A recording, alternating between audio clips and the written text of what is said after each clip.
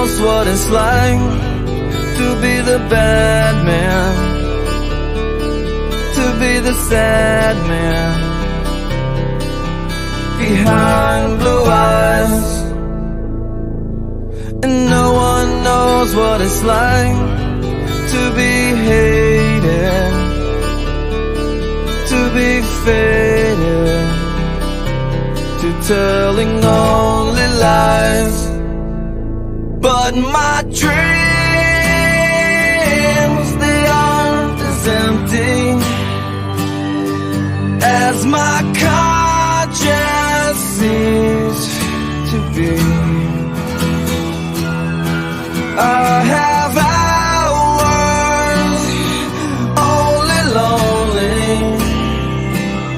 My love is vengeance that's never free.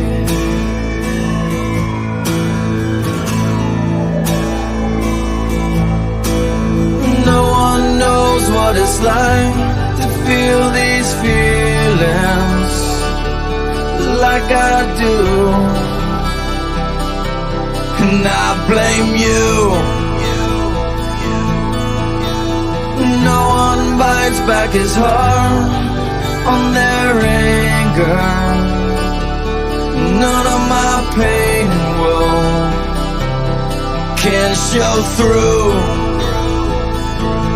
But my dreams, they aren't as empty as my conscience seems to be. I have hours only lonely. My love is vengeance that's never free.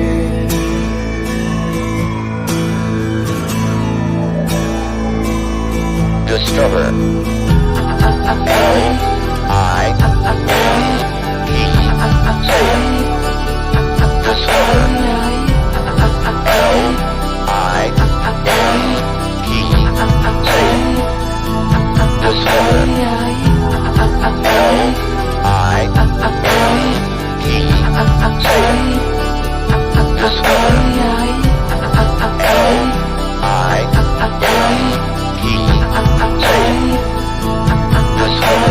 No one knows what it's like to be mistreated, to be defeated behind blue eyes. And no one knows how to say that they're sorry. And don't worry, I'm not telling lies. But my dreams, they aren't as empty as my conscience seems to be. I have hours only lonely. My love is vengeance that's never free.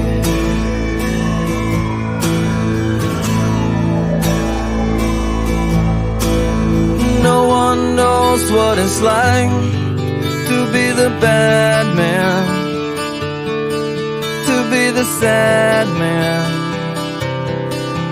behind blue eyes.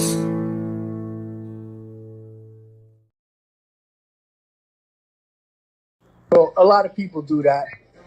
But then, all of this shit that, he tells people to come to his house and he's going to leave them for dead. And then they go there and he calls the cops. And, you could say anyway, my point is that I thought he was a straight shooter and he never lied about anything. But now I got him telling me things on the phone and then he's saying different things on, YouTube. So, see, he thinks he's playing with the kids in the park. Anyway, I'm not going to put anyone else down. But I'm not really here to fucking start calling people names and attack people. I'm just going to discuss the fact. about what he said to his best friend at the time about cooperating, because now he knows who told me. You understand? But Yeah, I got hot. I got hot and I said it. But the guy who told me, he's not mad at me because he knew why I said it. right. And if he don't start talking to me. Bro, listen, That's let the me thing tell you, you bro. always say, Polo This Association. is why I say I make a joke out of it because I know Yeah. it's cheap shit, bro. I know it's cheap shit. I have priorities because I went to the Polo outlet a couple months ago. I saw the same shit that I wear every day for 5 times the price. I said, I'm good. I'll spend my money on sneakers and shit. I make a joke out of it. Bro, when we were going to take a picture of me outside the Polo Association.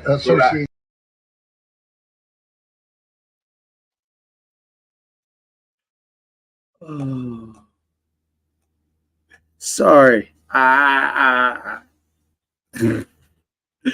Dude, I've been fucking chopping shit up and I just fucking put those two together real quick because I just thought that was funny. But I got fucking Howie's whole fucking speech I've been trying to fucking chop up and shit and some other shit. It's just, it's too good, man. It's too good. So if you just saw that, I'd be prepared to watch a little bit more of that fucking,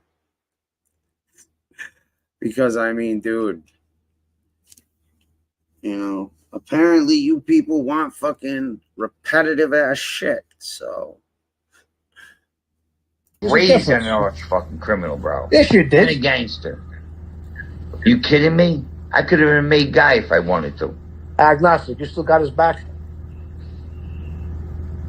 Oh, yeah. Oh, fuck off. Yeah, I was. I'ma just meme it the fuck out until I get some comments and shit. But oh fuck. Yeah, I don't know how long I'll be on. I don't even if Gunsmoke comes on, then fucking I'm out.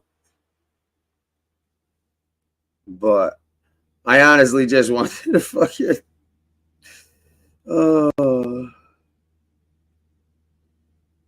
excuse after excuse for murder. But nah, man, I've been looking into this Michael Jackson shit. It is fucking creepy. Creepy. Oh shit, it was his birthday, yo. Happy birthday. Did you get some Polo Association? Bro, listen, That's let the me tell thing you, you bro. always say, Polo Association. This is why I say I make a joke out of it because I know Yeah. it's cheap shit, bro. I know it's cheap shit. I have priorities because I went to the Polo outlet a couple months ago. I saw the same shit that I wear every day for 5 times the price. I said, I'm good. I'll spend my money on sneakers and shit. I make a joke out of it. Bro, when we were going to take a picture of me outside the Polo Association. I'm in a shit talking mood tonight. What can I say? So a lot of people do that. But then, all of this shit that, he tells people to come to his house and he's going to leave them for dead. And then they go there and he calls the cops. And, you could say anyway, my point is that I thought he was a straight shooter and he never lied about anything. But now I got him telling me things on the phone and then he's saying different things on, YouTube. So, see, he thinks he's playing with the kids in the park. Anyway, I'm not going to put anyone else down. But I'm not really here to fucking start calling people names and attack people. I'm just going to discuss the fact about what he said to his best friend at the time about cooperating, because now he knows who told me. You understand? But I got hot and I said it. But the guy who told me, he's not mad at me because he knew why I said it. Right. And if he don't start talking to me. Damn, fucking this dude put up who's your favorite president on the list. Trump has 66%. Holy shit. Damn. So I would have took Clinton. Clinton fucking, got us out of, having a negative deficit. And that dude was gangster as fuck. And his wife's even gangster. But again, I don't put personality and shit into politics. I look at the end result. Oh, fuck. Yeah, no, Mark, I caught fucking, I caught like 5 to, I think 10 minutes. I heard you on Loomis's, whatchamacallit, talking about getting locked up, and that's what it took to realize, and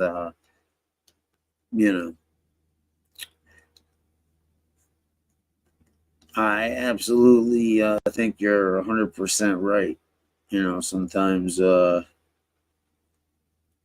mean, that's a hell of a way to know what you're made of and shit. Because at the end of the day, that's it. That's, that shit's on you.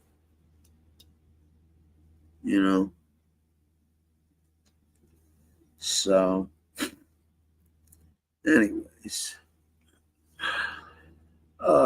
Yeah, I don't know who the fuck the 3 people are in here, but, comment or don't, I could give a shit right now. Like I said, I just got home a little while ago. I guarantee it. Bring some people, show up. See the pack of fucking wolves I got with me, the fucking goons that you're all of a sudden surrounded by, and see what comes of it. Damn, 13-year-old joyrides a Lamborghini Huracan in the rain. Total supercar, yo. 13-year-old kid. What the? Oh, shit. Hope this kid's okay. That shit is fucking nutty. Oh, my God. That shit looks like it's in a fucking tree. The youth and a friend decided to take the car for a drive, but were unable to control the car in dark, rainy conditions. While significant property damage has been done, no one was hurt. Vancouver. Damn. Shit. Well, if I knew no one was gonna fucking be on and shit, I would have whatchamacallit, just kept fucking chopping shit up.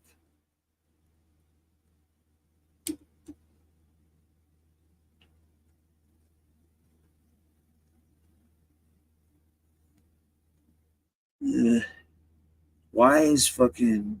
Oh, shit. That's probably why. So I had to subscribe to fucking comment. I'm like, why is this person's fucking shit coming up? No, it's not in my fucking subscriptions. Okay. I don't know then. I do not know.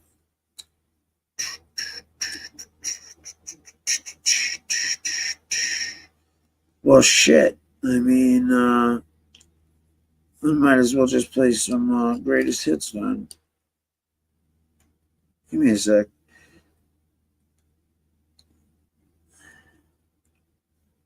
Where did I fucking... I could just look at my history.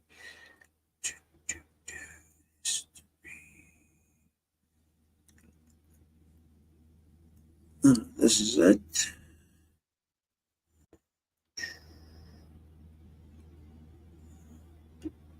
You can take it to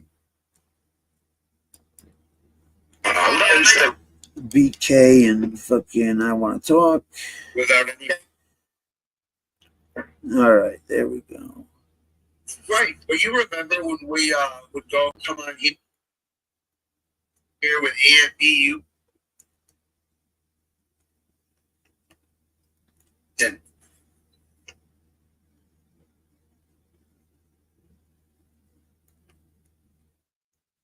Anyways, well, then I'm gonna fucking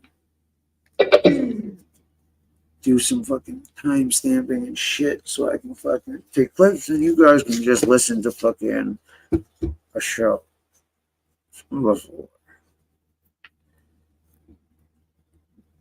I can't listen to real talk. Fucking sorry. That shit was just too fucking brain fucking numbing.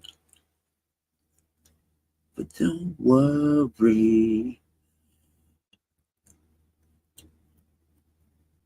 Bro, listen, let me tell you, bro. Always say Polo Association. This is why I say I make a joke out of it because I know it's cheap shit, bro. I know it's cheap shit. I have priorities because I went to the Polo outlet a couple months ago. I saw the same shit that I wear every day for 5 times the price. I said, I'm good. I'll spend my money on sneakers and shit. I make a joke out of it. Bro, when we were going to take a picture of me outside the Polo Association. The fuck is going on? Wait. Bluetooth. Weird. Anyway, so 2 comments.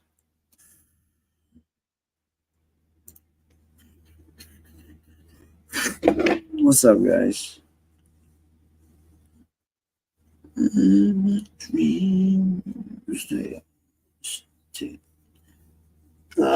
Sorry, man. I'm just literally got home a few minutes ago. I'm just setting some shit up.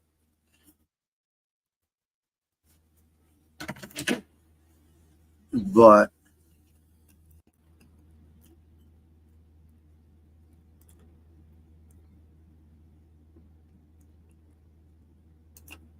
nah, well, I hope not, dude. And usually, you know, it's like the ugliest shit too. So a lot of people do that. But then, you know, all of this shit that, you know, he tells people to come to his house and he's going to leave them for dead. And then they go there and he calls the cops. And, you know, you could say he's just, anyway, my point is that I thought he was a straight shooter and he never lied about anything. But now I got him telling me things on the phone and then he's saying different things on, you know, YouTube. So, you know, see, he thinks he's playing with the kids in the park.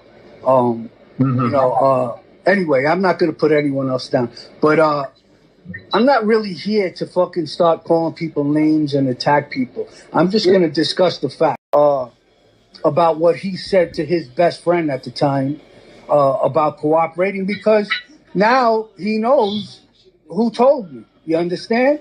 But I got hot and I said it. But the guy who told me, he's not mad at me because, you know, he knew why I said it, you know. Right. And if he don't start talking to me. What the fuck is going on with my phone and why won't it fucking connect? What is connected here?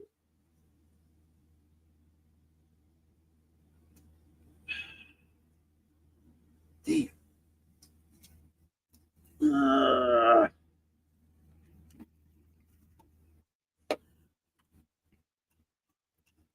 Trying to figure some shit out. That's Howie.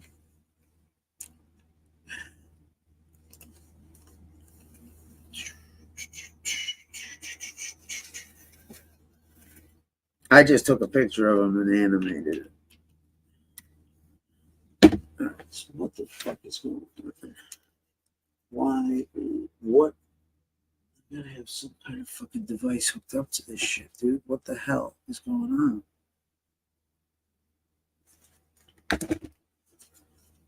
And Tuesday is empty. Yeah. No, that wasn't a real person, Tony. Maybe a little too much edibles.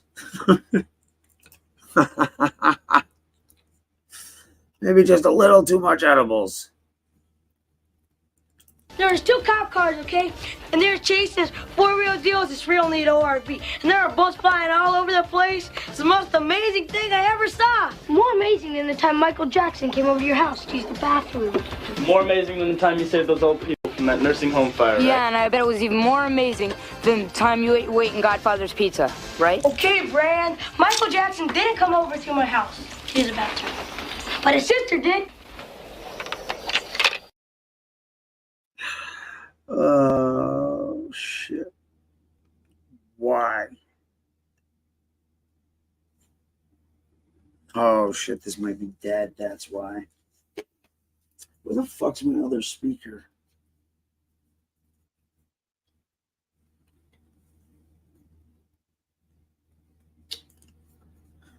You're gross, dog. You are gross. All right, is this charging or what? Jesus, fucking, I need wires. I need new wires, man.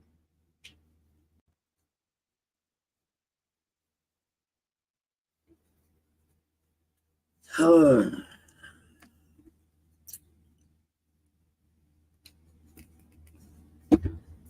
sec.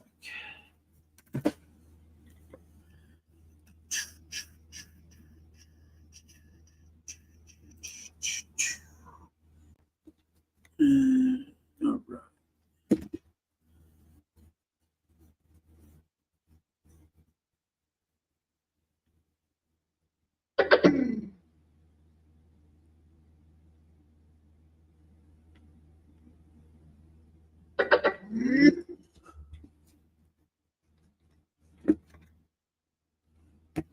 All right, you know what, dude?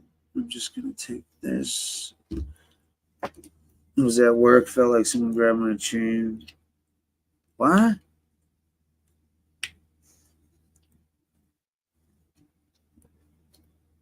Who is this? I'm so fucking lost. Felt like someone grabbed my chain. The one who was about 15 years ago driving at the time and felt nothing, but she was asleep. What?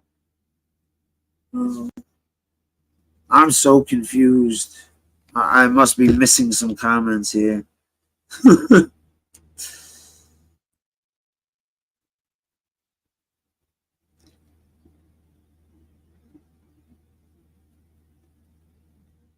Yo, oh my God, who's seen my fucking community post? Dude, listen.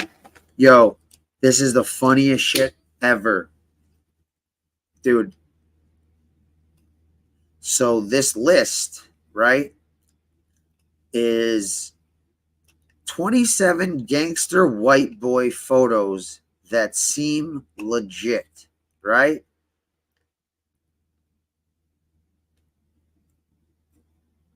There was an earthquake. No shit. I had no idea. Yo, look at number 7. Anybody recognize number 7?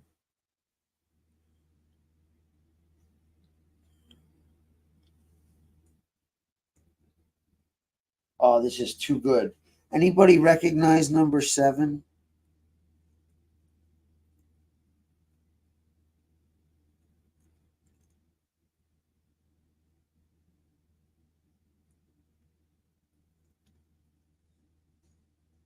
Anyone.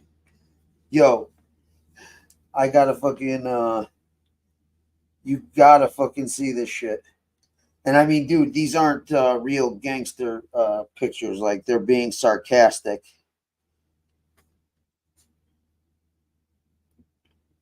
You know, just so you know.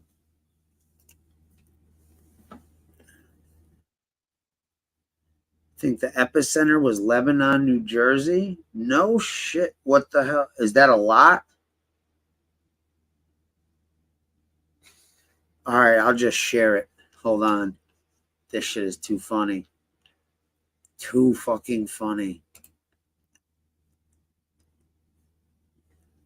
Don't worry.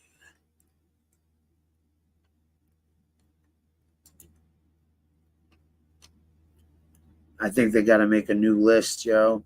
They got to make a new list.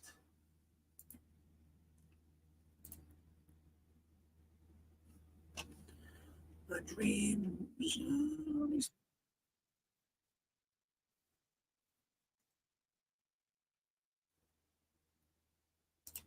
Yeah. Oh, come on.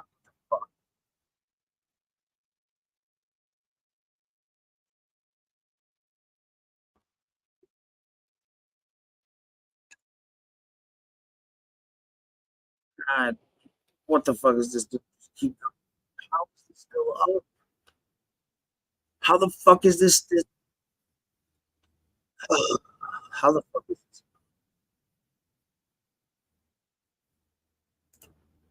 I'm not trying. Oh, there we go. All right, my page. Me.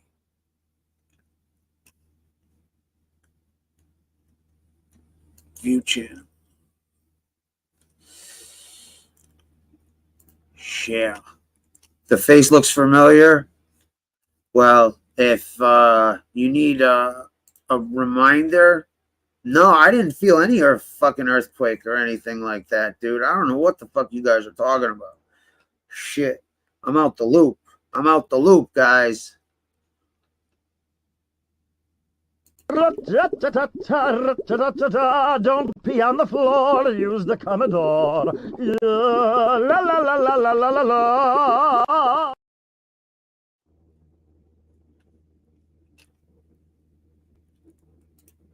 They're gonna tell on the whole game.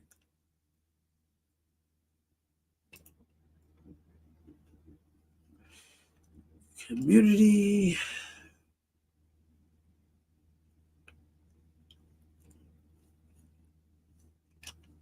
Come on, you stupid fucking mouse. Dude.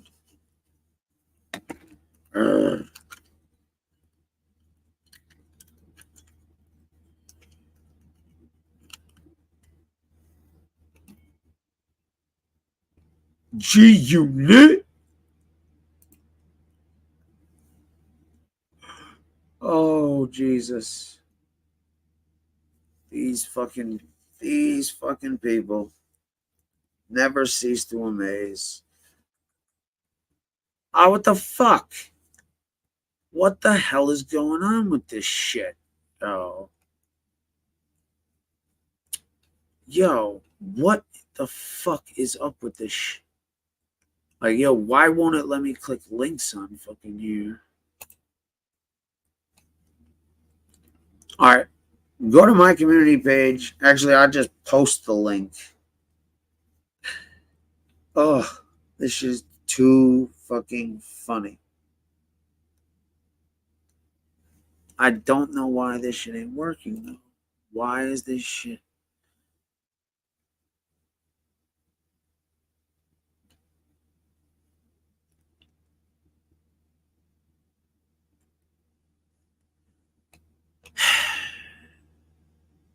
I know it fucking works. Maybe, I don't know, whatever.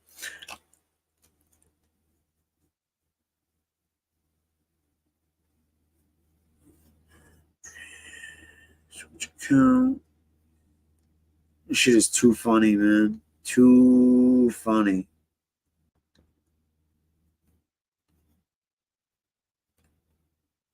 Funny, man. Too.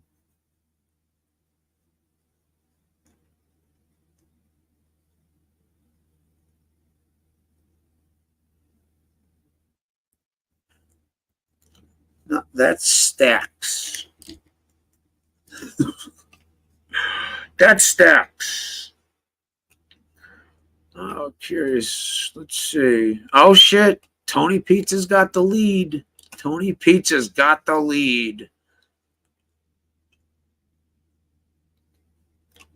Yeah, I didn't fucking even know. I have no idea. Fucking mouse, dude. This thing drives me nuts. I bought a new one and it's still fucking.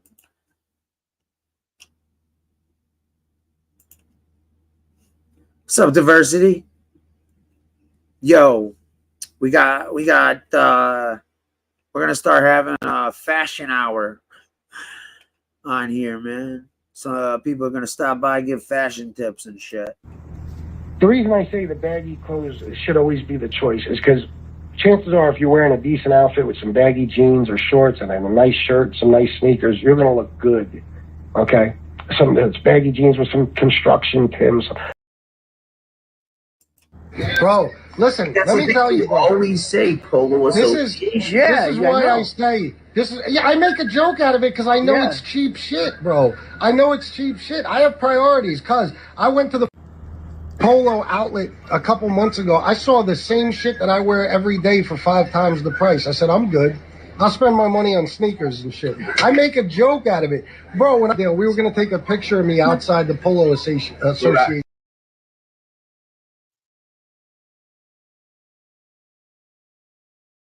Oh yeah? Oh shit. So a lot of people do that. But then, you know, all of this shit that, you know, he tells people to come to his house and he's going to leave them for dead. And then they go there and he calls the cops. And, you know, you could say he's just, anyway, my point is that I thought he was a straight shooter and he never lied about anything.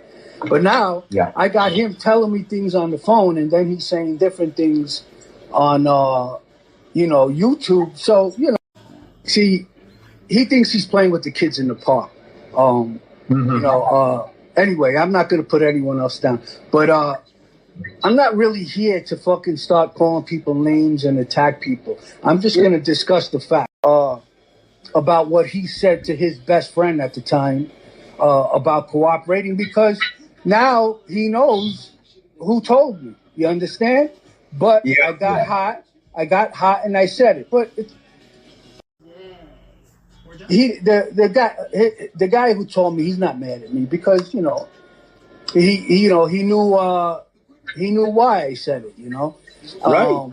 And if he don't start talking to me.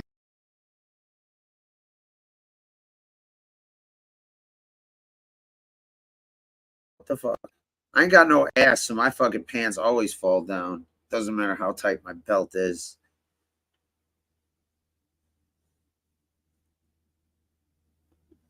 But yo, I've seen some fucking people do some crazy sagging and shit. What's up, bro? I did not, man. For real? Like, everyone's talking about this earthquake. I had no idea it happened.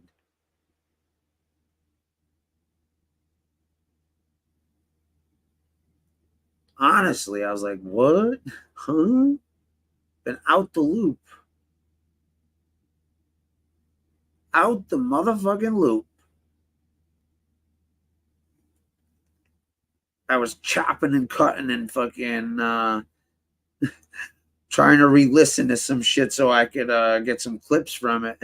I ended up fucking putting myself to sleep.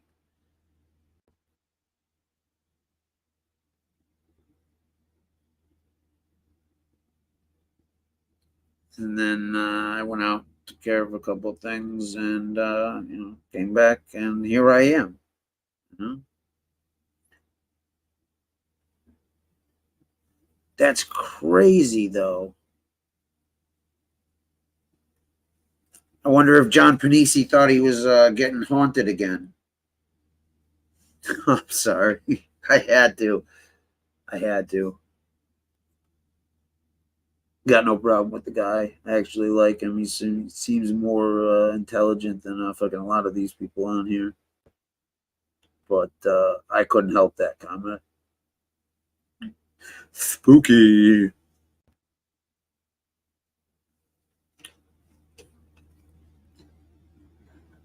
Hairdresser told me we had an earthquake. No shit.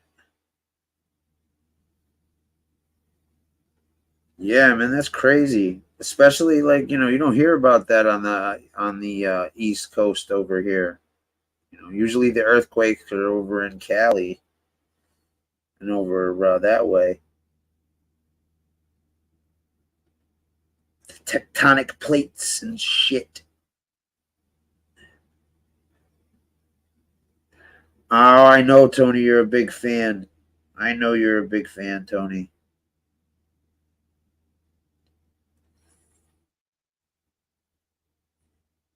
If I ever get him on for an interview, I promise I'll let you come up and say hello.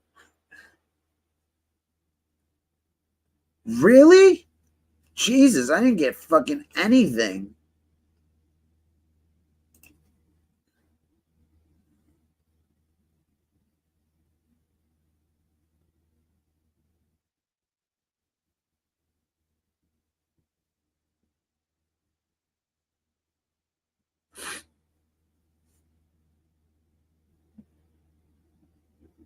Nada.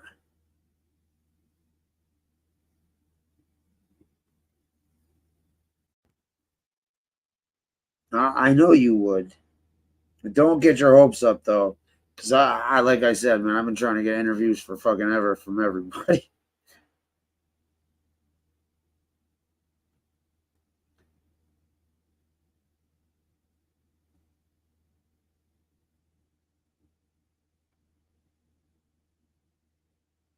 But yeah.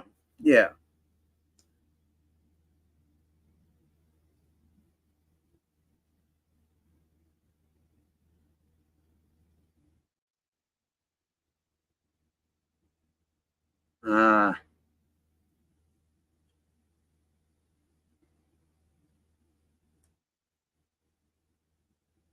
yeah, right. Dude, Roro, there's nothing worse than fucking the bureaucracy of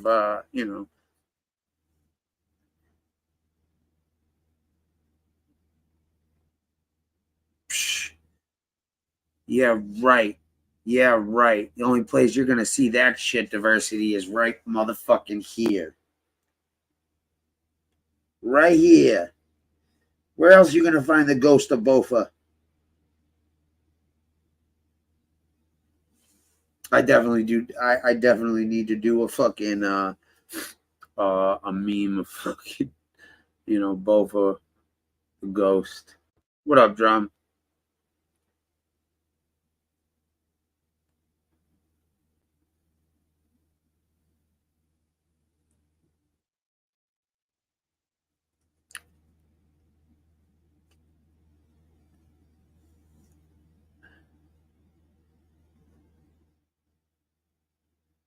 Yeah, I know, right? She can just talk. She can talk right through John Panisi too. Tony, so nice to meet you. I appreciate your comments. Uh, an 8-hour period? Oh shit! I forgot about that. Diversity gets that. Uh,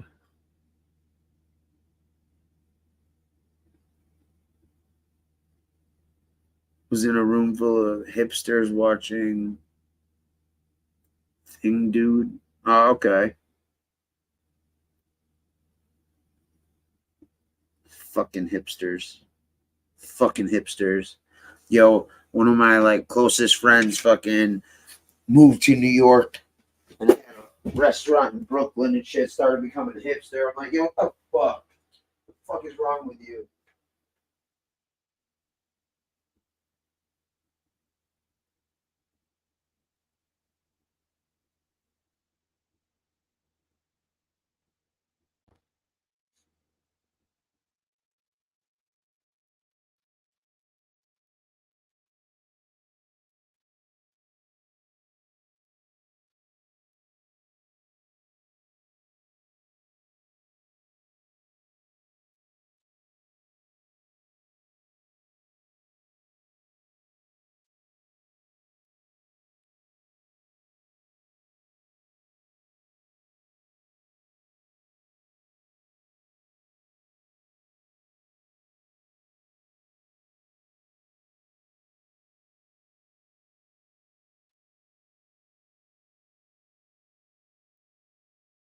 Hold on one sec.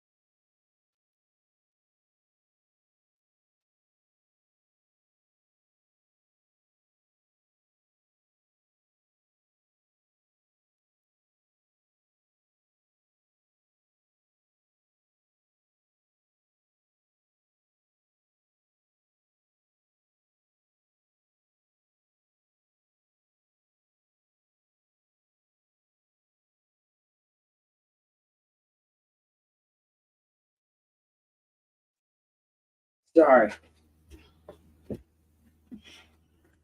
Anyways.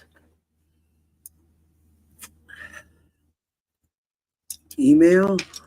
I sent you something today. Oh, shit. Where'd you get that Howie thing? Dude, it's on my show. Here. It's, dude, he goes on for quite some time. And airs out some shit. Here, I'll put the link in the chat.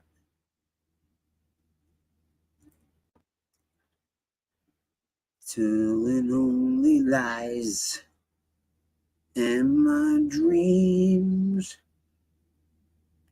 Held is empty as my conscience seems to be. Yeah.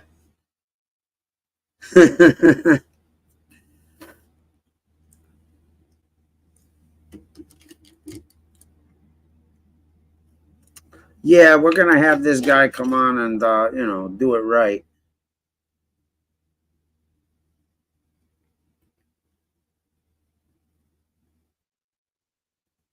Just gonna have to avoid some songs. Otherwise, we'll get shut down with the quickness. Oh, man. Now this dude, put something in my head. Gunsmoke was talking about a friend. And I actually, it came up on my YouTube feed like a fucking prison phone call and shit. I'm like debating on playing it, but like, people make people out to be like fucking monsters and shit. And, oh shit. All right. Yeah. Let me check my email.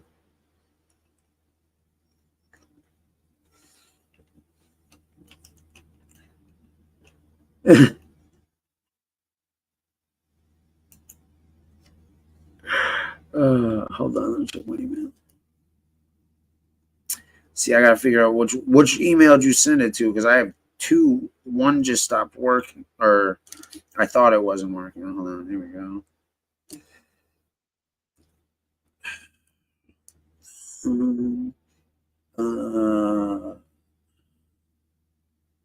There it is.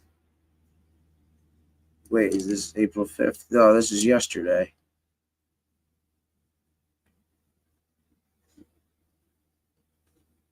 What the fuck was that?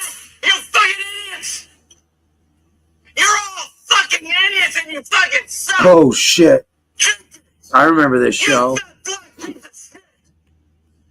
fuck is the point of being fat and black if you can't fucking tackle? Jefferson, what are the things the only career path for you if you're fat and black? Rapping and tackling, sir. Thank you, Jefferson. Jenkins, I heard you in the shower, you fat fuck, and you sure as fuck can't fucking rap. So fucking tackle! Or don't be black! Where's Mossy?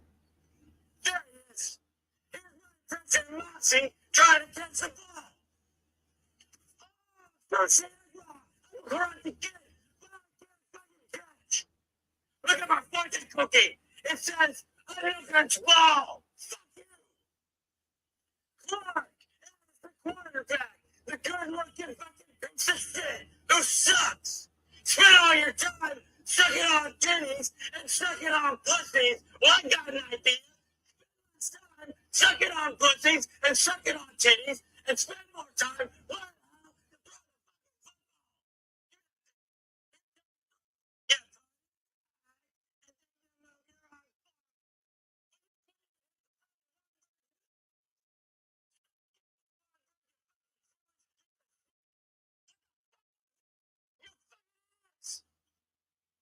You're all idiots and you fucking suck.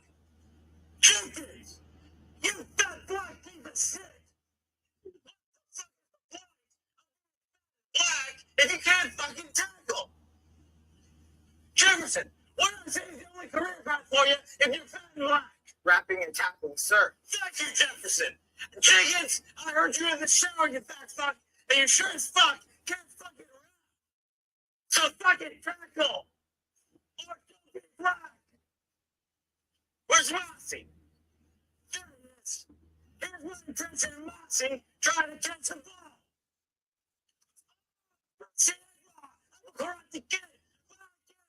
Judge. Look at my fortune cookie. It says, I'm in control. Sorry, man.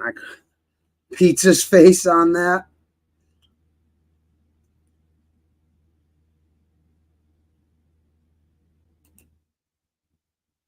Send Gunsmoke bidet skit. That's really funny. Yeah, I sent him a soundbite today.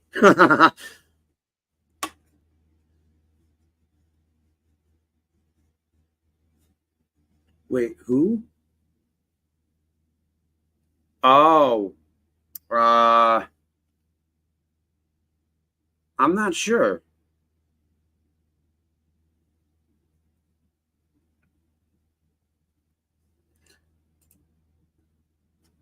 Yeah. And not for nothing, but you know, the Lucchese's were sort of known for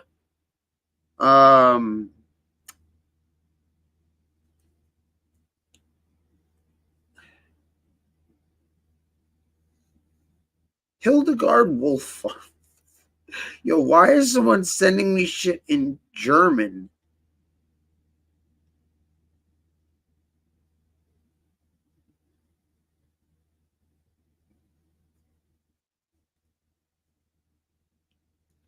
God damn. Some asshole gave my fucking email out to a bunch of fucking German fucking people. Bro, I've got like 50 fucking... Here we go. What?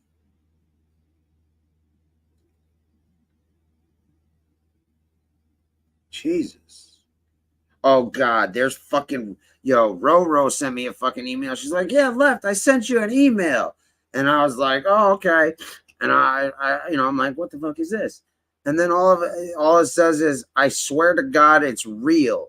And then I fucking click on the picture, and it's a giant fucking dog dick. I'm like, what the fuck? Yo, William's gonna get a transplant. Oh, yeah.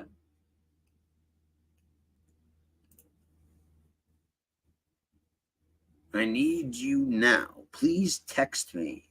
Oh, boy. Oh. Oh, there's some Octavia.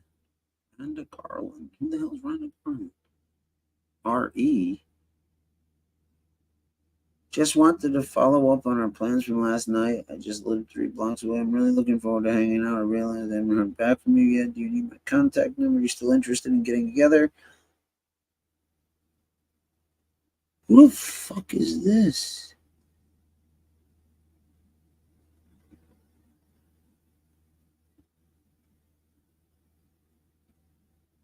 Oh my God, dude, there's like fucking... Jesus.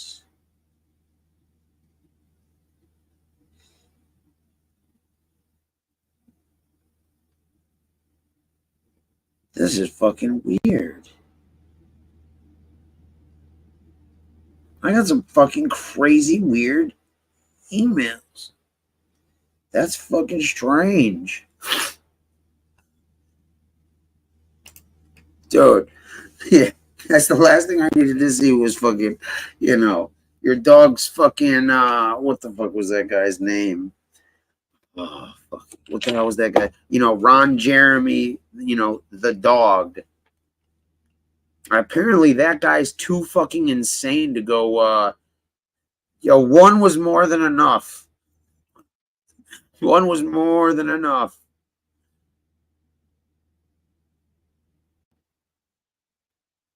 You know, funny you say that. Funny you say that, Diversity. John Holmes, thank you. Funny you say that, Diversity, because he actually popped in one of the chats, right? And he had to let us know that, you know, he posted a picture of his boner on his YouTube page, and they took it down, you know, because they registered it as a cock. You know, he had to let us all know that, you know, he can, you know, YouTube and Google can, you know, distinguish that he does have a penis, you know? Hope I'm not interrupting a pajama party, Moni. That's what you ladies do when you're together, right? Pillow fights and the like? You wish you had a dick as big as mine.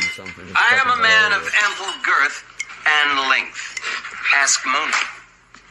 If I seem unimpressive in my Wranglers, it's because I'm a grower, not a shower. But trust me, when it's time to show, I grow. Oh, yeah. Oh, dude. What a sad fucking dude. And then fucking I proceeded to play like 10 fucking memes of this dude. I was like, he's like, you're still using me as content. I'm like, bro, you're going to be being used as content for as long as these people are around. Because what you did was just fucking epically fucking embarrassing for you and funny for us. Ooh. I don't know what on earth he thought that was a good idea for. The envy of the trans community. So I didn't even need to get it cut off. Oh my God. That's too funny.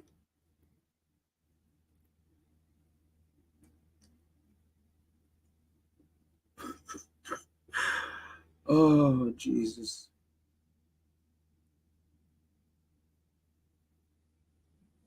Yeah, dude, I don't know. I don't know. You know, that dude struggles to find his own junk. Dude, nah, Roro, but the thing is, like, see, damn, that's what I should have did. I gotta, you know, there's so much, like, on my mind. I gotta go through that fucking 2-hour ridiculousness and, you know, clip some shit. Because at least 3-4 times this idiot is like, yeah, Duchess, you know, talking about fucking how big his cock is and shit. He's like, yeah, my cock won't even fit in your mouth. Yeah, we know why now. Oh, fuck.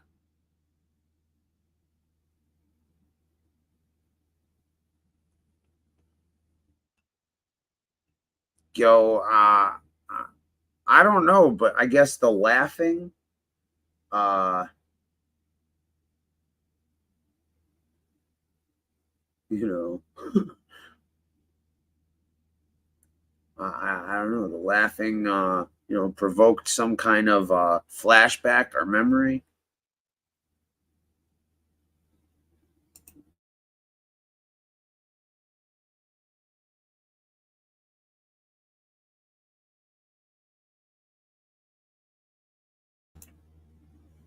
Yo, Drum, you're gonna fuck your shit up, bro. You can't do that. Like, eventually, they're just gonna take your channel down, and then you're not gonna be able to do another one.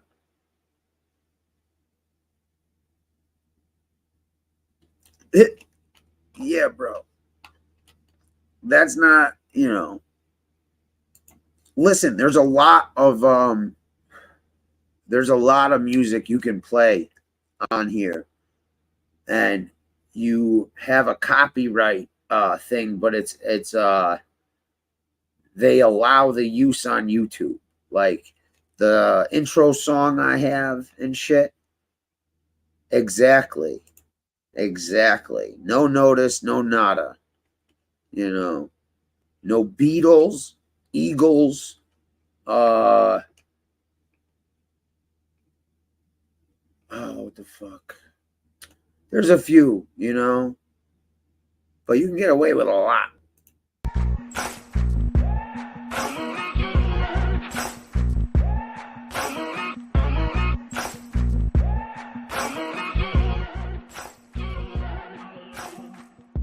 Maybe I'm foolish, maybe I'm blind, thinking I can see through this and see what's behind. Got no way to prove it, so maybe I'm lying. But I'm only human after all. Yeah, well, that's true. We gotta have a 1,000 subs and shit. in the mirror, what do you see? Do you see it clearer, or are you deceived in what you believe? 'Cause I'm only human after all, and you're only human after all. Don't put the blame on me. Don't put your blame on me. Some people got the Really? Yeah, but that shouldn't be no problem because it's your shit. Some people think I can solve them.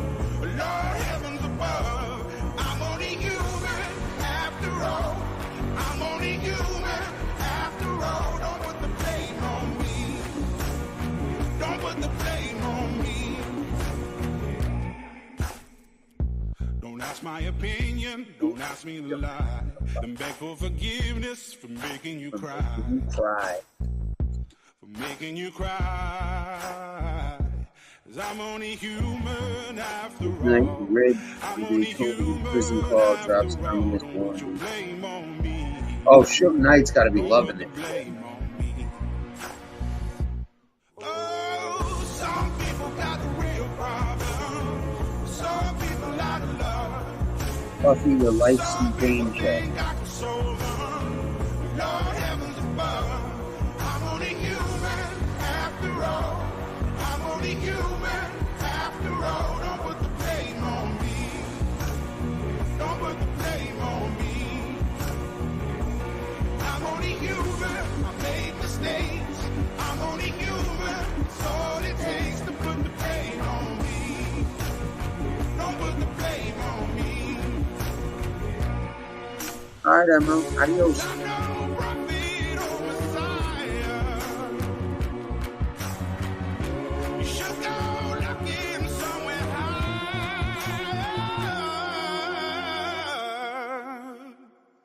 I'm only human after all. I'm only human after all. Don't put the blame on me. Don't put the blame on me. I'm only human. I do what I can. I'm just a man. I do what I can. Don't put the blame on me. Anyways.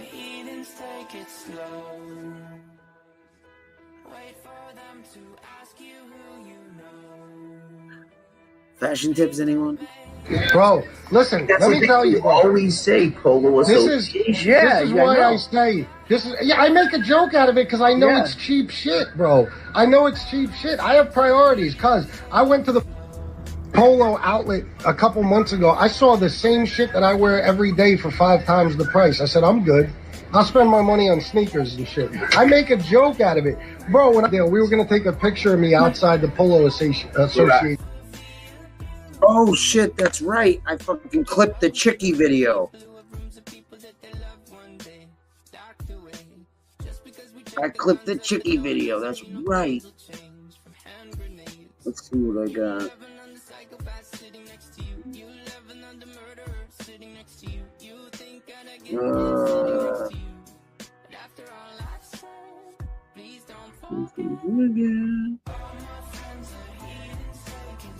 Damn, where the hell is it?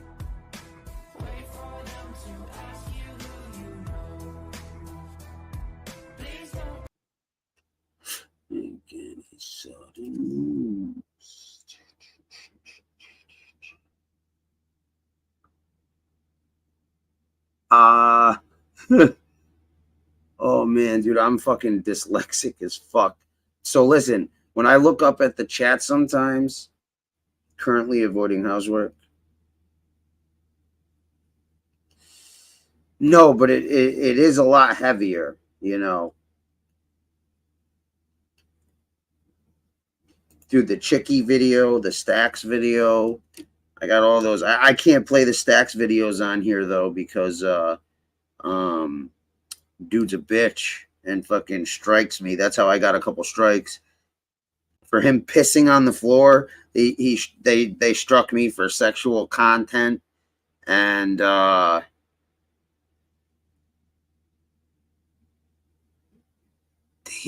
Oh shit, maybe I didn't. Oh no. Maybe I didn't fucking.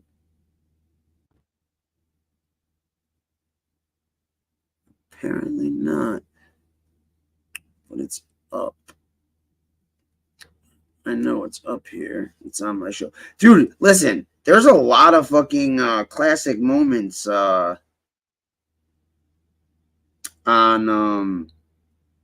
the video section. Like some hilarious shit. Oh, I did clip it. All right, cool. I did clip it. What do you know? Chicka, chicka, chicka. Give me a sec. Wait for them to ask you who you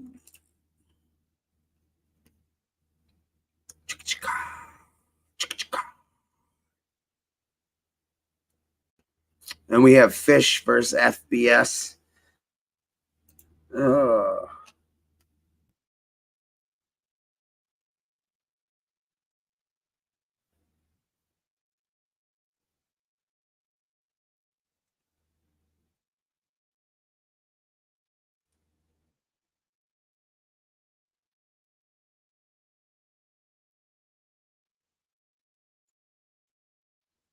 All right, let's see. Share screen. Oh, of course. Of course. Yo, Yizzo gang. So a lot of people do that. But then, all of this shit that, he tells people to come to his house and he's going to leave them for dead. And then they go there and he calls the cops. And, you could say anyway, my point is that I thought he was a straight shooter and he never lied about anything. But now I got him telling me things on the phone and then he's saying different things on, YouTube. So, see, he thinks he's playing with the kids in the park. Anyway, I'm not going to put anyone else down.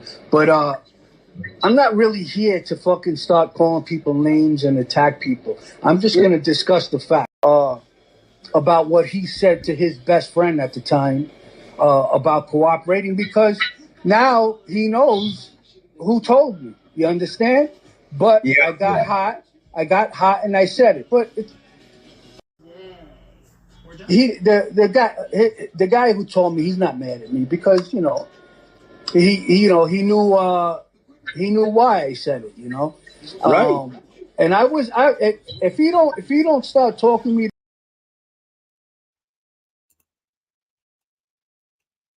The Chicky video. I could fucking edit this shit real quick, and you know what? Fuck it. Give me 45 seconds, yo. Because I had that shit on my other phone. I don't have it on this one, so I got to take it from the video. YouTube.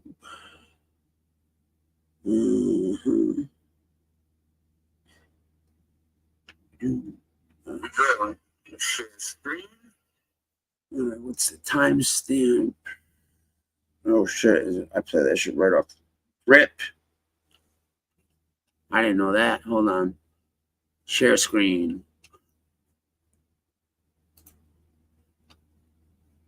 Wait for this. Who remembers the Chicky tape? I hope so. Yeah. We got one for Stacks getting beaten up in his own kitchen, or Chicky getting his pockets ran by a midget. Well, what was?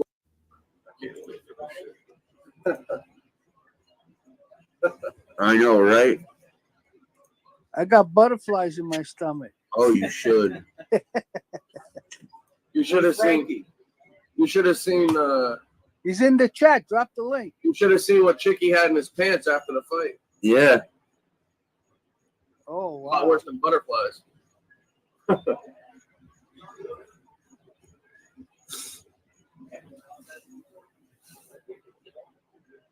Here it goes. I'm watching. Yo, Brian G, I don't care. I could care less. Oh my god. Yeah, dude, he's whipping his ass, huh? Sticking his hands in his pockets. Get him, Chicky. Get him, Chicky. Get him. The audio on this shit taking the money. Yeah. And this is where he rolls him over. Oh. Oh, man. Hold on. Here's where he picks up his chain.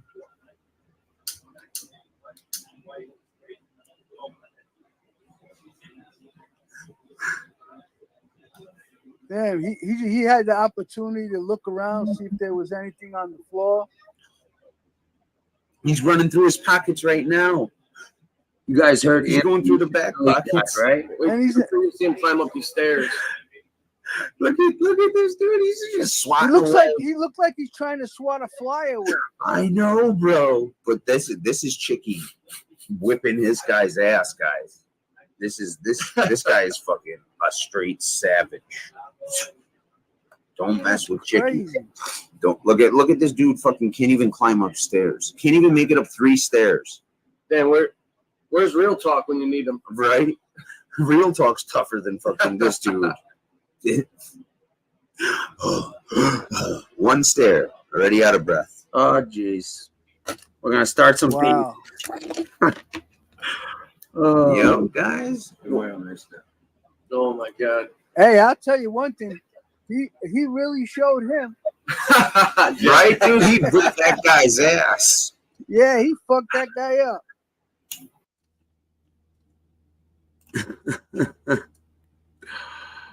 Oh, I thought I clipped that shit and zoomed it in and whatnot.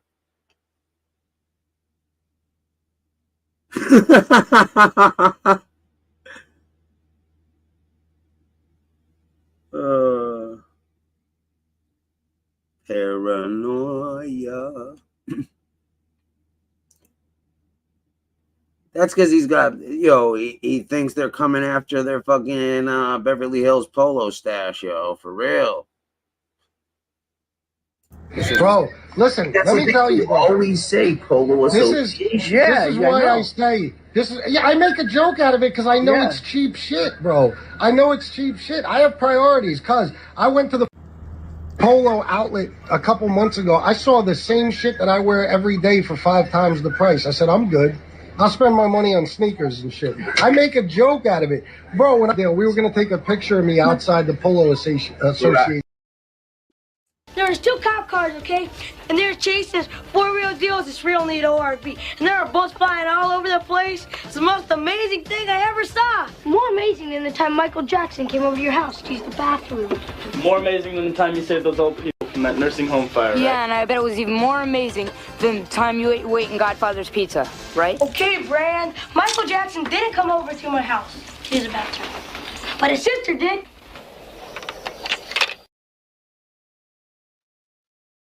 Easy, Brian. Easy. We know.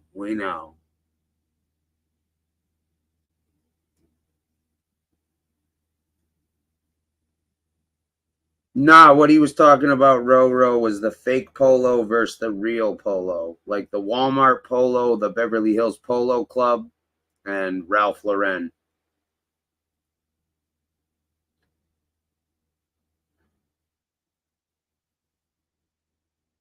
But, he is one guy who can play full price at the outlets. Full retail. Anyways.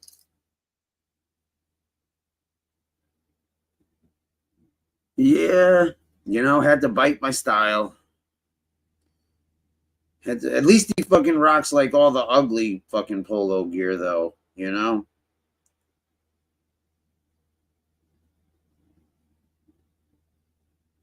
No shit. Damn.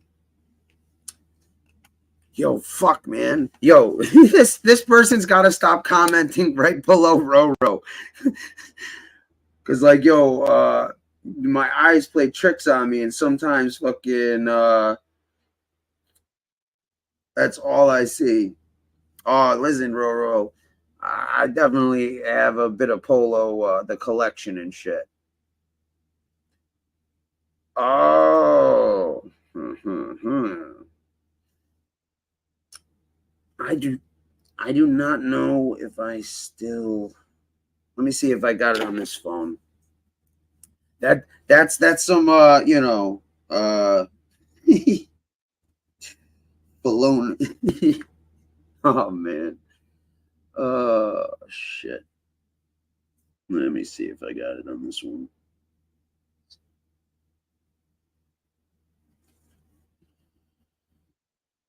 Be way the fuck back. Actually, let me look at my text. No thanks.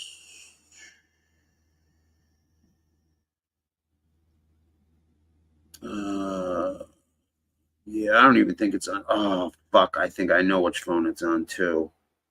Damn it. I don't think I backed it up.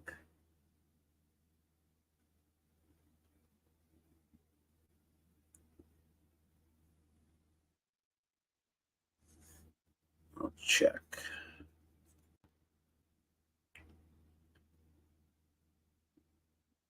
No. Fuck. Yeah.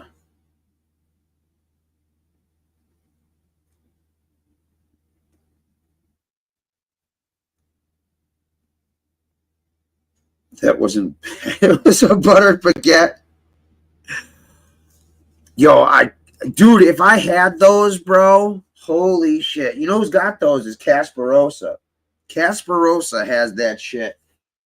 I wish, dude, do you know how long fucking we looked? We would look for that fucking tape of this dude eating dog food on the ground in a pet shop. There's like 3 of them. Oh, we're referencing Chicky Chickatelli.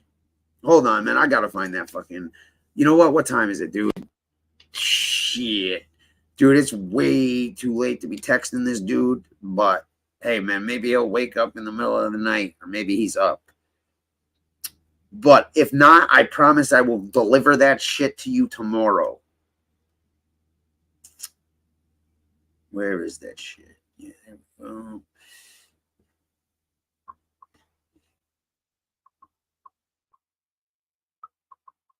Not up.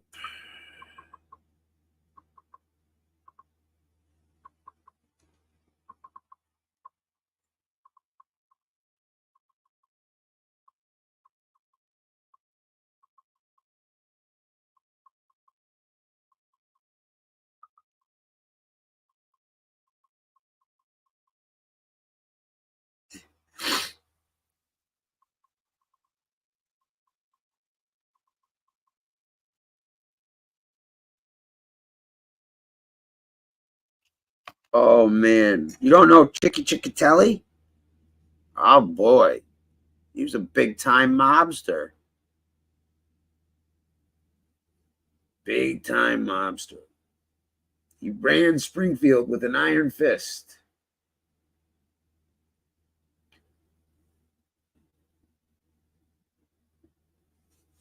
You ain't texting Casparosa, but thanks.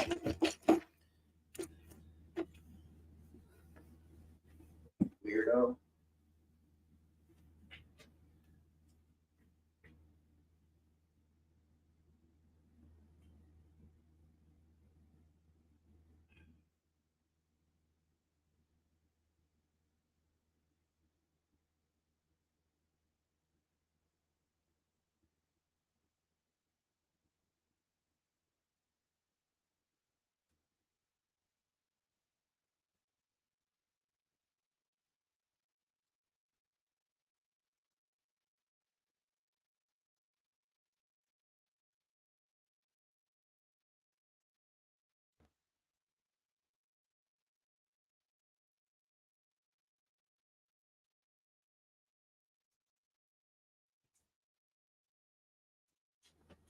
I do gotta say, yo, fucking weird.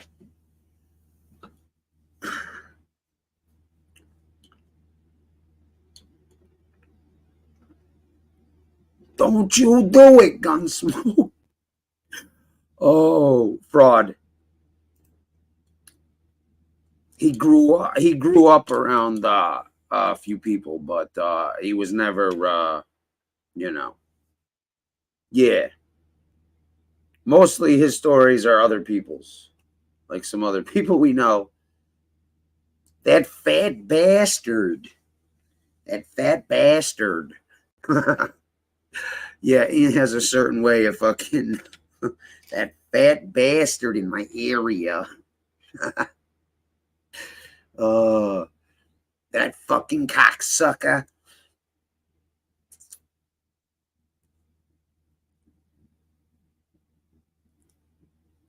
Yeah. Hey man, he got like over 1 million views on a fucking interview and shit. Yeah, sort of like Fish, but more connected than Fish. Way more connected and way bigger. Yo, compared to Fish, yo.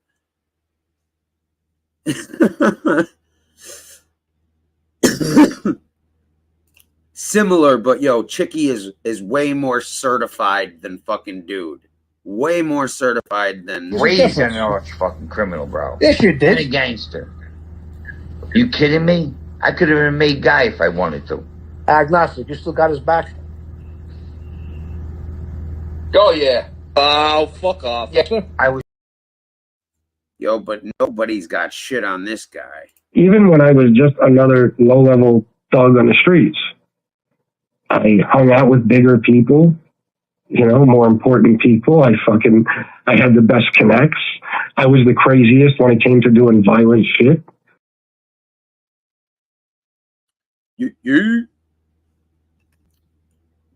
Like I said, we gotta cast the characters.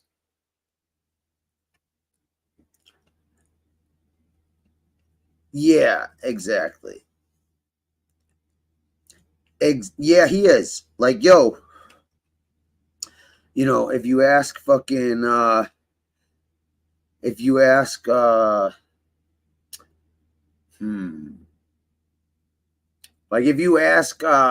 Ant, right? He'll describe Dude, you know, before the whole YouTube shit.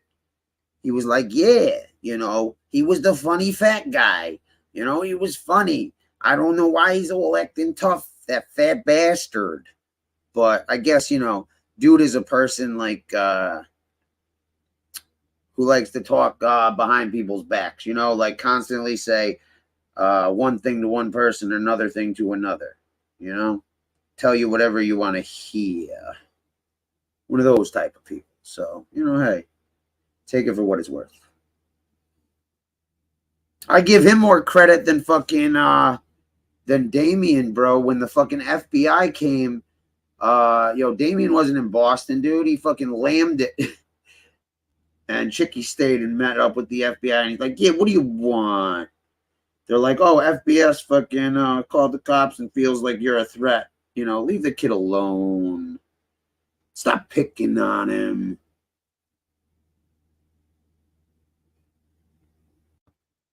I mean, Chicky was just happy to have fucking some attention from fucking No, it did not. No, it did not. No, it did not, bro. Shut the fuck up. Shut the fuck up.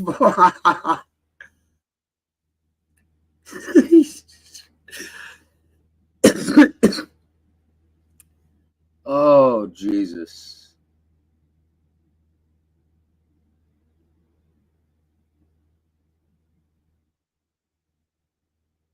That fat bastard.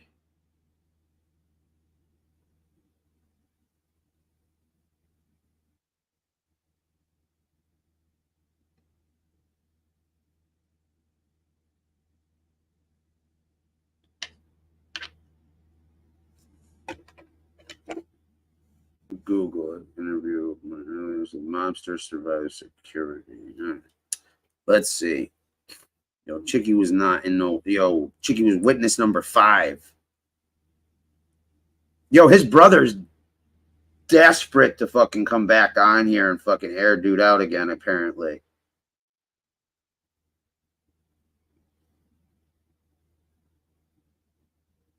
Witness number 5.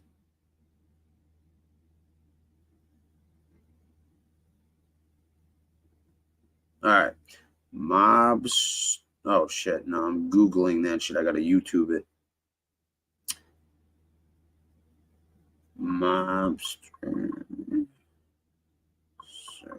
survives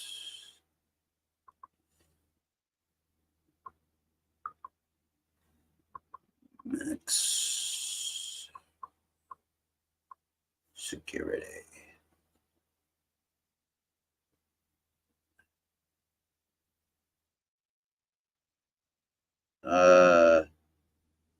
Yeah, it ain't coming up.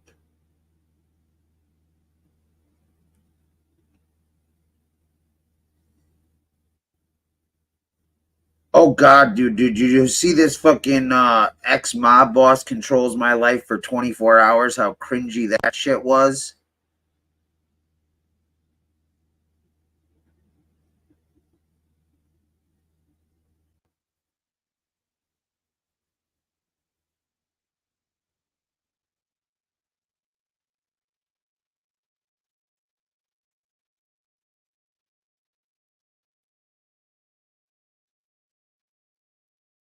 No, he wasn't a bookie. He answered the phones. That's what, yeah.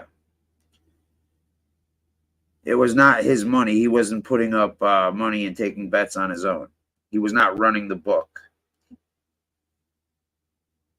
Yeah. Wrote shit down fucking on the fucking flash paper or whatever.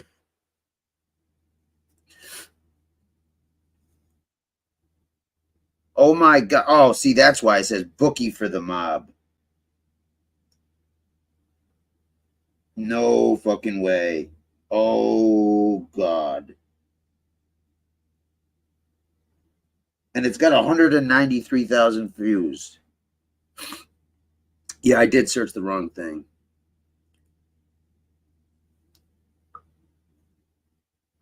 Book.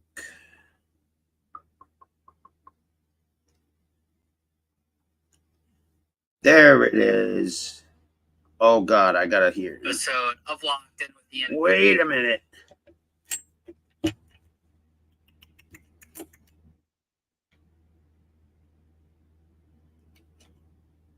Yo, like I said, Chicky's brother is desperate to come back on here.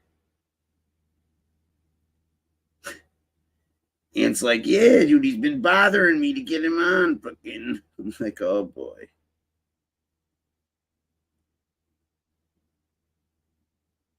Waterbury channel? I don't know what the Waterbury channel is. I know you guys love the mob stories, so today I have Chicky Ciccatelli here with me to talk about his time being a bookie for the Genovese crime family.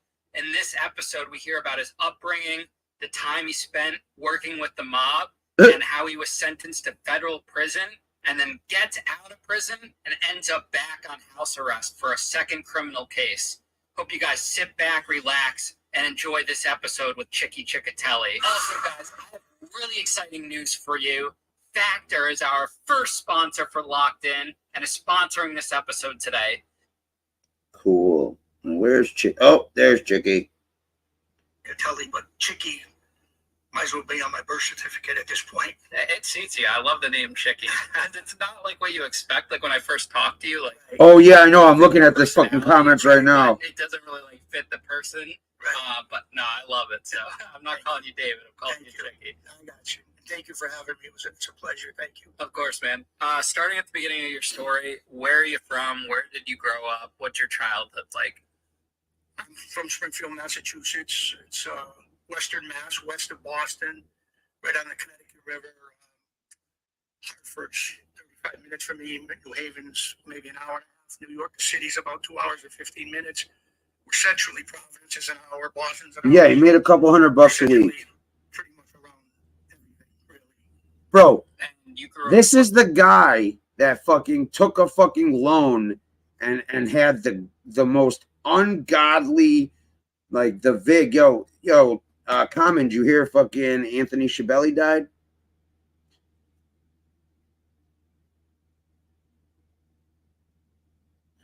That's the dude that slapped Chicky's brother around and shit.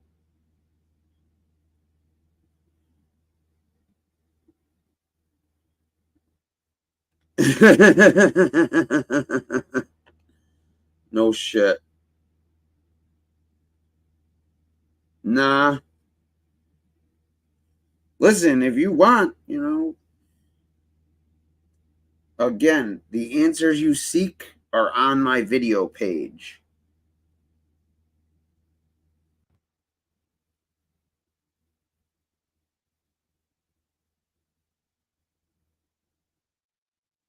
Let's see. Chicky answered the phones. Hold on. Let's see. Yeah.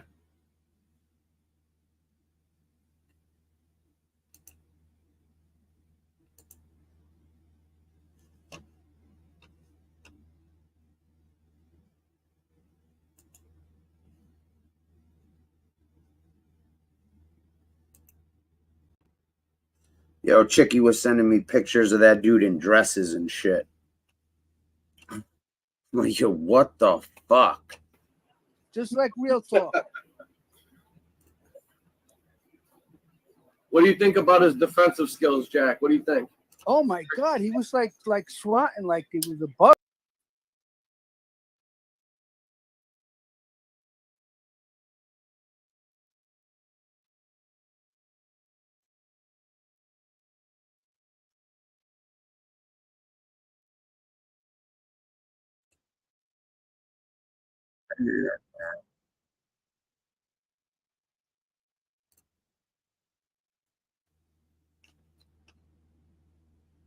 Play that shit on the phone, the audio.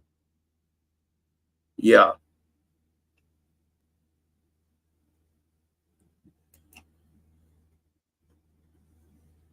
Lower middle, upper class. I'm gonna say maybe middle class, or maybe a little lower than middle class. My father worked his whole life as a shop foreman at a chain belt company in my area, and my mother, 45 years, was a crossing guard for the kids. You know, she had kids that she crossed, and their fathers and mothers she crossed, and even their grandkids at the end. And 45 years she was doing this crosswalking, you know, the guard. That's awesome. So that was like her full-time job. Jesus. You guys remember fucking Ant and his special breakfasts? It's like a part-time gig, or how that works. Fucking Well, savage, my father that worked dude. full-time, obviously, so you know, she did it just to kind of get out of the house, and 3 times a day, in the morning, the 12 o'clock kids that get out, and then 3 o'clock. She did it 45 years, so she must have liked it, you know, and they loved her. They called her Mrs. Chick. Even my father was Mr. Chick, so. Mr. Chick. Yeah, he was a baseball coach, a big baseball coach in our area. All the kids, I mean, he would pick up the kids, you know, in his old Ford LTD, you know, probably 10 kids. And back in the day, it was funny now looking back, but he used to smoke cigarettes. He was a chain smoker, you know, when we were younger, and nobody knew about, oh, that's dangerous. So we'd drive 10 of us, and the whole car would be like smoke, and, you know, we didn't even think nothing of it, but you know, it was a different mentality back then. Now, did you have siblings at all? Yeah, I have a sister and 2 brothers, and the youngest brother up from me, they're all older than me, is essentially 11 years older. So my mother laughs. She passed, God rest her soul, my father too, but she used to laugh at me, and she said, we sold all the child stuff, and I went to the doctor because I thought I had the flu, but it was a live flu, she used to say. So I essentially grew up, you know, my siblings were out of the house when I was growing up, as far as 10, 12, 15. They were already gone, married, and had their own family. So I pretty much grew up myself, my mother, father. Whoa. Not everyone on here is full of fucking shit. But I will give it to you. There are fucking, the percentage rate is pretty fucking high.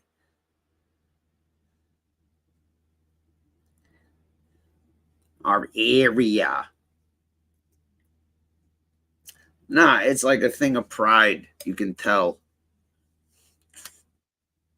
You know, again, man. That dude,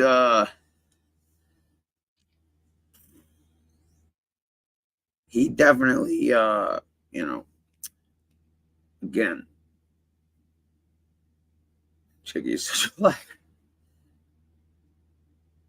He brought someone on to a few different shows and helped his buddy lie about who he was and was making claims related to very serious high-ranking member out here. He brought someone on to a few different shows and helped. Wait a minute. Who are you talking about?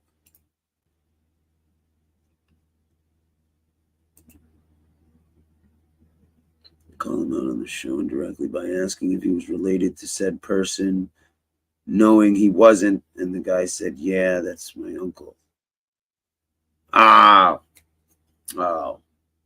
yeah. Listen, you know, Chicky fucking goes with the flow.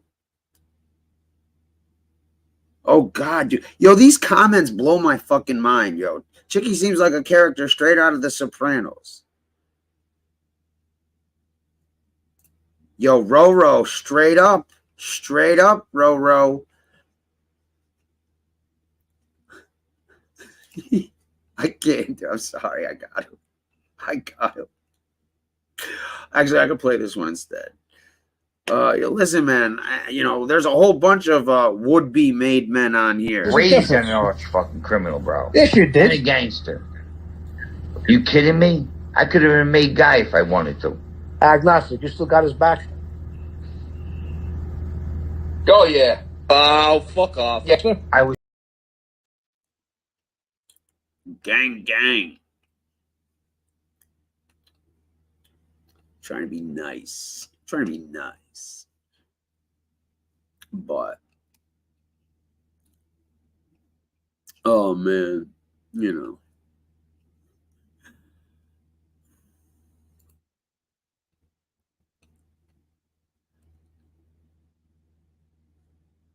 All right, fair enough. Tried to say Billy Grasso was his uncle. Shake my friends. I'm friends with his actual nephews. Yeah, no shit, dude. Nah, my boy's dad fucking used to be friends with that guy and said he was a fucking animal. They found him over by in the Connecticut River, over by like right before Sisson Ave and shit.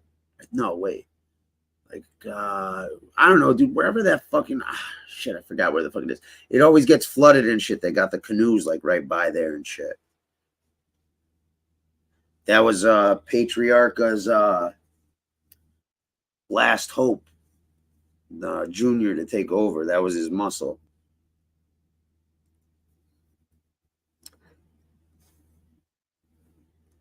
But I didn't know he tried claiming fucking Billy Grasso was yo, people on here fucking are nuts. They're nuts, dude. Yeah, exactly.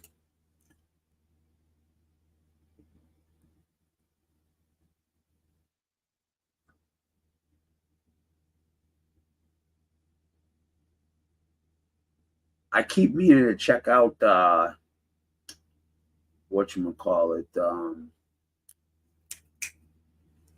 Who the fuck is that dude? The dude who fucking backed up Gunner's bullshit for a while.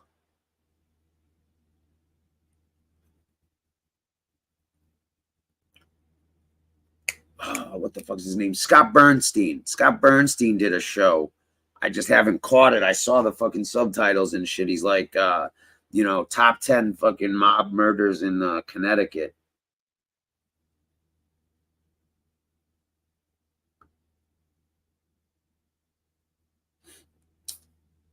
But shit, fucking, it's a lot different now. Yeah. I haven't checked out the video yet, but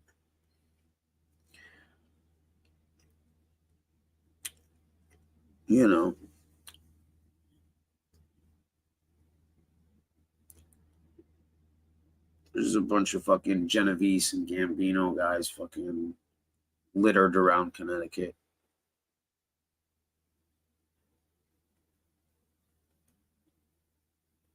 But no one ever talks about the fucking East Coast except for New York,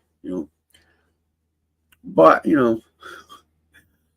when you got Bobby Luisi, you know, as the boss in Boston, and you know, Joey Merlino in Philly, dude, you know. Dude, I'll never forget the what the fuck was he saying? The Luisi family. I was like, oh no shit, he did. He went for the gold.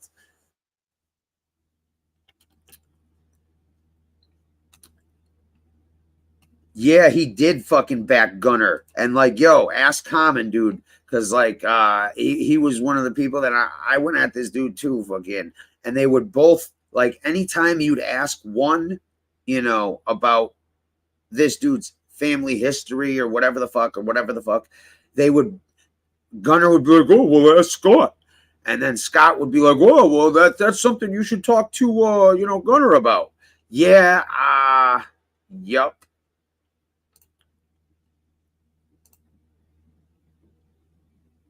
Oh yeah. No. You're absolutely right. They ain't finding Hoffa, dude. They listen, Roro. If you think they fucking put a body in a and transported it fucking, you know, from Detroit to New York, no fucking way. Who knows? Maybe they'll find Tommy DeSimone. You know? But to be honest, you know, and they always fuck that up in the movies and the TV shows. Oh, okay, hon, sorry. I don't know. Oh man. Listen, hey, I would love if they found fucking whatchamacallit, Hoffa. You know?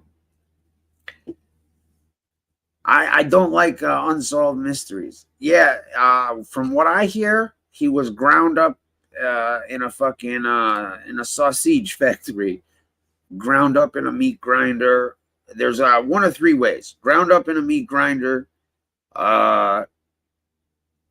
incinerated, or you know, crushed and fucking compacted into a car. But more likely than not, incinerated or there was some talk and there was some wires that were out that were talking basically about this dude being, you know, chopped up and ground up, you know, like Satriali style in Sopranos. Like, I ain't eaten here for a while. But oh man. No, he wasn't, man. Oh, dude. Yo, what's his little sidekick's name? What was his sidekick's name? Fuck, that he made. That dude, that blew my mind when he's like, yeah, I made this guy. And he's like, it was his sidekick that supposedly stole a bunch of equipment and shit. Oh, what the fuck's his name? Damn it. Yo, listen, I got some papers on Greg Scarpa Sr. and I've been going through them and shit. And I've only gotten through like, you know, part of the 60s and like, you know, the information he was giving. I got the guy's name actually. Hold on. Let me read this. Shit is crazy, yo. Like when I read this part, I was like, oh my fucking God, I can't, oh, that's gotta be terrible. Hold on. There we go. All right. Informant advised that approximately 6 years ago, an individual by the name of Luis Musto was thrown into a furnace alive and completely burned. The informant stated that he was not aware of the reason for Musto's execution, but feels that it may have been due to the fact that Musto was sticking up crap games controlled by members of the organization. That's just like a little piece. I was like, God damn. At his work a couple months ago, I didn't say anything. I gave a double take. Like, why? What's he do?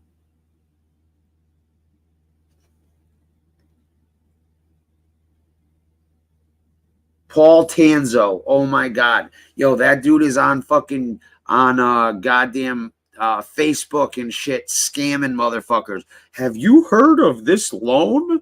And shit, I'm like, bro, oh, dude, did I toy with that motherfucker for a few fucking, ooh, did I have some fun with that?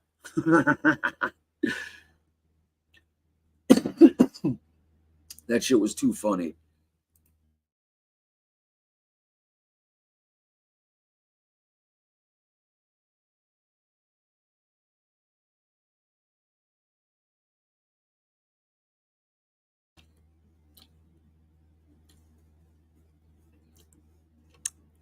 See, all you weird ass bush dwellers, that dude Rocco doesn't like me, but he's here commenting, having a good time, you know? Shit. I don't have any fucking, you know, like that's the thing. There's people that have said fucking such gems on here. I don't have the patience to fucking clip through that shit. I was doing that shit today, and I'm like, I literally was like screen recording shit, and like, I just fell asleep. I'm like, oh my God, yo. Yeah, Paul Tanzo. How the fuck did that guy get made? I mean, dude, if that guy got made, yo, Fish should have fucking, you know, went to Boston. Hey, cuz, I hear you handing out buttons. Oh, Jesus. Someone should ask Marlino about that, dude.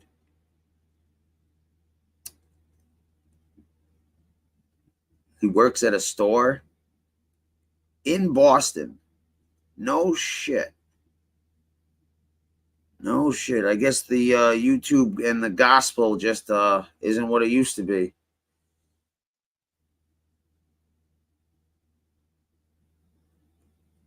Isn't he the guy who's like, you know, I stacked up and saved all this money. I was making tons of money.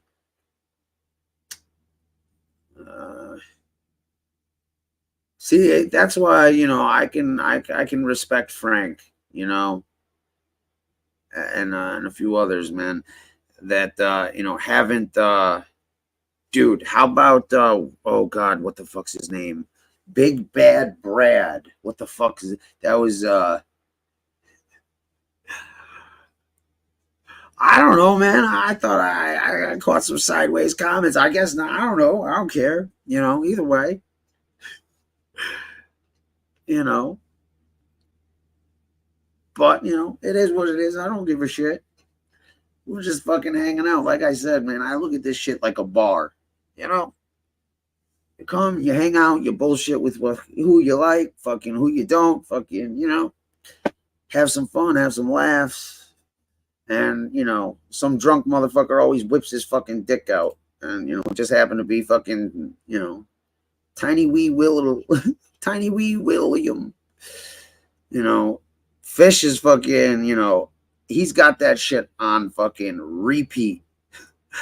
That's his fucking background on his, you know, damn, I forgot the name. That's his background on the phone. A small dick's like a disability, man. How would you make fun of a guy in a wheelchair, huh? Would you? Come on out here, you sick fuck! I'll kick the shit out of you right now! It's not the size of the hammer, it's the... Yeah, I thought Paul Tanzo cooperated. I'm not 100%. Outside of Boston. Oh, okay. All right. Dude, how crazy was that? Like, then why would you be hanging out with Luisi? Because that dude, listen, because that dude, Paul, doesn't seem like he's got fucking half a brain, you know, or maybe like a big enough brain the size of a walnut. So I'm assuming that guy was just fucking this dude's gopher. Yo. Well, you know, that had to be fact checked, and apparently that's not true, you know. But he is going on there, you know, for his large scale weed operation that he had, you know. The fish, I believe the story because I got caught. I was a kid and I got caught with 136 pounds in a backpack.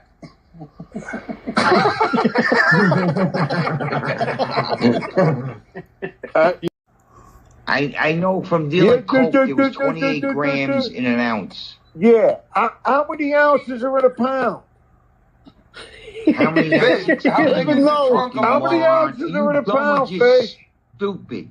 Fish, how many ounces are in a pound? He doesn't fucking know. Holy shit. What do you know? 28 grams are in an ounce. How about this, dude? Fish, you keep burying yourself. Handstand had this dude fucking. When I heard, dude, I forgot all about that shit. And when I heard that shit,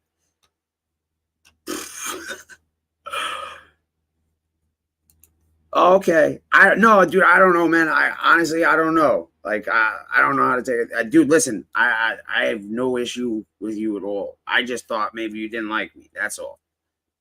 I thought, fucking, no, maybe I just mistook something, you know? Honestly, it really doesn't matter to me. No, someone said fucking, Lefty's been doing good lately, fucking blah blah blah, and I thought it was, you were like, yeah, right, some shit like that. Yeah, dude, that's it. That's exactly, bro. That's the fucking shitty part of dude, how many people have read a text message wrong and they're like, yo, what the fuck? And it's like, no, dude, relax. I ain't because there's no tone or fucking but yeah, no, it's all good. I appreciate you coming in and commenting and adding to the conversation.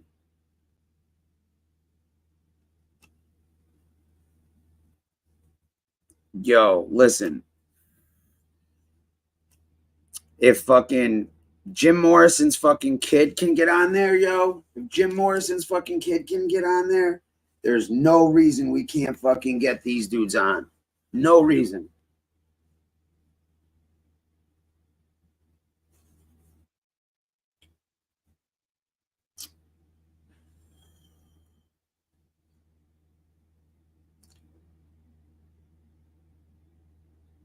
Dude, I told you, bro, that Jim Morrison guy, Jim Morrison's son is like the West Coast Tony Pizza.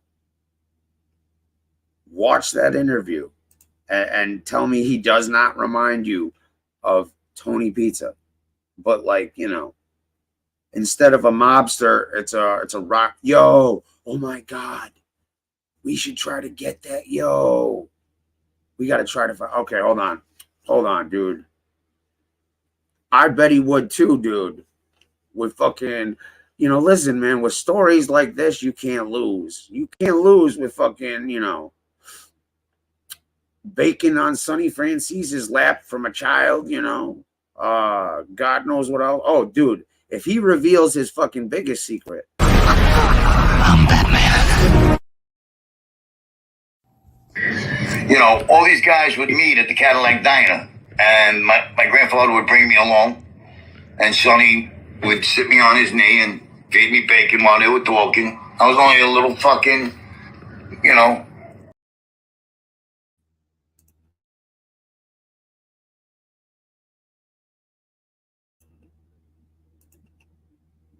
How fucking weird is that? Like, yo, to come up with.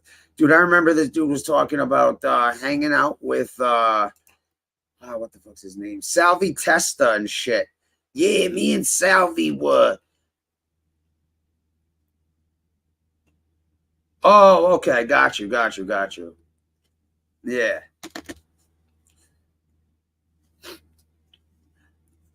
But me and Salvi Testa were whacking motherfuckers back in the 80s, I got my first I made my bones when I was 7. Oh, Jesus. I had, like, certain people. Dude, how about that? Yo, Sean fucking McCarthy. How did fucking oh shit, we got a fucking, you know, pants snake charmer in the room. He's a professional, ladies. You know, if you need fucking tips, oh my God.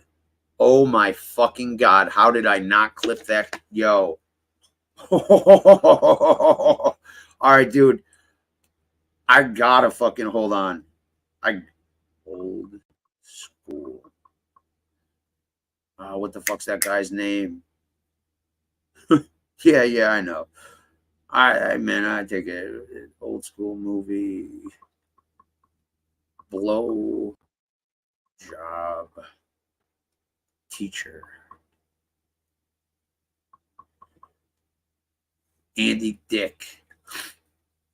Oh, fucking goddamn, yo. I gotta make this. Give me a minute, guys. I need 3 minutes. That's it.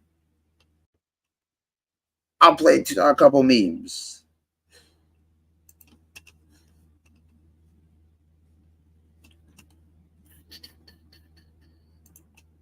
Oh, dude.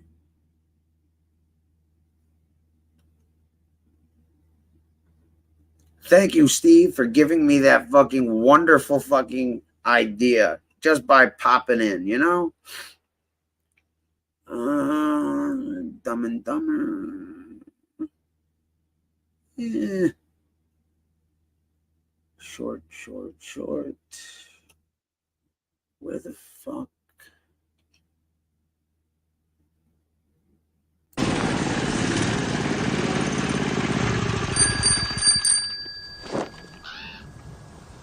Got room for one more if you still want to go to Aspen. Where did you find that? Some kid back in town? You know, Lloyd, just when I think you couldn't possibly be any dumber, you go and do something like this. And totally redeem yourself! Still want to go to Aspen? Oh, yeah! Okay, let's go, buddy!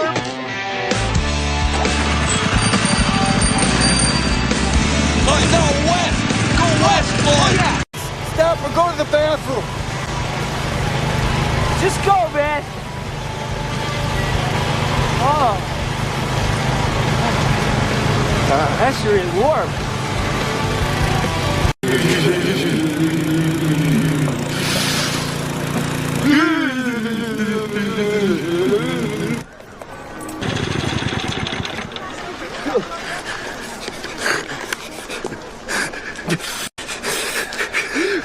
We're there.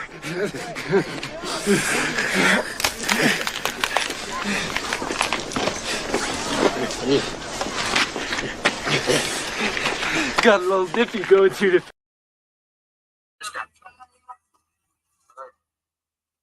Oh my fucking God. Oh my God. This is great. Yo, I guess we know how Fish makes his side money. Oh, Jesus. All right, I gotta chop this shit up. I gotta think of some faces. We got some characters. Have some Sopranos. That's $60. Good luck getting it. Hey, I fucking won, Paulie. It's only right you pay me. And for other things, too. Like what? Fucking Dom Perignon for everybody in the skybox at the Garden the other night. Check comes, suddenly you're MIA. Chrissy, you're too fucking worried about what I give you. Worry a little more about what you give me. Blow me with your lectures, Paulie. Kid, you wearing a wire? You fucking crazy? That's well. Let him down. He fucking touches me. Then make it easy on us all. Take him off. Everything. New York reopened the books, but they also laid it down. Probationary period. When I was coming up, this would never happen to new-made guys. But too many people are doing a simulcast. Well, maybe you fuck. Do me a favor, and don't take it personally.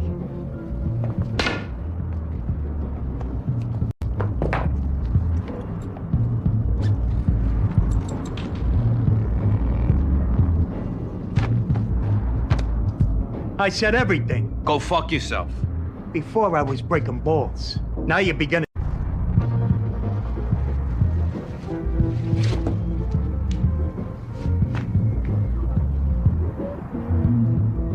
I guess you could call that a dick.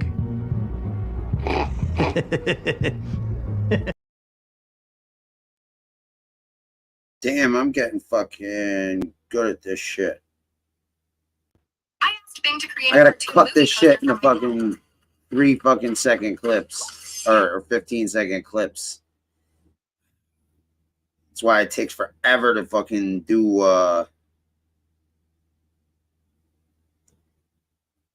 like someone's video and shit. Tried that shit today. I'm like sitting there fucking watching like 2 hours of a fucking thing, and then it's like I'm trying to make you know. So all right. Oh, I promise this is probably gonna be the best fucking fish meme out there.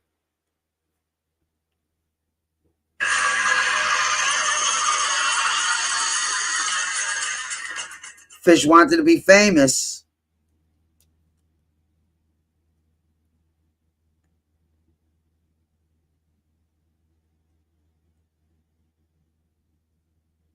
Do.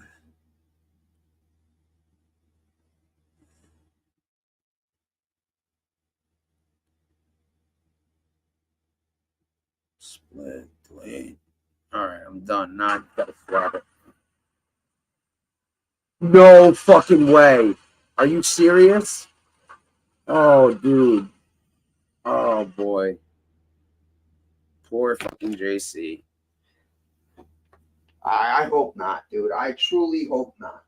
Common. Are you being are you joking? Because like that could be a joke, or that could be fucking so serial.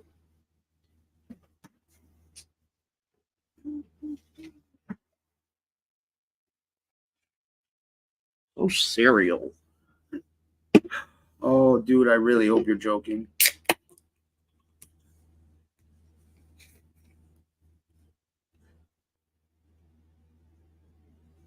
Yeah, that. Oh no, it's true. Fuck. Oh no. Oh. Oh. Oh boy, JC, if you're watching, don't do that. Don't do that.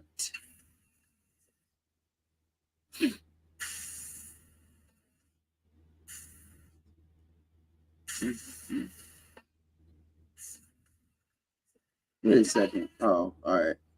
It's like, wait a minute. Oh, that's so fucking bad. I guess he hasn't realized that's like arguing with fucking. Oh, Jesus.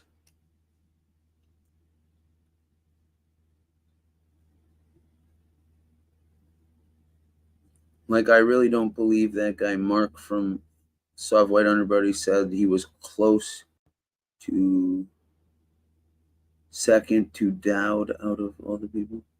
Said he was a close second to Dowd. What?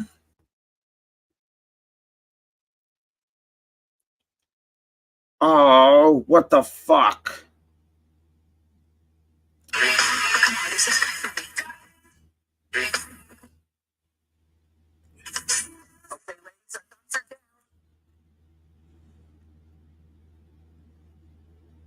It's the only fucking face I want, and it's not picking it up. Motherfucker. Oh, that's so fucking bad. Oof. For real?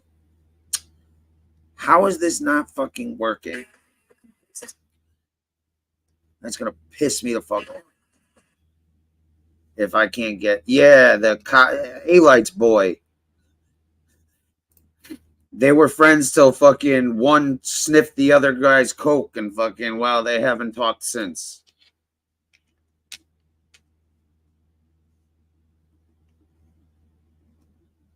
Dude, he said he got 2 shows. So apparently there's another one, JC, or maybe he just edited it down. I don't know. But that's what JC said on my show. All right, it works. 108 views. That channel got more subs than that. Oh.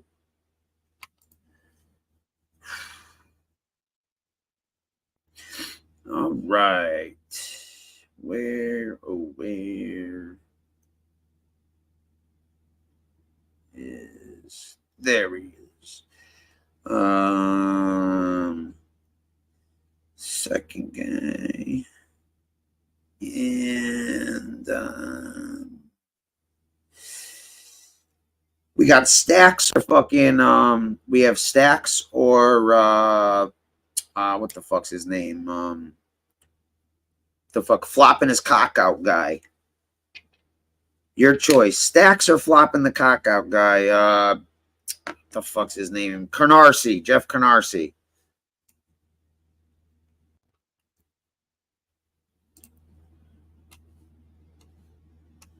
I need some fucking feedback here, people.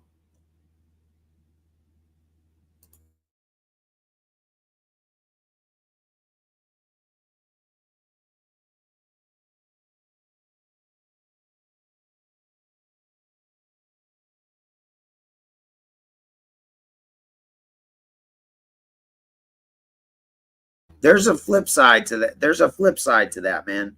A lot of people in LA is fucking notorious for fucking having a shitload of these people. They tell people whatever they want to hear at that particular time. They don't mean anything. They're like, yeah, let's get together. You know, they don't mean they want to get together. They're just saying that shit. It's fucking weird. No Stacks.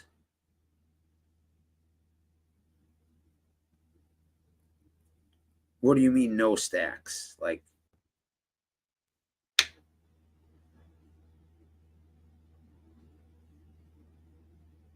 see, that's what I thought too. I thought it was like a spoof type channel because every time it pops up in my feed, there's some ex-crackhead, a meth tweaker, Rick James' cousin. What? Oh my God, really? Yo. Facts. Chicky.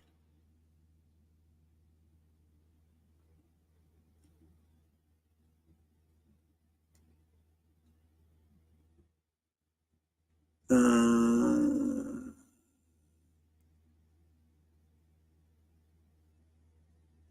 right, fuck it. Yo, listen. No. Oh, guys, you missed it. Yo, go look at my fucking community page. Please. I need you to fucking hold on. I gotta fucking show you this, please, for the love of God. Yo, I happen to be looking for goofy pictures of wannabe white gangsters and shit.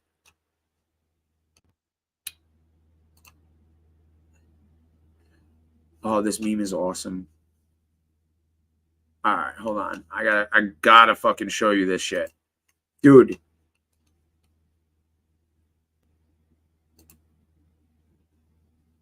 Yeah, right. Good luck with that, diversity. I haven't heard from them in a while, man. I hope they're all right. All right, look. Yo.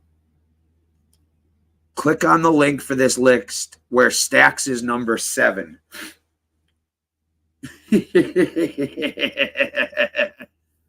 Oh, God, dude. This shit is fucking hilarious.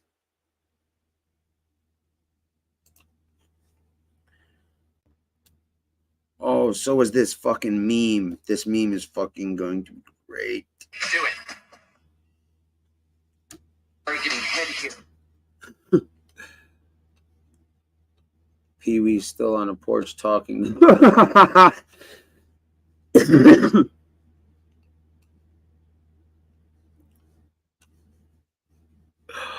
Oh, man. Yeah, right. That dude Mark would fucking say some wrong shit.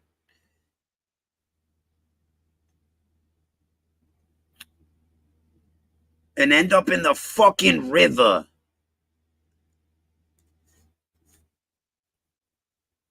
Where is this cocksucker?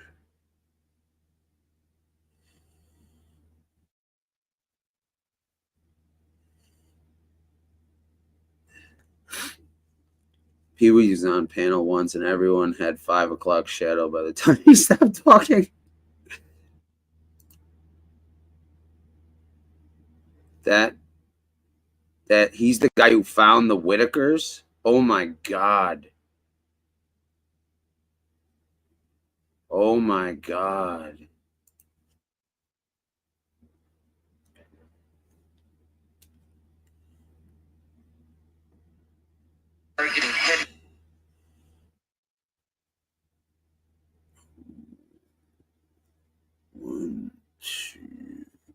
One, two, three. Are getting head here when I'm breastfeeding. Wait, did I miss one? I did. Boom.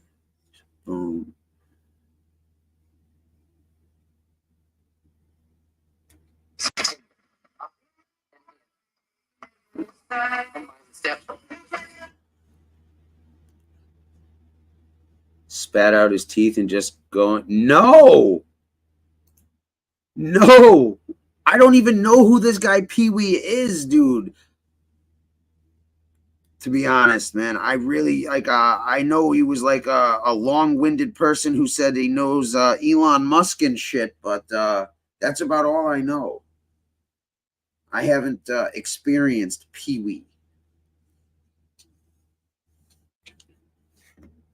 Do do do do do do do do do.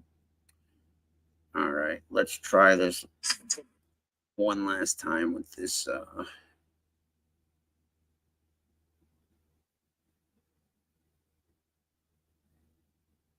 right, 1, 2, 3. Try this.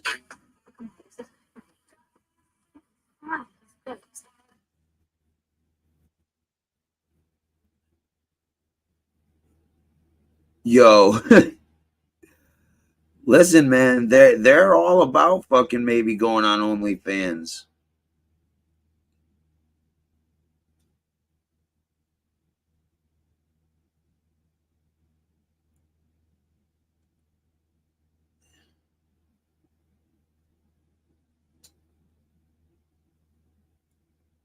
Oh, come on. How the fuck are you not picking up this face?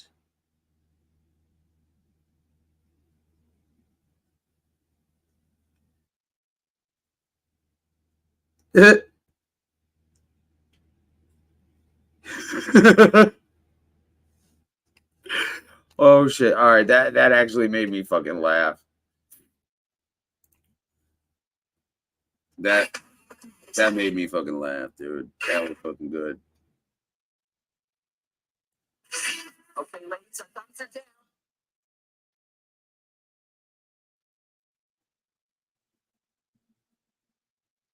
Oh god. Fucking diversity. Oh Jesus.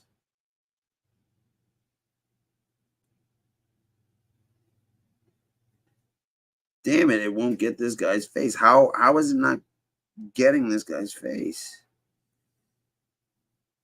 Unless it's all right, fuck it. Hold on. Let me try something.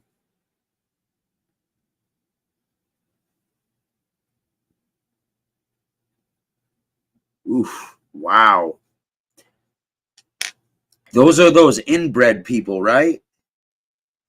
Oh God, I got it. I got it. I got it to work.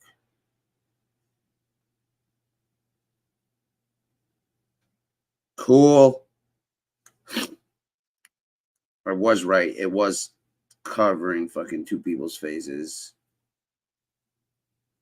All right. Who's ready to laugh their ass off?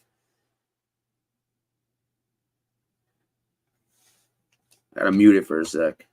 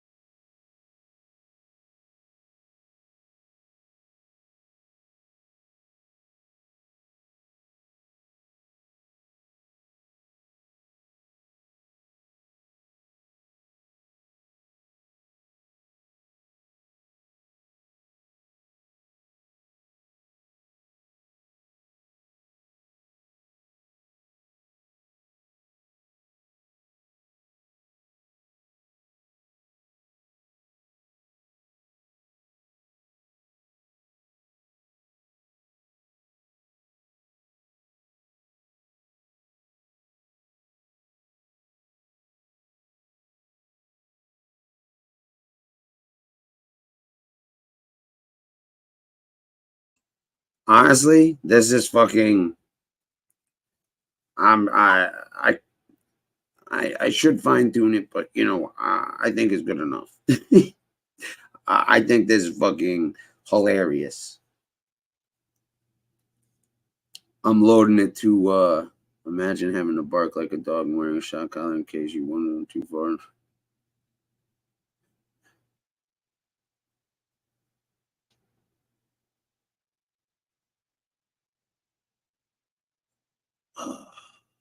Yeah.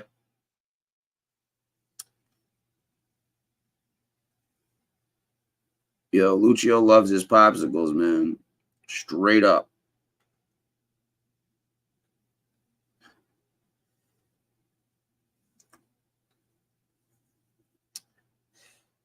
But that guy's one of the fucking that guy is one of the biggest hearted fucking people you'll ever fucking meet. Oh, I gotta delete a video clip. Hold on.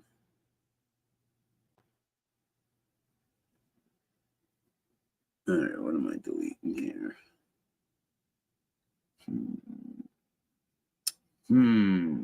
Yeah, that one.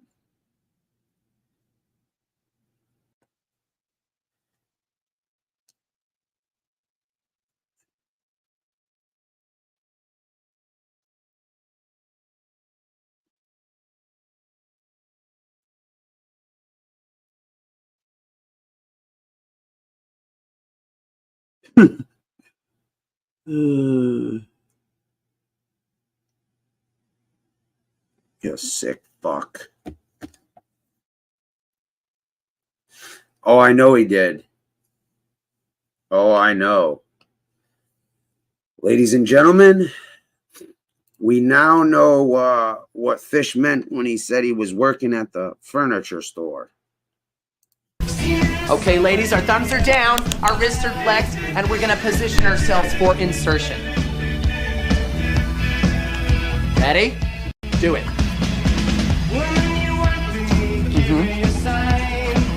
Good, Marissa. You can use a little teeth, but you don't want to be a biter.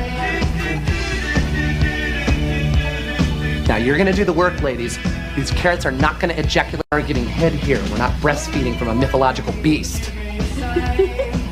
Oh, that's funny to you? Because you won't be laughing when somebody prematurely pops in your face. It stings. And that is now why I have a lazy eye. Thank you very much. Continue, please. Continue. Up and in. And mind the stepchildren. Mind the...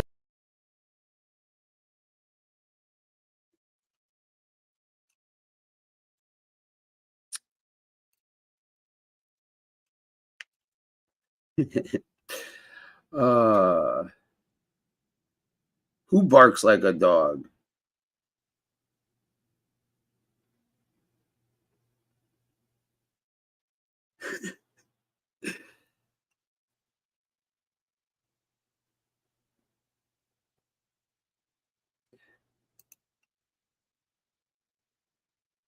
Oh, fuck. All right, I gotta go take a piss. So I'm gonna just replay that. Yes, yes.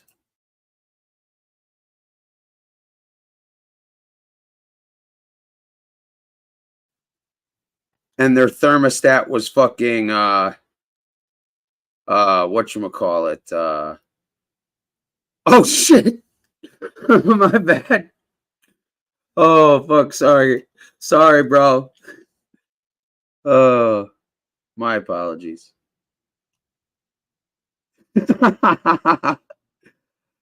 Yo, bro, their house was like 90 degrees. They were like, I remember it was like a sauna. Oh, Jesus.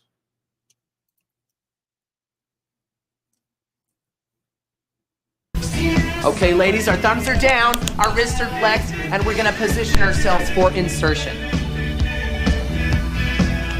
Ready? Do it.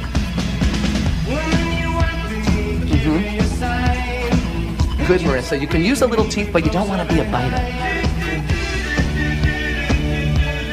Now, you're gonna do the work, ladies. These carrots are not gonna ejaculate or getting head here. We're not breastfeeding from a mythological beast. Oh, that's funny to you? Because you won't be laughing when somebody prematurely pops in your face. It stings. And that is now why I have a lazy eye. Thank you very much. Continue, please continue. Up and in.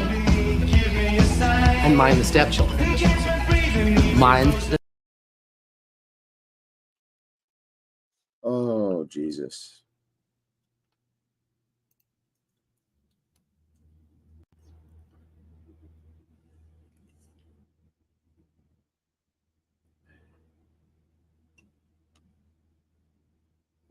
No, I've never seen him, dude.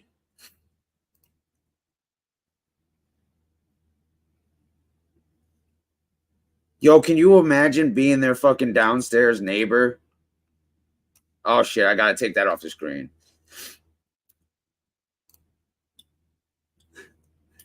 Oh, fuck. What's up, Duchess? Yo, listen, nah, dude. Yo, like, I know that dude, Ralph. And yo. Yeesh.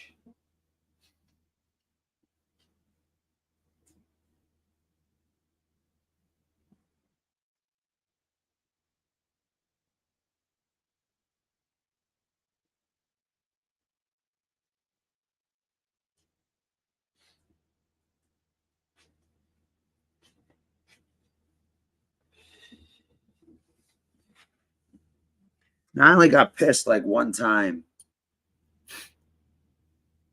you know, because like, yo, they kept asking me like, yo, Left, you have any part in this shit? I'm like, are you fucking kidding me? Like, hell no. Anyways, I have not seen them bark like dogs.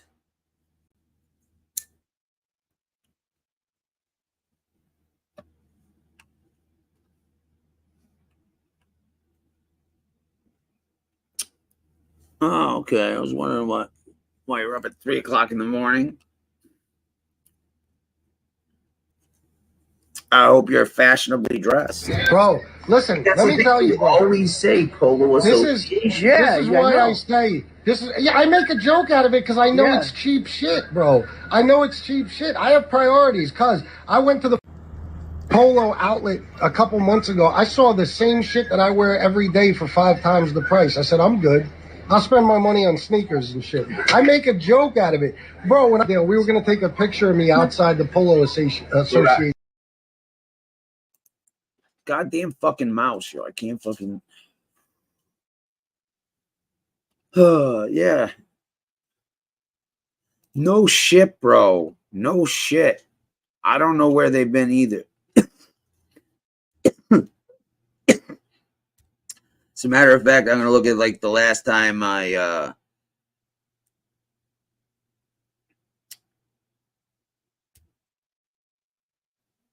February 28th. Wait, no, maybe not. Maybe not. Hold on, sorry.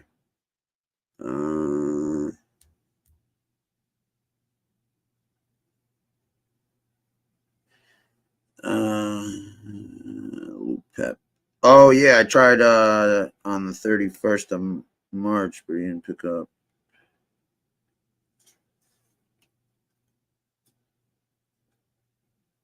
Oof.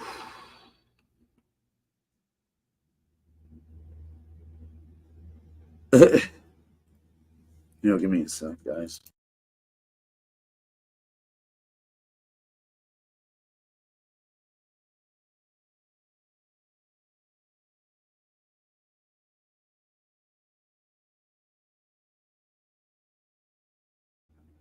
Why, you been getting into some more bullshit?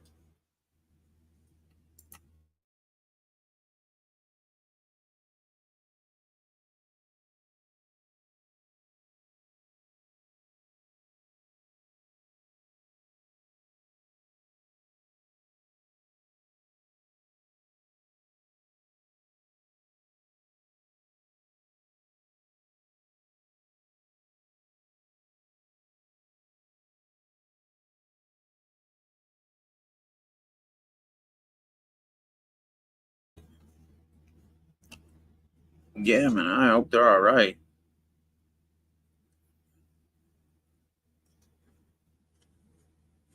Nah, dude, because like in all seriousness, you know, someone tried to fucking drug and rob that Lucio, you know, and I don't think they were being paranoid that time.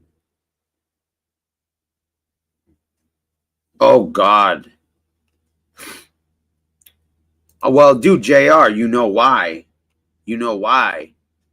Is because, you know, there's no better teacher than fucking fish. Okay, ladies, our thumbs are down, our wrists are flexed, and we're gonna position ourselves for insertion. Ready? Do it.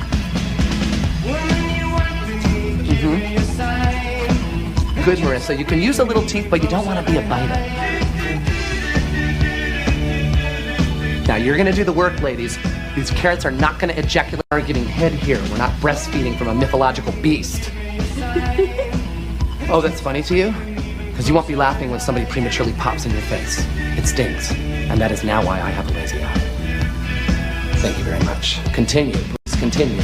Up and in. And mind the stepchildren. Mind the... Oh, man. Me, there's a chance.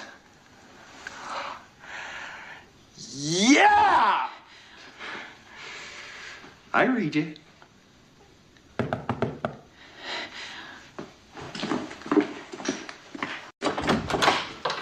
Hi. We have plenty of towels. Thanks. Nicholas, what are you doing here? I've been looking for you, Mary. I have some news about your husband. Husband? Wait a minute. What was all that 1 in a million talk? Aren't you gonna invite me in? Excuse me, gunman? Who are you?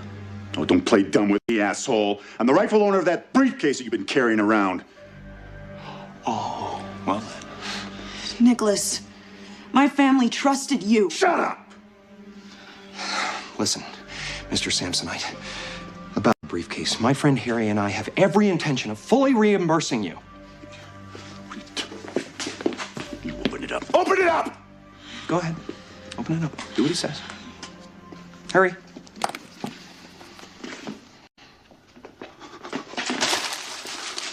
What is this? What is this? Where's all the money? That's as good as money, sir. Those are IOUs. Go ahead and add it up. Every cent's accounted for. Yeah, I wore my mother's high heels. You know, I didn't wear them because I thought I was a girl. I wore them because they were my mother's.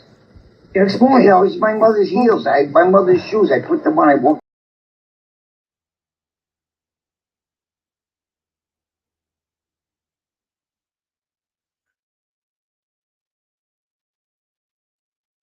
I like when he sees that old moon.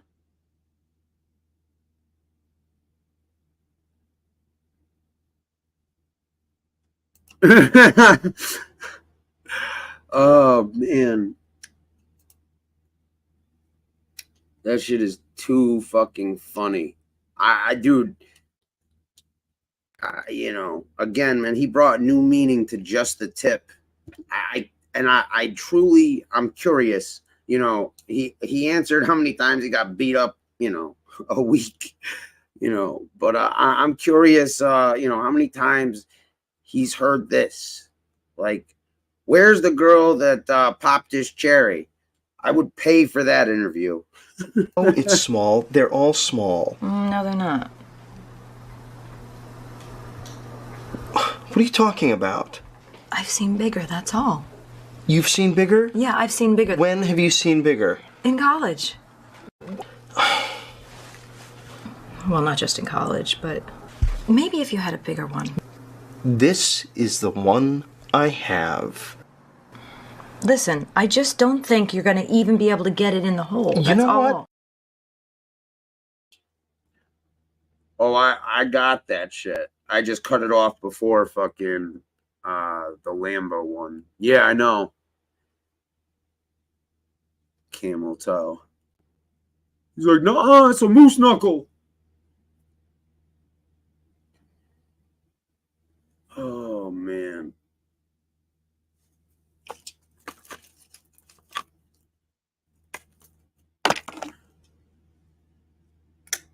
I'm already blocked you on my private account because I don't have time for your shit. Oh, what the fuck? Yo, yeah, bro, that's like one of my favorite fucking movies.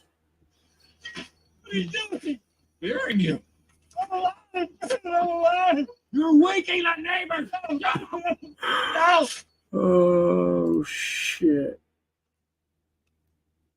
Fish is asking for the link to that show. Are you kidding me, bro? That dude's got that saved, downloaded, and fucking, you know, ready to go.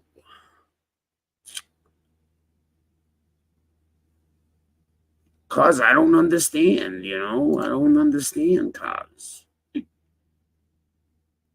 Oh, midget one. Yeah, I got dude. I wanted to change the face up on a couple of these, but where is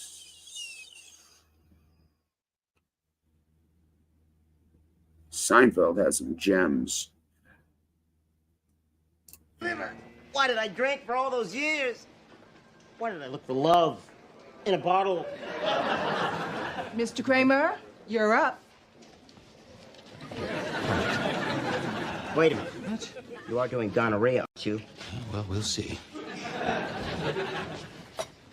So, what seems to be bothering you today, Mr. Kramer? Well, I guess it started about 20 years ago when I got back from Vietnam. And this is the only friend I had left. Hey! That's my cirrhosis! He's stealing my cirrhosis! You want to be sick? I'll make you sick! Cirrhosis of the liver and PCP addiction? And PCP addiction? Oh, Jesus. I really got to put some fucking hashtags on these. Oh, boy. Yo, well, I don't know, but, you know, the relevancy of, oh, man. Yo, trying to be nice to dude, it's like, Save your job. Like the motherfucking bomb squad. Hey, young, hey. At least you got your health. Well, thank you. And at least you got your, well, you know, you got, you got. You know, you make a choice to win, and you win. And just you know that. Like I have to call you. You're here all the time. It's awesome. I'm sorry. Winning. You starting to get the concept now? Oops. Winning. It's oftentimes says unknown, but occasionally, you know, a giant marquee name.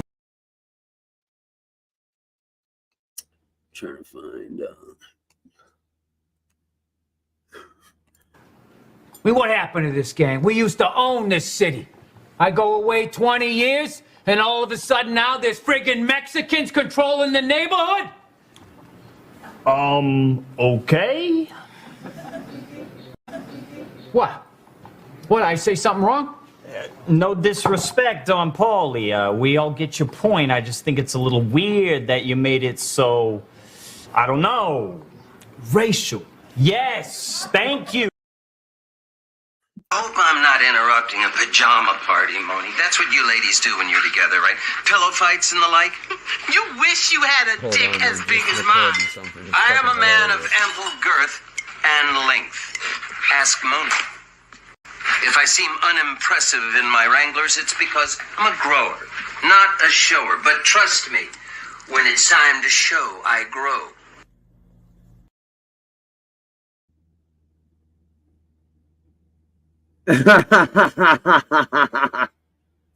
Nah, JR, bro. He was saying I was just in the pool. I was just in the pool, guys. Oh, fuck. I wish I had that fucking line in here.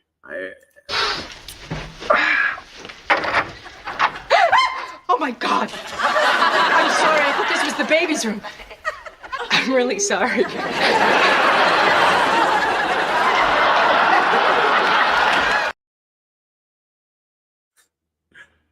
Oh shit.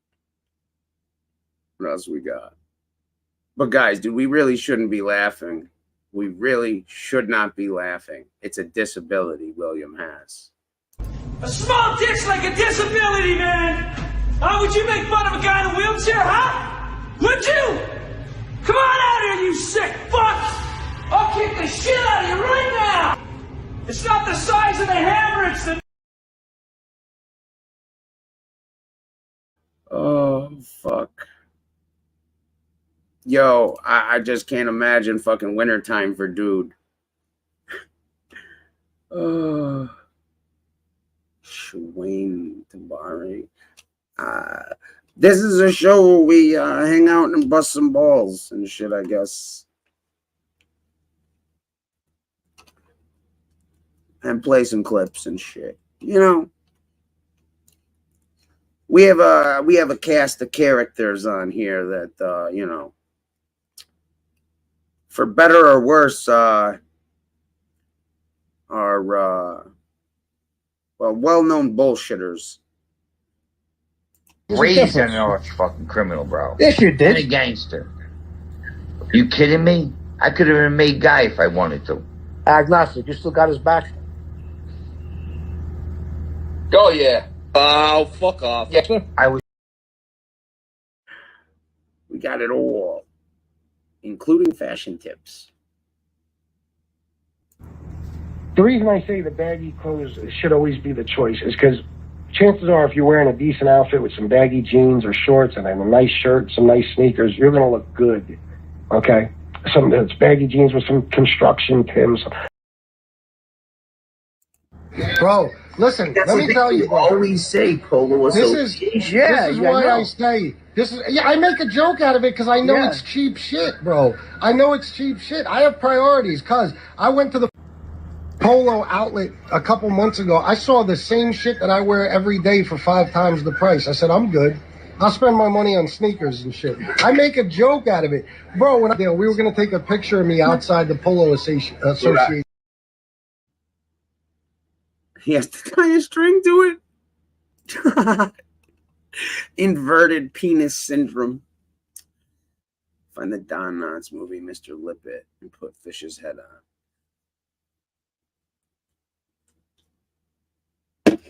I need a little more specifics than that for the scene.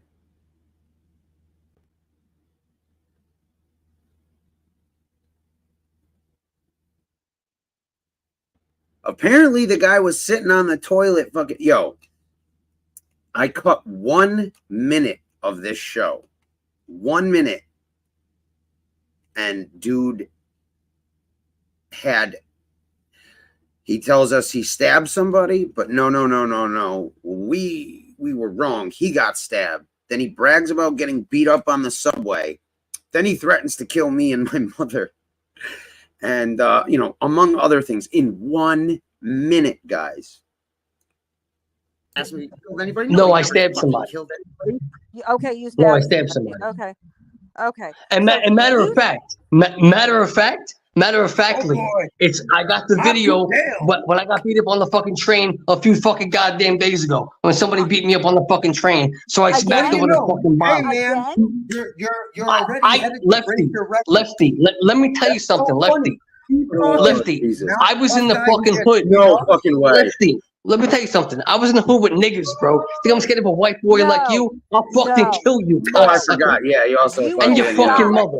That's some racist ass shit.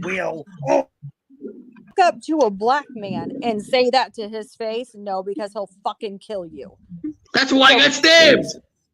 What the fuck are you should've. talking about?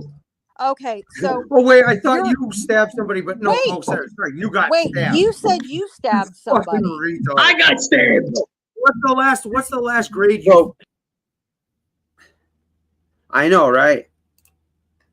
How do you steal a fucking rotisserie chicken? I don't know. He's got plenty of room in his pants. Exactly.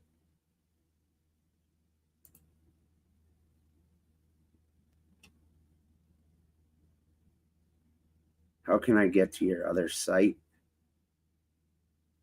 Which one, Mickey? The alibi room or just Lefty? You tell me which one. Yeah, he got arrested and he fought with the cops and shit. You know, they literally, I put money on like the cops.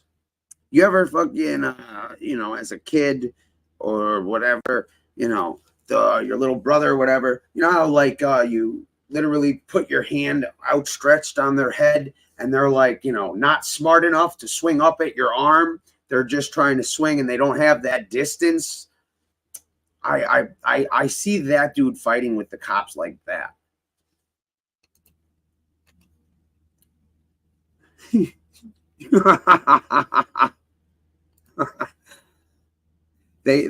when they fucking strip searched him, fucking they just let him go.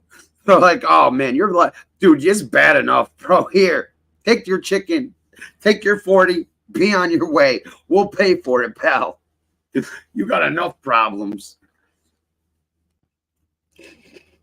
Oh fuck. The one everyone's commenting on? All right, got you, Mickey.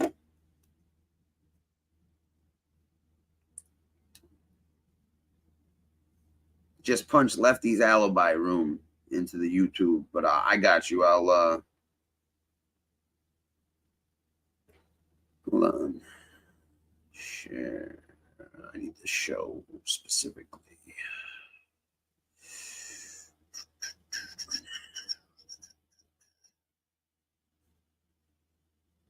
Share. Copy link. Switch account. And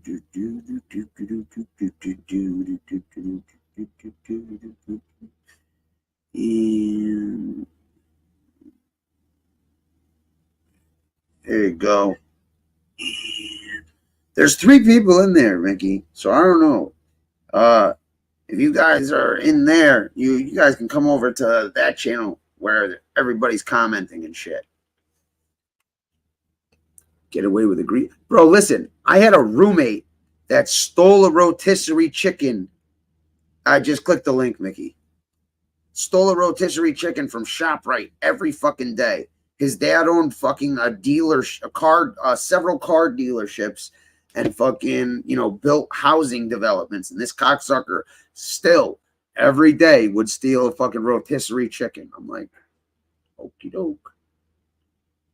What the fuck was that?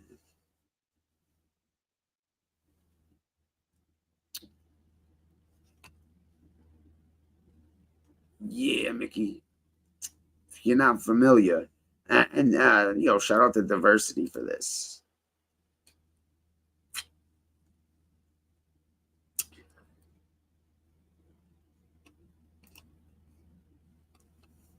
But all right. Oh God, I can't, dude. I have to. Brown. I guarantee it. Bring some people, show up. See the pack of fucking wolves I got with me, the fucking goons that you're all of a sudden surrounded by, and see what comes of it. Damn it, I keep doing that by mistake. Drum roll. I don't know. You know what I'm saying? I don't know. All I know is I got to get up bright and early in the morning and straighten this situation out. I got to hire a lawyer to, well, the DA is most likely going to say no about reinstating the charges right away, and then we just got to fight it, which we will, and they'll be reinstated. Okay, ladies, our thumbs are down, our wrists are flexed, and we're going to position ourselves for insertion. Ready? Do it.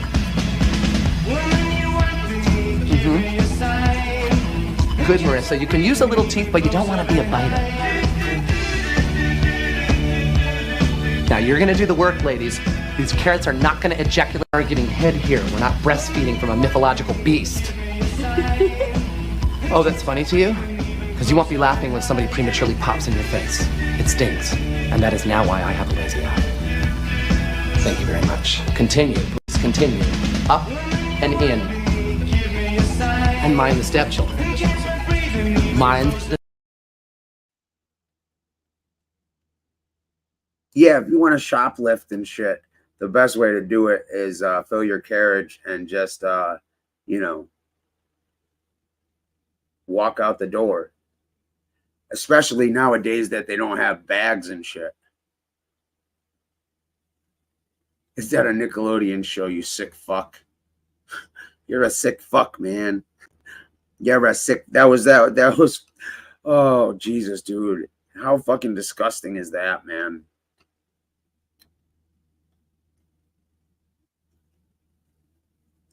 You're a sick motherfucker.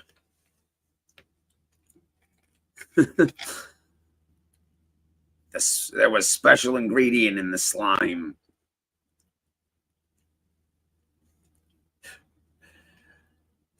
Who wants a roofied, you know, what do they call those drinks? The non-alcoholic, Shirley Temples.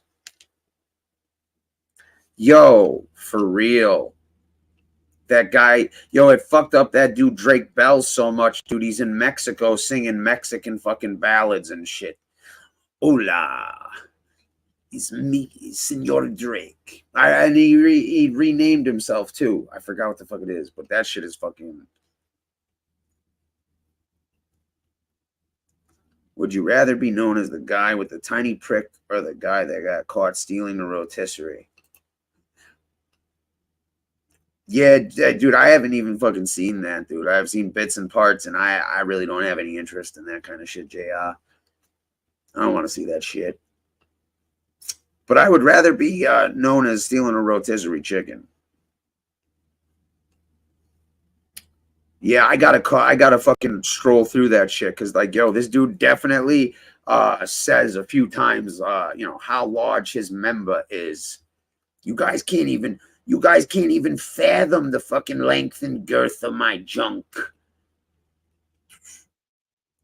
It's like, oh God, this motherfucker. I fell in love. Oh, no, I wasn't. Ow! We got a bleeder! Are you okay, Oh, Jesus. Fish is a bit envious. I used to put a towel on my head and have pretend I had long hair, like my older sister. You know, when you get out of the shower, you would wrap the towel around your head, and I'd walk out. You know, you get... Oh, man. Yeah, I know. Yo, he how many times did he say that shit? Like 3-4 times? Like he was bragging about his fucking you know, it's like, oh, you can't even it won't even fit in your mouth, Duchess. Who knew he was you know, talking you know. Remember what he was hitting? He was hitting on that Britney chick. Could you imagine? Oh my God, bro. He'd get fucking... Oh, Jesus. Who's seen American Gods? Oh, God. Oh, I wish I could take that scene. I just can't. Yeah, the pull and peel. The pull and peel.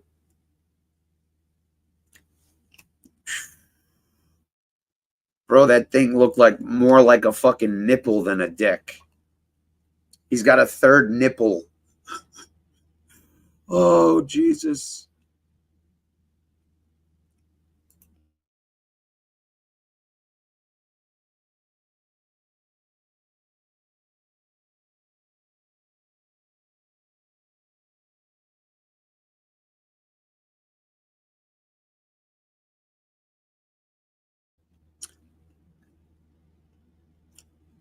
Dude, no one knew. No one knew this dude was pulling out his piece of deal. No one knew he was whipping out his dick. Like, that shit was fucking crazy. I mean, who would have thought that was a great idea? You know, he's like, I know. I just threatened, you know, this dude's life and his mother's life, and him and Duchess are laughing hysterically at me because, you know, it's just hysterical to think, you know, it's like a toddler, you know, making threats at you. Like, I'm going to kick your rear. Oh, okay, pal. Dude, nobody knew what the fuck. Like, yo, shout out to Duchess, man. She caught that shit fucking before anybody. Only time, and the only reason I was even like, I mean, and the thing was, I was looking at the fucking screen, dude. I was looking at the screen. And then I started to hear fucking piss hit the fucking bowl. I'm like, oh, shit. Yeah. But, dude, he gets beat up at least once a month and thinks that's like a brag. Oh, Jesus. Nah, dude, Mark, he's trying to pray away the gay. For real. Like, yo, and I'm not even like, you know, there's nothing wrong with that, you know, being gay and shit. But, yeah, he's definitely trying to pray away the gay.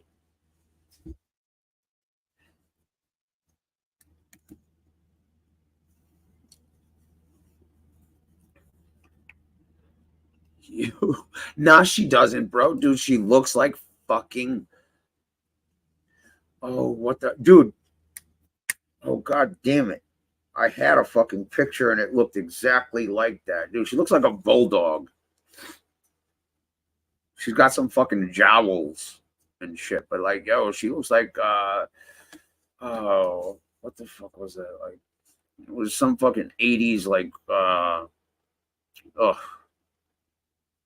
Oh yeah, she also looks like what's the things what was that kid's book where the kid dresses up like a monster and is on Monster Island and shit.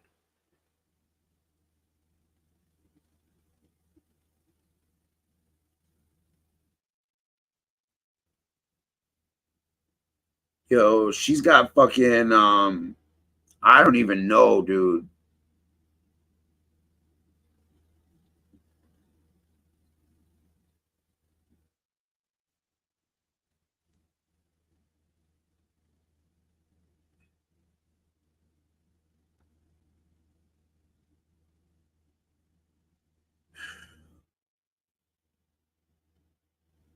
Are they drawn on? I don't know.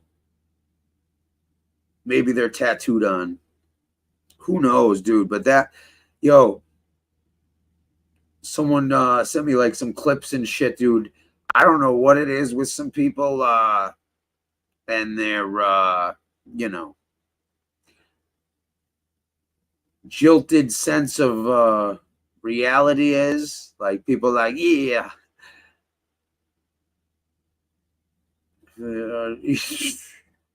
Listen, man, oof. That's why I don't judge people, man. You know, who the fuck am I to judge someone? Make fun of them, yeah. Bust their balls, yeah. But, yo, I don't know, man. I fucking, one of the funniest things I had was when I took her face and put some shark teeth on it, and I was like, jowls. I wish I had something to fucking,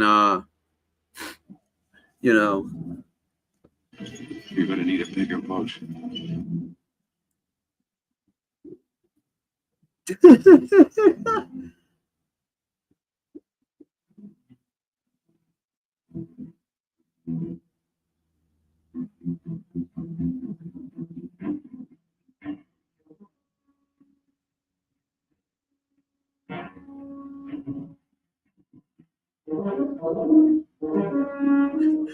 Yo, again, you know that motherfucker has heard, you know, is not going to fit in that hole. Come on, baby, just a tip. She's like, well. Oh, Jesus, dude. Poor little fella. Oh, it's small. They're all small. No, they're not. What are you talking about? I've seen bigger, that's all. You've seen bigger? Yeah, I've seen bigger. When have you seen bigger? In college. Well, not just in college, but maybe if you had a bigger one. This is the one I have. Listen, I just don't think you're gonna even be able to get it in the hole. You That's know all. what?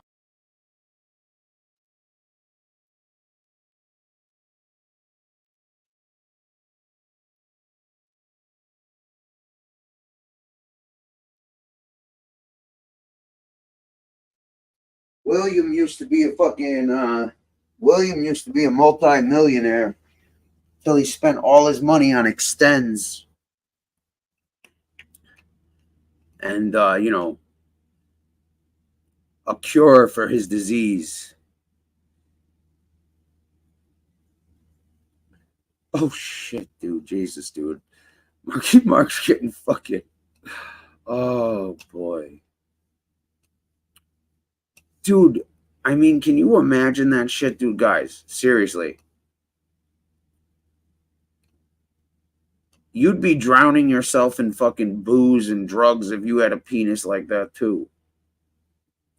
I honestly think that fucking me and Duchess laughing at dude like that triggered him.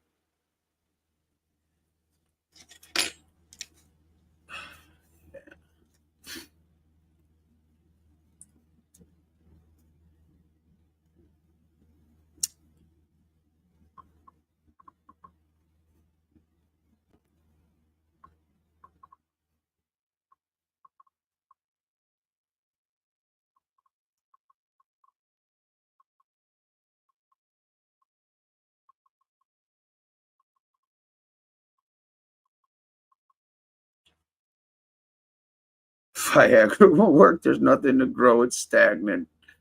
Oh, Jesus. They don't ask him if it's in yet. They ask him if he's whipped it out yet.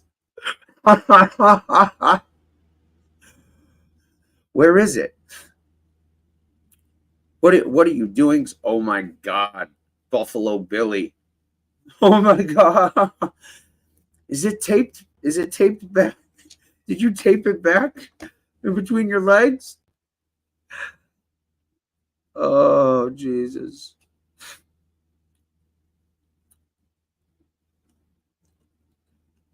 She's like, I didn't ask for a fucking toothpick. Oh, man.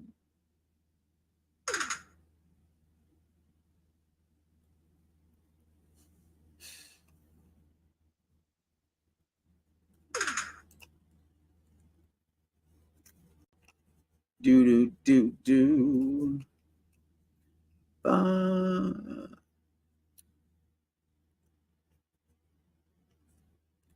So a lot of people do that, but then you know all of this shit that you know he tells people to come to his house and he's gonna leave them for dead, and then they go there and he calls the cops and you know you could say he's just anyway. My point is that I thought he was a straight shooter and he never lied about anything, but now I got him telling me things on the phone and then he's saying different things on you know YouTube. So you know.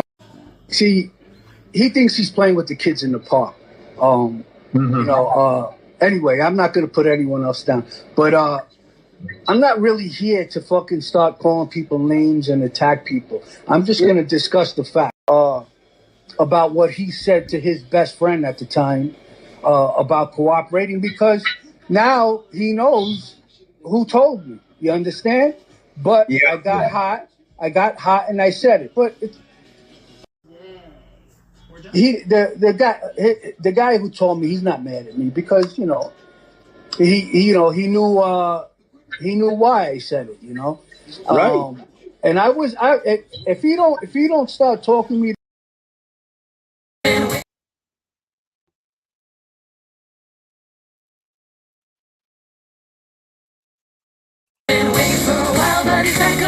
Y'all tell anybody I'll kill you!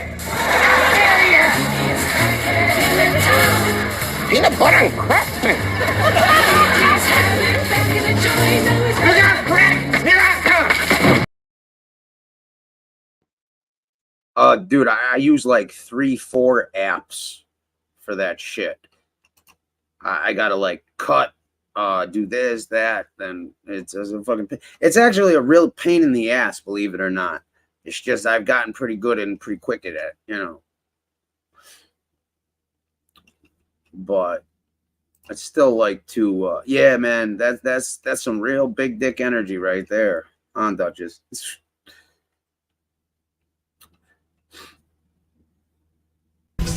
Okay, ladies, our thumbs are down, our wrists are flexed, and we're gonna position ourselves for insertion. Ready? Do it.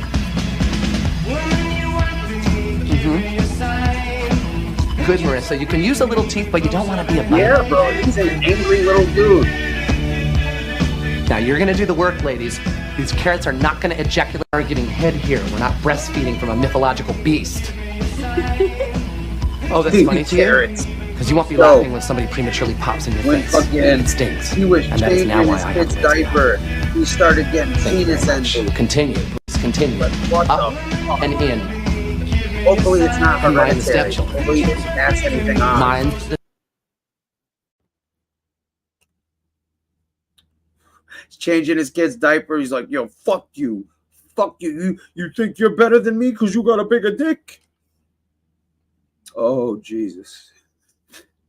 I can't be around him. No. He just rubs it in my face. He knows.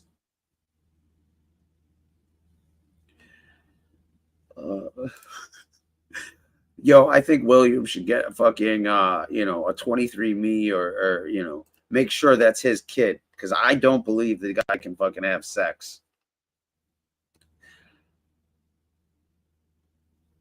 Oh, shit. Oh, fuck. Nah, apparently midgets are, you know, normal-sized fucking, whatever the fuck. Someone said that in another chat. On another show, they commented, yo, listen, we now understand, you know, where all that fucking, he's got to direct his anger at somebody. He's like, who you hate? Who don't you like? I'll say the most vile and disgusting things about them. What do you got?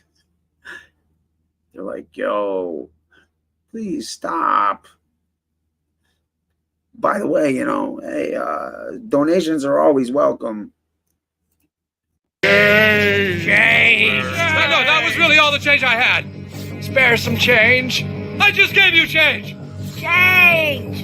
Change! Change! Spare some change. Ah! We can't all be fucking successful fucking, you know, ex-weed dealers that, you know, have money stacked away from, you know, dealing with Pablo Escobar and shit. Now, what can I do for you guys? We'd like to buy some pot. I know what you want. But first, are you cops? No. The fish, I believe the story because I got caught. I was a kid and I got caught with 136 pounds in a backpack.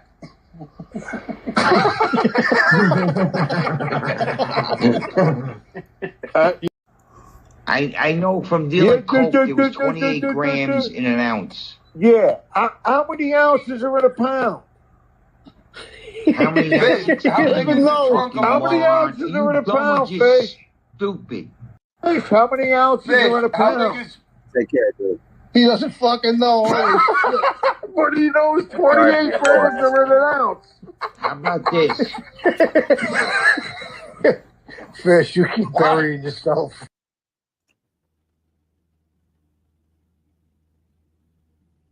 Yeah, some of them have a giant head.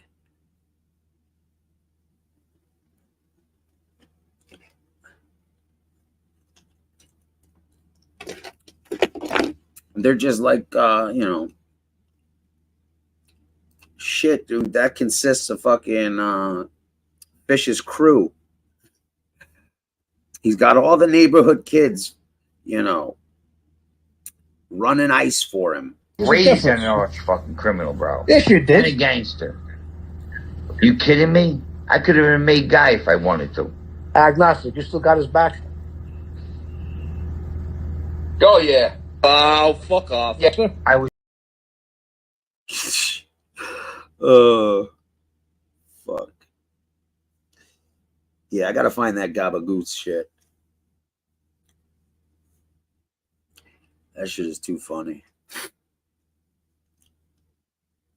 Just ahead, there's actually something else. Fuck.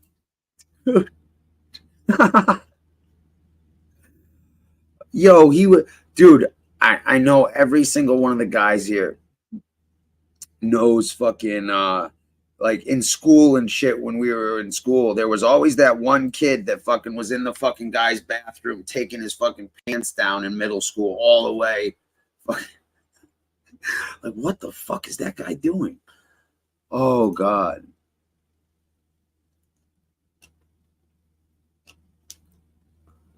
No problem, Wanda. No problem.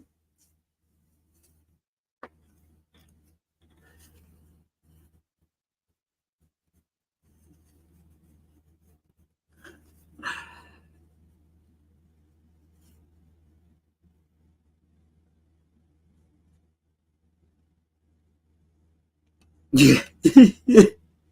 They were like, wow, he's got one of them skin suits. Oh, Jesus Christ. That shit is too funny.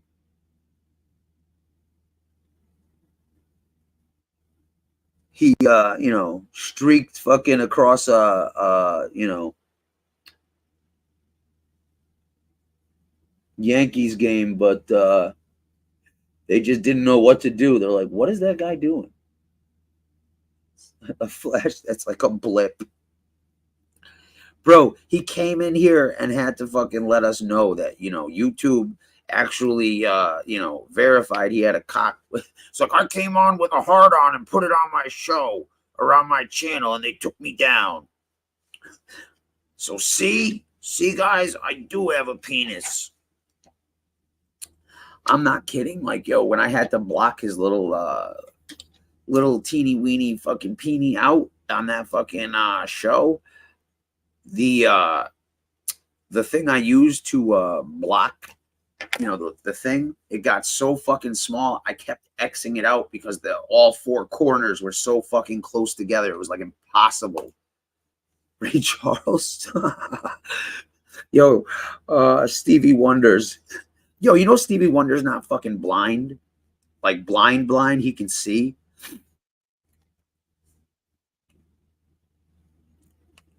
Just like he's legally blind. Oh, dude.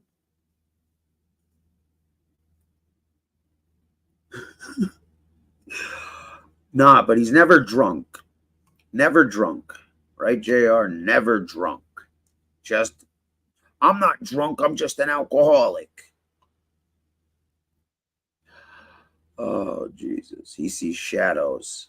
Yeah, I think he sees a little bit clearer than that. Because, like, yo, I think it was Snoop Dogg or Mike Tyson or some shit. It's like, yo, I was in an elevator with this dude.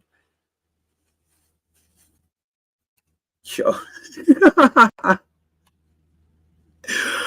Oh, fuck.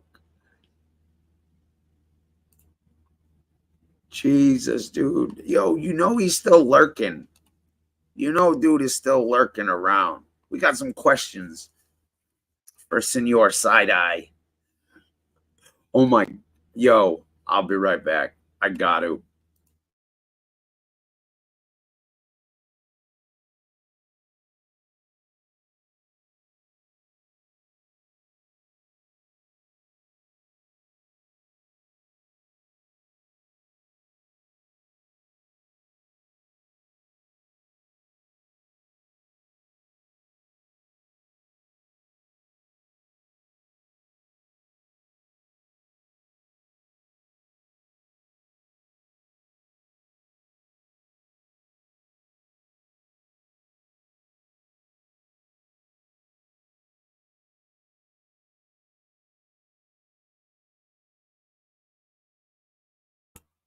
Hold on, I gotta record this shit.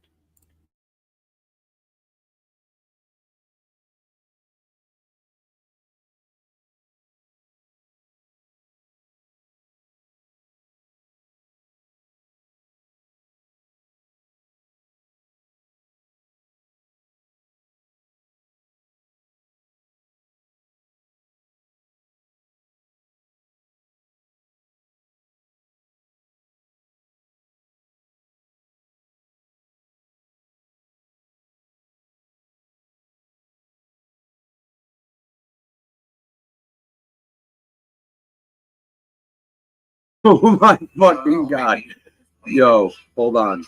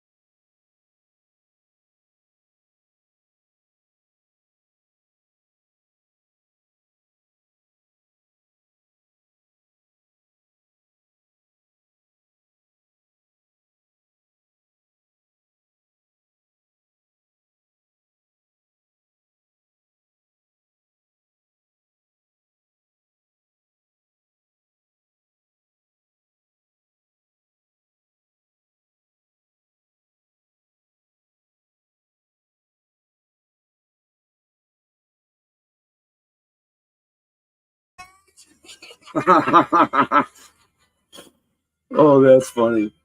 These things are fast.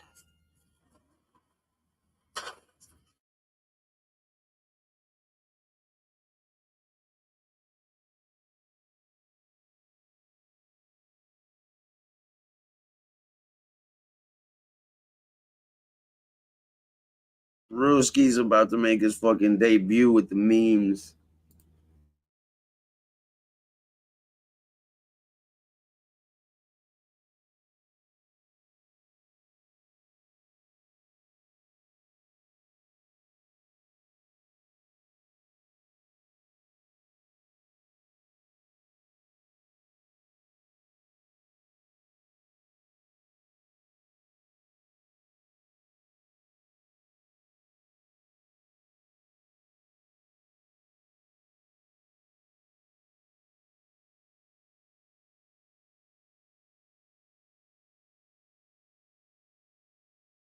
Cookie Monster? I don't think I can do the Cookie Monster. I need a facial recognition shit. But I do, trust me, I got a good one for Ruski. Trust me.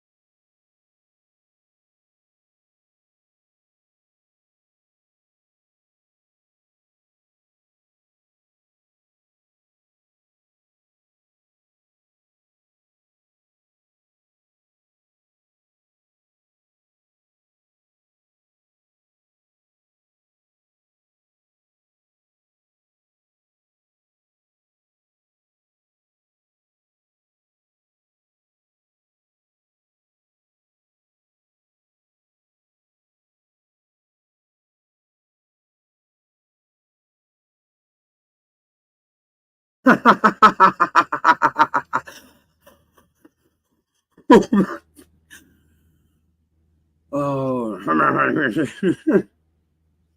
oh, fuck, dude.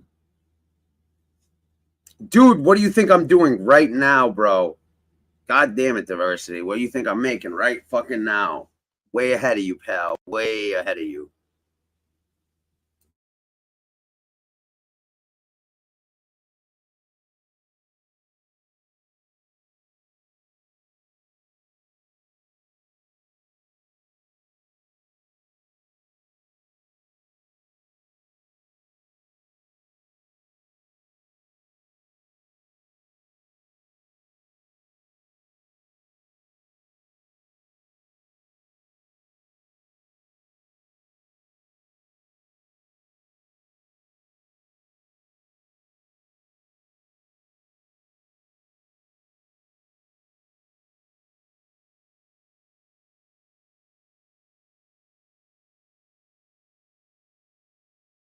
Oh, fuck. Hold on.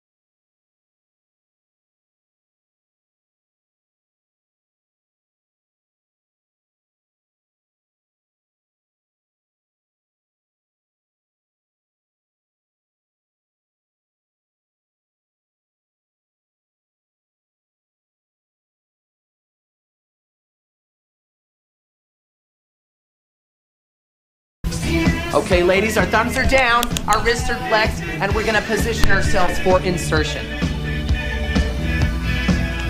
Ready? Do it.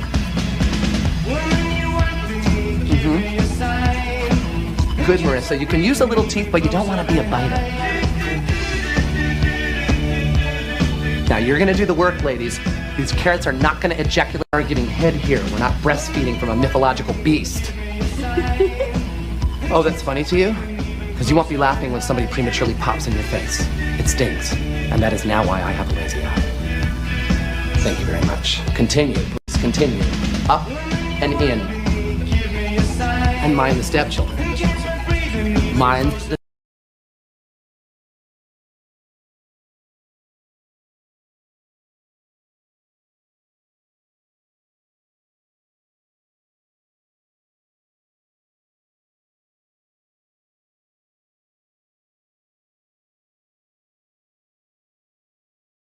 I don't know. You know what I'm saying?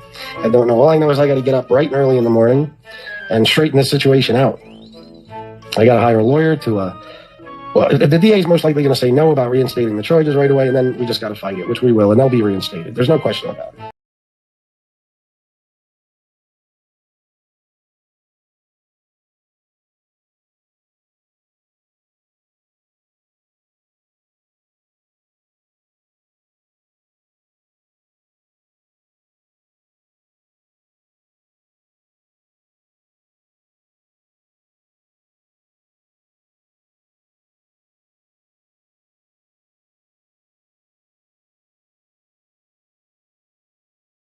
This is going to be funny as hell.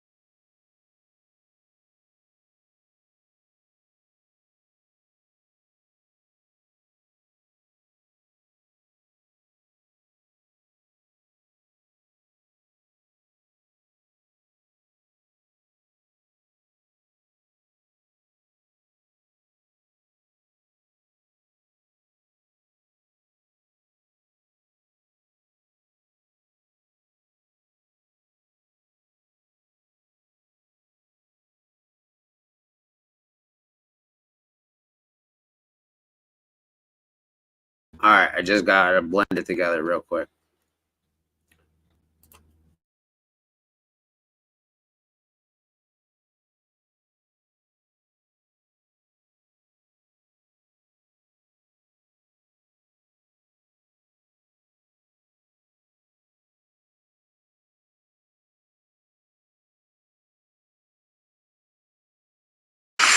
When I introduce you, I want to say, this is a friend of mine.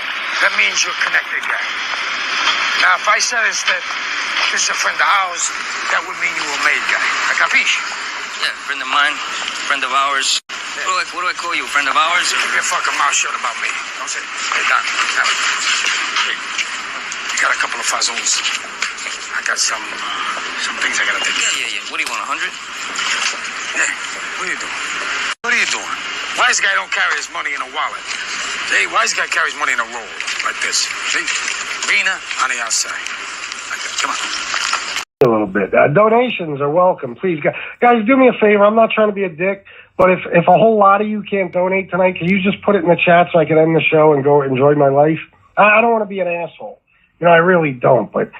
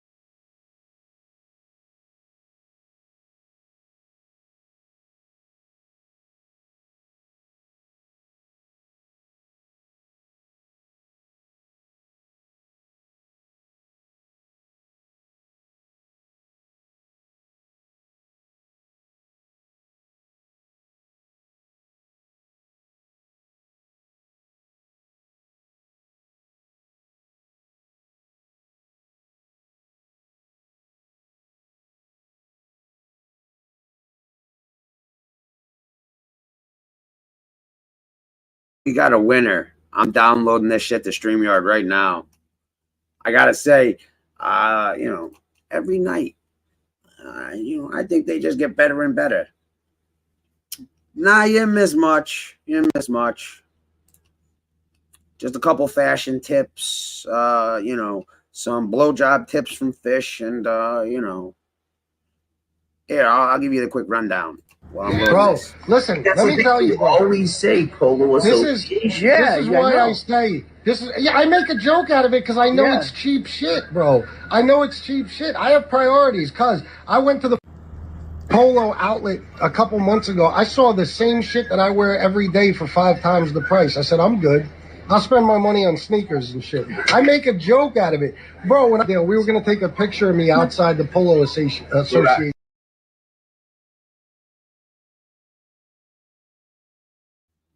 The fuck? It's frozen? What? Hold on. Okay, ladies, our thumbs are down, our wrists are flexed, and we're gonna position ourselves for insertion. Ready? Do it.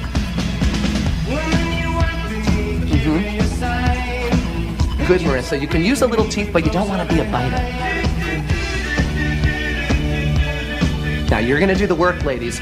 These carrots are not gonna ejaculate or giving head here. We're not breastfeeding from a mythological beast. Oh, that's funny to you? Because you won't be laughing when somebody prematurely pops in your face. It stings, and that is now why I have a lazy eye. Thank you very much. Continue, please continue. Up and in. And mind the stepchildren. Mind the... All right, it's loading right now. So a lot of people do that. But then, you know, all of this shit that, you know, he tells people to come to his house and he's going to leave them for dead. And then they go there and he calls the cops. And, you know, you could say he's just, anyway, my point is that I thought he was a straight shooter and he never lied about anything. But now I got him telling me things on the phone and then he's saying different things on, you know, YouTube. So, you know, see, he thinks he's playing with the kids in the park. You know, anyway, I'm not going to put anyone else down.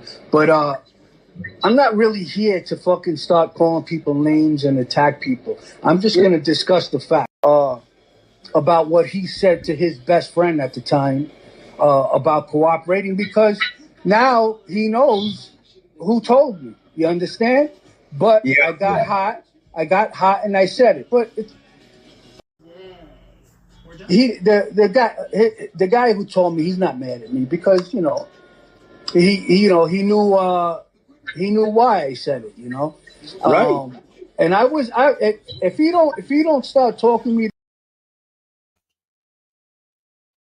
All right, dude, it's literally gonna be about 5-10 seconds. Oh, it's ready. Oh. All right. Go. Peanut butter and gumballs, nice combo. Don't worry about what happened. Time heals all things. Except these crazy eyes.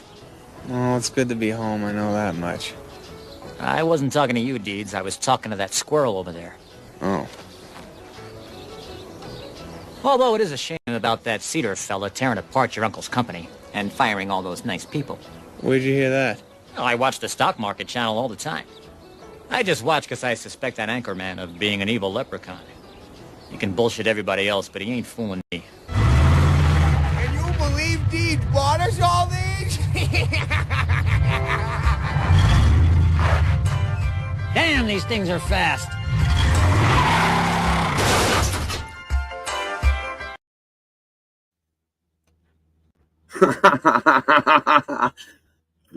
Oh, fuck. Oh, my fucking God. Yeah, that one definitely deserves a second. I think you guys need to appreciate this one. I really do, By the way, thanks for the donation, Trevor. Anybody else feel like kicking up because their fucking stomach hurts for laughing and shit, feel free. Oh. All right. Go. Peanut butter and gumballs, nice combo. Don't worry about what happened. Time heals all things. Except these crazy eyes. Oh, it's good to be home, I know that much. I wasn't talking to you, Deeds. I was talking to that squirrel over there. Oh. Although it is a shame about that Cedar fella tearing apart your uncle's company and firing all those nice people. Where'd you hear that? Well, I watch the stock market channel all the time. I just watch because I suspect that anchorman of being an evil leprechaun. He can bullshit everybody else, but he ain't fooling me. Can you believe Deeds bought us all these? Damn, these things are fast.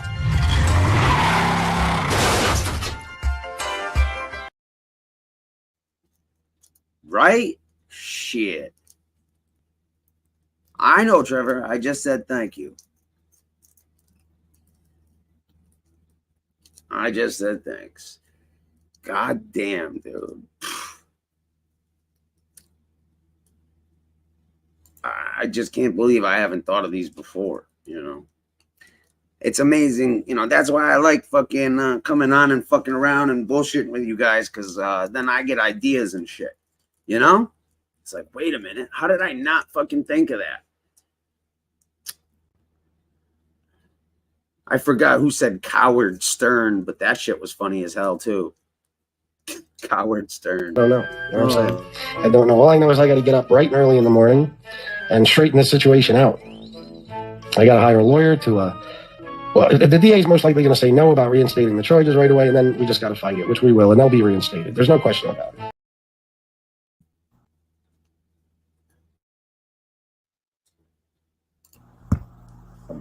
Yeah, I went to school, to an elementary school, and flipped out on a teacher and said, "You don't tell my fucking daughter to tattletale."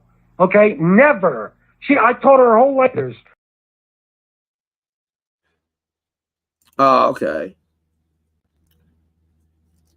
Oh, all right, man. I was just making sure we all know you and a couple other people are maybe a little hard of hearing sometimes, So, just wanted to know that, I'm grateful. I really am. We have some, new commenters and shit. Some regular bush dwellers. Shit. Tonight. Oh, dude. See, I can make those pretty quick. Like, someone comes up with an idea, I can make it pretty quick. It is a pain in the ass. But dude, it's just worth the fun. Dude, it's fucking. I might have to make like Unique Mastiff said. I might have to make a MobTube movie with all these stories and shit.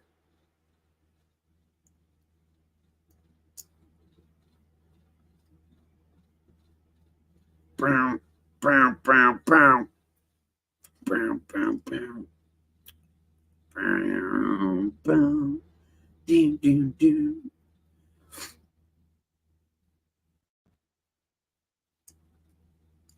Dude, I don't know, man. Maybe, you know, the way someone's been talking and shit, I should do this scene. Look, kid, I'll take the phone hole. I don't give a fuck. For the first hole I dug, I'll dig the fucking hole. Where are the shows? You know, because apparently some people collect guns and fucking, you know, some people use them. Ow, ow, ow. Oh, man.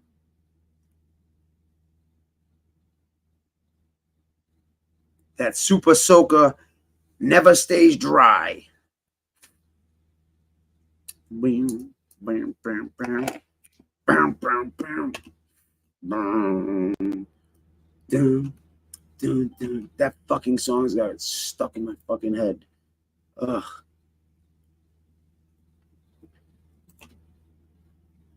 Rising up. That would be funny as Cookie Monster. It didn't take. It did not take diversity. Cookie Monster did not take. Where is that? I need to fucking. Wow. Welcome to the nines, baby. Only way out now is in a box. In a box?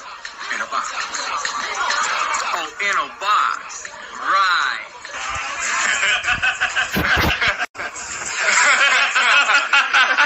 That's right, yo. That's the only way you leave your game. You're gonna fly.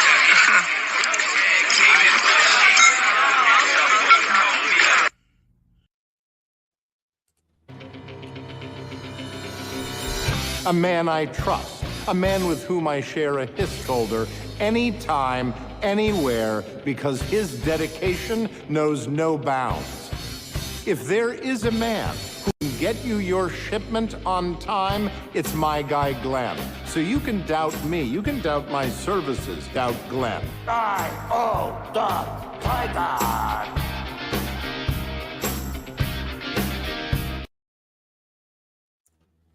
Lions, tigers, and wolves.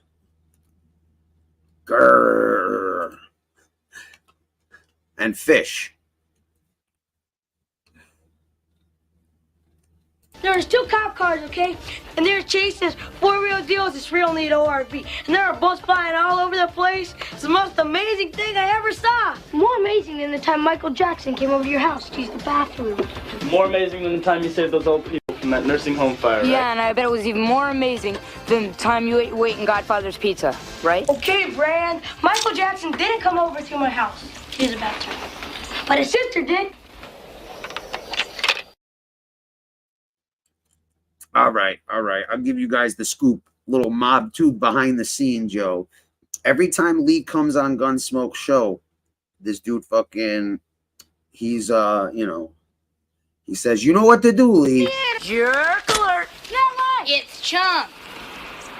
I just saw the most amazing thing in my entire life. First, you gotta do the truffle shuffle. Come on. Do it. Come on. Oh, man. When I saw that shit, fucking, that's instantly what I thought of. Batten down the hatches. Oh, shit. Yeah, we had an earthquake. Yeah, who's matching Trevor? Who's matching Trevor with a donation? We're passing around the fucking, what the fuck is that? Shit. The offering plate.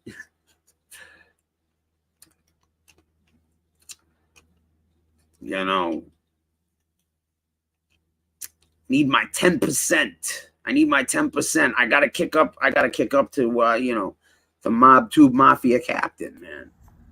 I've had some major heated sit-downs with John. At the time, I was like basically, I was an acting capo in the family, so we had the same rank. So I didn't have to put up with his bullshit. You know, I could say what the fuck I felt, and he could say what he felt. And basically, it was like, I don't like you and you don't like me, and okay, that's fine. But Oh. All right. Go. Peanut butter and gumballs, nice combo. Don't worry about what happened. Time heals all things.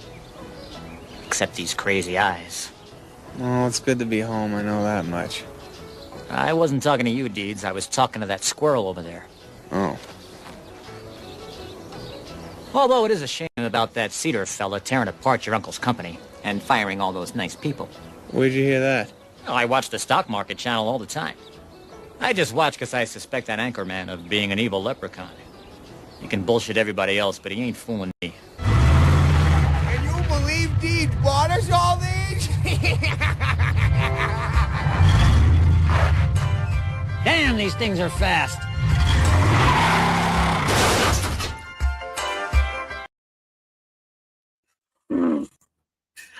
I did not feel the earthquake.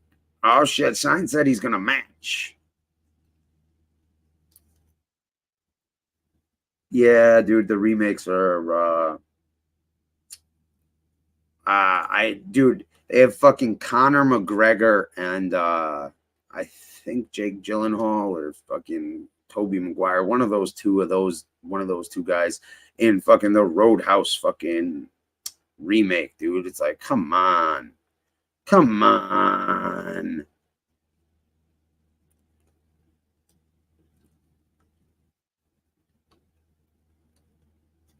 Guys, that HBO has decided to make a show with The Sopranos. It's a prequel, man. And they already made some strong casting choices. At $60. Good luck getting it. Hey, I fucking won, Paulie. It's only right you pay me. And for other things, too. Like what? Fucking Dom Perignon for everybody in the skybox at the Garden the other night. Check comes, suddenly you're MIA. Chrissy, hey, man, you're too fucking worried FBS about what I fucking give survived you. the Colombo Worry a War little by the more skin about of what his you give me. balls. Blow me with your lectures, Paulie. Kid, you wearing a wire? You fucking crazy? That's what? Let him down. He fucking touches me. Then make it easy on us all. Take him off. Everything. New York reopened the books, but they also laid it down. Probationary period. When I was coming up, you seen it? This would never happen to new made It's out guys. already? Oh, shit. Too many people are doing a simulcast. Maybe you fuck. Do me a favor, and don't take it personally. They're gonna remake Jaws, except that chick Brittany's in it, and they're calling it Jaws. I said everything. Go fuck yourself. Before I was breaking balls. Now you're beginning.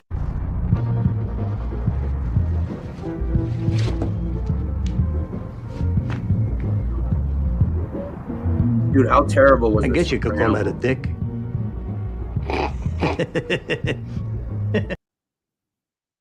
That was such a fucking disappointment. Ugh. The ending and the fucking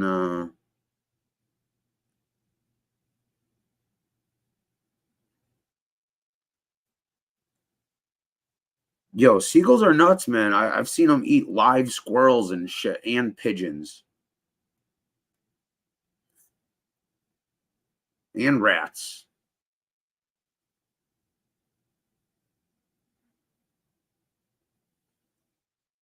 Yeah, prequels. Like, dude, how many fucking Fast and the Furious fucking movies are there? Ugh, I gotta stop swearing. Ugh. There's like 10 of them or something like that. It's a bit much. And it gets like more and more ridiculous as time goes on. It's like, yeah, let's cars in space and shit.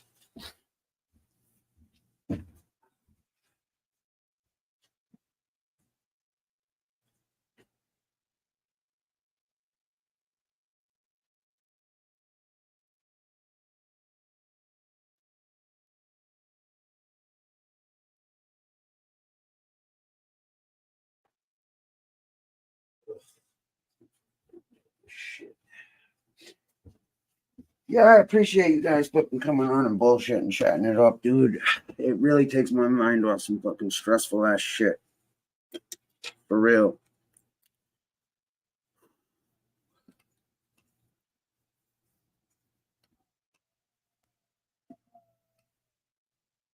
You know, it ain't all about the bullshit.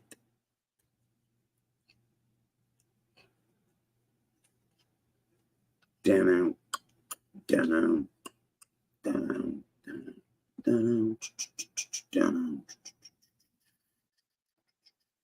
Can't play that one too much. Huh. Oh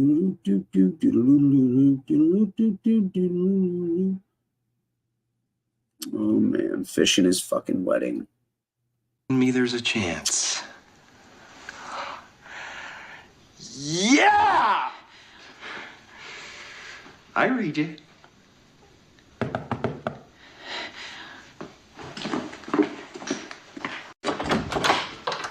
Hi. We have plenty of towels. Thanks. Nicholas, what are you doing here? I've been looking for you, Mary. I have some news about your husband. Husband? Wait a minute. What was all that 1 in a million talk? Aren't you gonna invite me in? Excuse me, gunman? Who are you? Oh, don't play dumb with me, asshole. I'm the rightful owner of that briefcase that you've been carrying around. Oh, well. Nicholas, my family trusted you. Shut up! Listen, Mr. Hold it Simpson. up, I gotta go pee. I'll About play the another briefcase, fucking my thing. friend Harry and I have every intention of fully reimbursing you. You open it up. Open it up! Go ahead. Open it up. Do what he says. Hurry.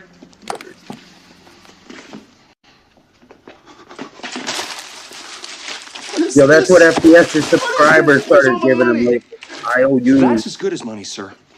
Those are IOUs. Go ahead and add it up. Every cent's accounted for. Look. See this? That's a car. 275,000. Might want to hang on to that one. You're dead. All right, I gotta go to the bed. You're a dead man! Oh. All right. Go. Peanut butter and gumballs, nice combo. Don't worry about what happened. Time heals all things. Except these crazy eyes. Oh, it's good to be home, I know that much. I wasn't talking to you, Deeds. I was talking to that squirrel over there. Oh. Although it is a shame about that Cedar fella tearing apart your uncle's company and firing all those nice people. Where'd you hear that? Well, I watch the stock market channel all the time. I just watch because I suspect that anchorman of being an evil leprechaun. He can bullshit everybody else, but he ain't fooling me. Can you believe Deeds bought us all these? Damn, these things are fast.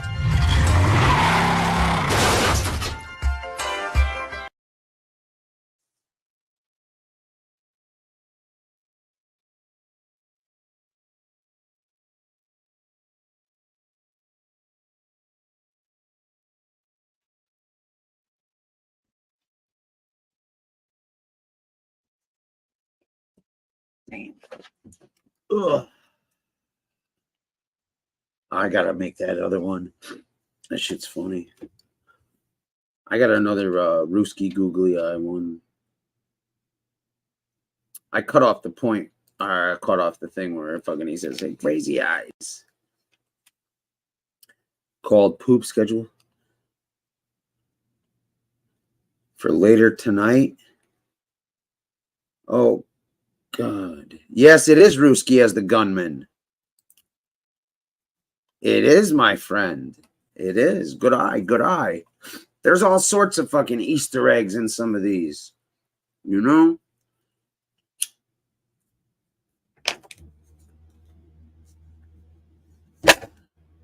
Good eye. Bro.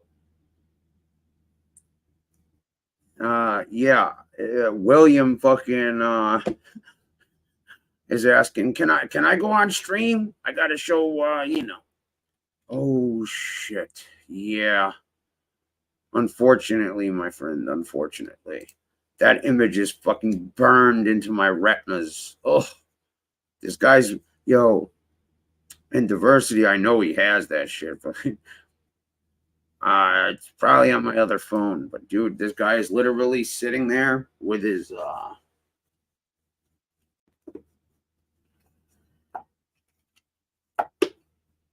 dude, he's got his sunglasses on, right?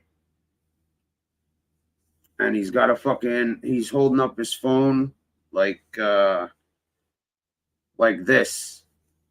And he's literally like taking a shit on the toilet on his phone. He's like, yeah, man. Like, oh, creepy as fuck. Creepy as fuck.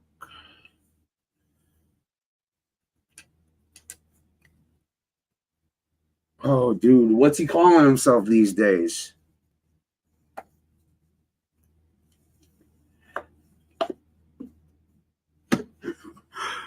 Oh, man.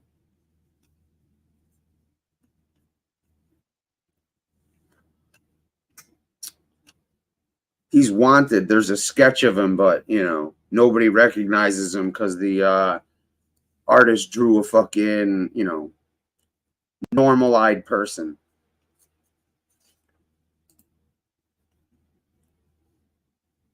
Ruski verse. Yo, dude, listen, not for nothing, but I heard lately he's been going real dark talking about ripping I was gonna say William, but women and like all sorts of creepy ass shit like that.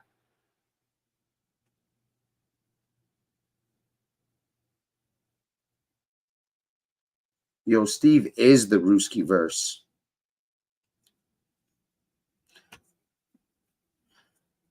Steve's gang. Welcome to the nines, baby. On the way out now is in a box. In a box? In a box. Oh, in a box. Right. You know, you make a choice to win, and you win. And just you know that. Like I have to call you. You're here all the time. It's awesome. I'm sorry. Winning. You starting to get the concept now? Oops. Winning. It's oftentimes says unknown, but occasionally, you know, a giant marquee name. Yo, so listen, on my community page, right? I clicked on this thing where it was like, hold on. I forgot exactly, but dude, it was fucking hilarious. So this dude, Stacks, right, is I'm clicking on a, you know, a thing so I can find some goofy you know, white gangsters and shit. And I'll be goddamn, what? Upload failed? The fuck? Well, I gotta upload this. Oh, no. Start over. I gotta post. I got a short. But I never said one bad word about the guy. Oh, really? What a dick. How many you got? Never diversity. Never. You? Of course not, bro. Never. Never, ever, ever, ever. All right. Gotta do. Okay.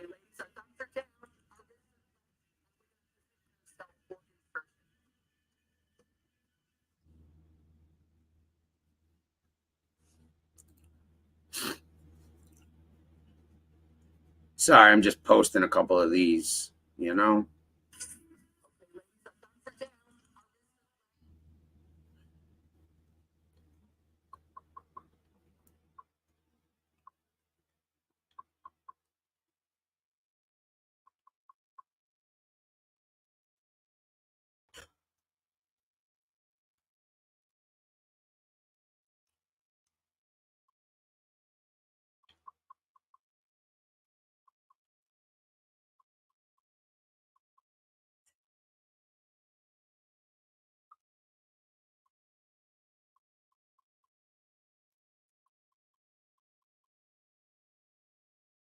Upload.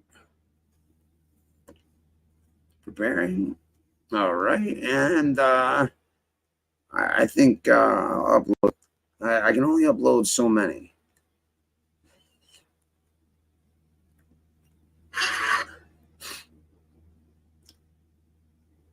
Do. I got 6. Oh god damn.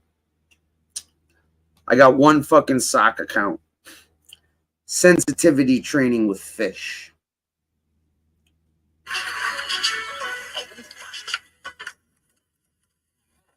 No. Peanut butter and gumballs. Don't worry about what happened. Time heals all things.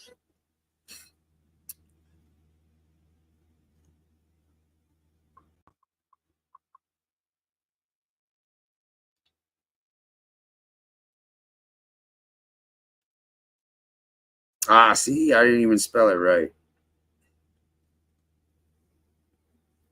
I-E.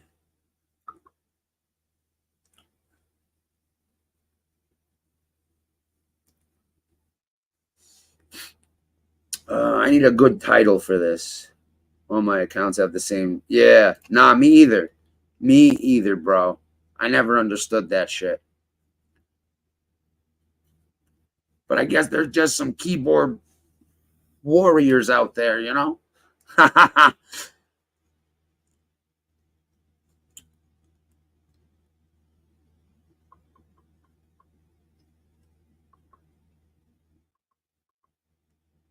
Ruski wants to borrow your car.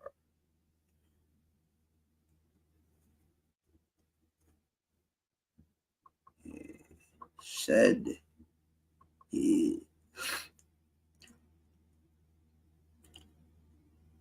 always.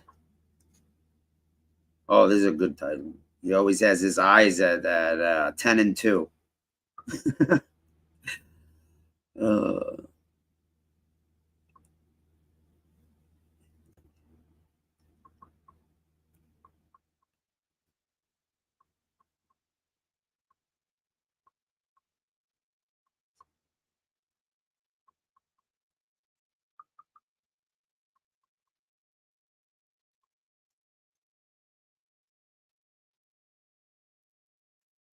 Upload short.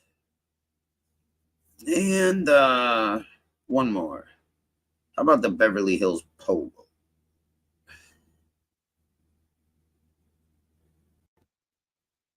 Because I got a bunch of fucking Howies I'm going to put together. Listen, yeah, why I'm saying this. I have to joke at it because I know it's cheap shit, bro. More fashion tips with FBS. Bro, listen. Dude, I'm looking for fucking when Fish got his heart broken and shit.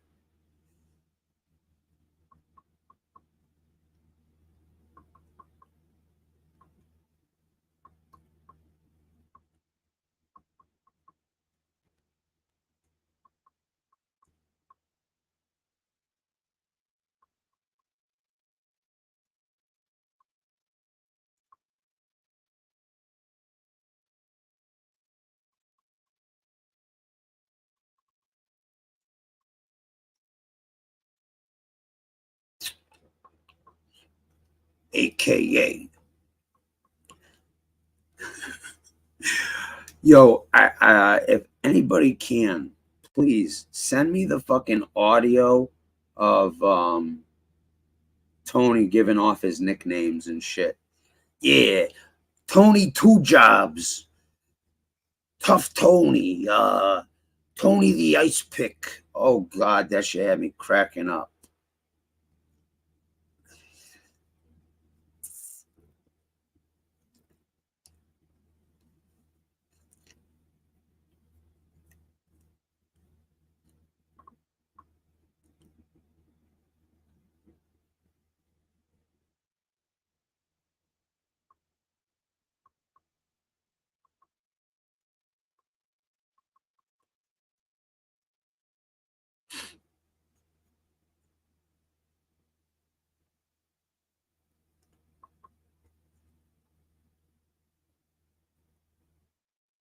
Let's see.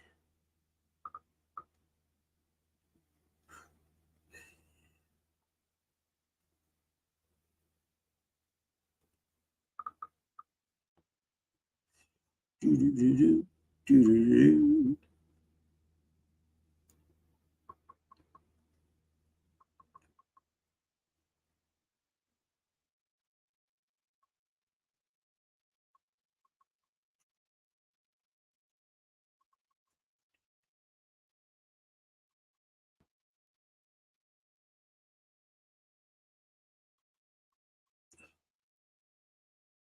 Shaboom.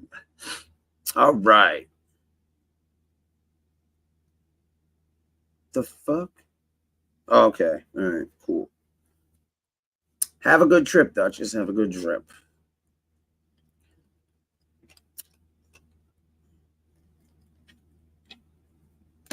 William said he's going to take a trip too. He's actually going to try to make it down the stairs. You know.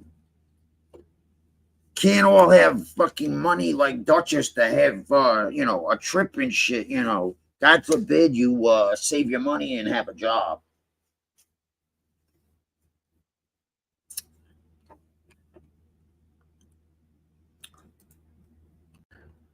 Oh, man.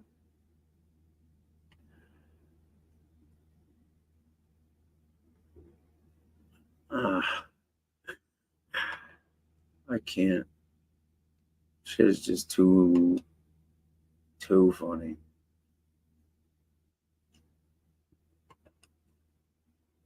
Well, Duchess, you know, I heard it's cold.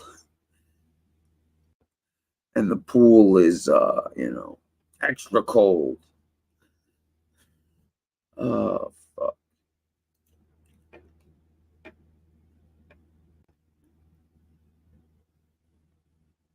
What's up, Gary?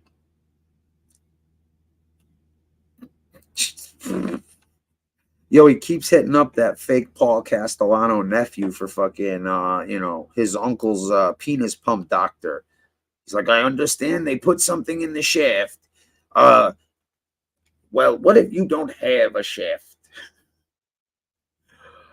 Oh, Jesus.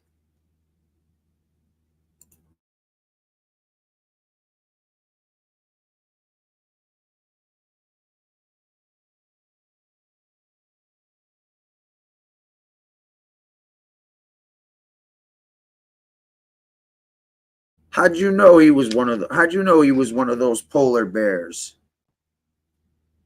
You know, that constantly swims in ice cold water.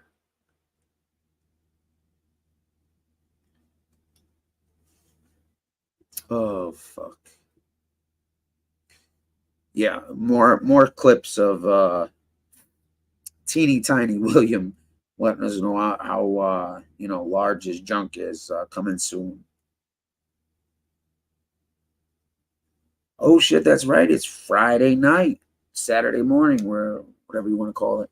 Oh shit. Yo, it's almost 5 in the morning. There's 15 fucking people in here. At least the chat's moving and shit. But what the fuck is with you people? You know, do something in here. Comment, you know. I mean, fuck.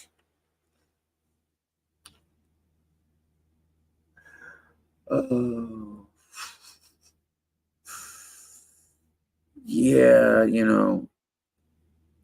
Or oh, dude, Duchess, did you hear? I guess Common was saying he was calling people poor in somebody's chat a few days ago. Oh, boy. The projection is fucking... Oh, well, wait, dude. Oh, give me... Dude, I wish I had fucking... I just thought of Scrooge McDuck, you know, but I can't do the cartoon thing. Did I get any snow? No, we did not.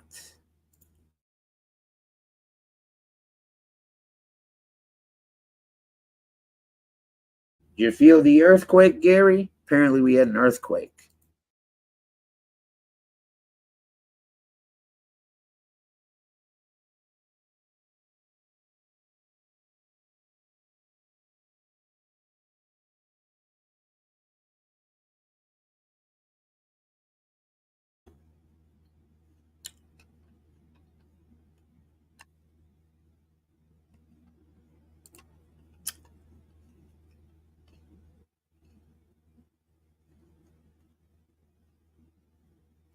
I don't know. You know what I'm saying? I don't know. All I know is I got to get up bright and early in the morning and straighten this situation out. I got to hire a lawyer to, well, the DA is most likely going to say no about reinstating the charges right away, and then we just got to fight it, which we will, and they'll be reinstated. There's no question about it.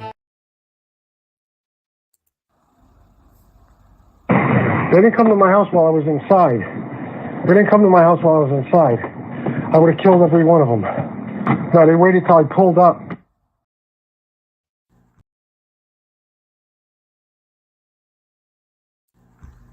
I guarantee it. Bring some people, show up. See the pack of fucking wolves I got with me, the fucking goons that you're all of a sudden surrounded by, and see what comes of it. So a lot of people do that. But then, all of this shit that, he tells people to come to his house and he's going to leave them for dead. And then they go there and he calls the cops. And, you could say he's just, anyway, my point is that I thought he was a straight shooter and he never lied about anything. But now I got him telling me things on the phone and then he's saying different things on, YouTube. So, see, he thinks he's playing with the kids in the park. Anyway, I'm not going to put anyone else down. But I'm not really here to fucking start calling people names and attack people. I'm just going to discuss the fact about what he said to his best friend at the time about cooperating, because now he knows who told me. You understand? But I got hot and I said it. But it's, the guy who told me, he's not mad at me because he knew why I said it, right. And if he don't start talking to me, wolves shine, wolves. He doesn't mention that those wolves and goons, have him hung upside down and they're shaking the change out of his fucking pocket. You don't even know. Oh God, I need that line. You don't even know. I got killers at my house. I gotta find that. I dude, and I know that dude's got it. Hold on.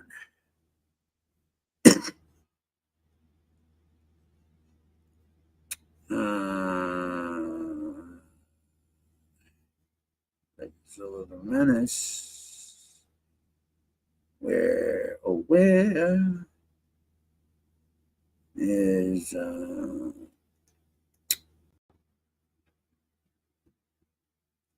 this shit?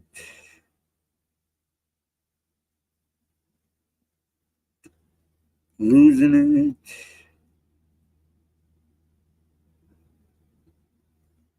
Hold on. Oh shit, dude. I didn't realize he had this clip. Ooh. Ouch.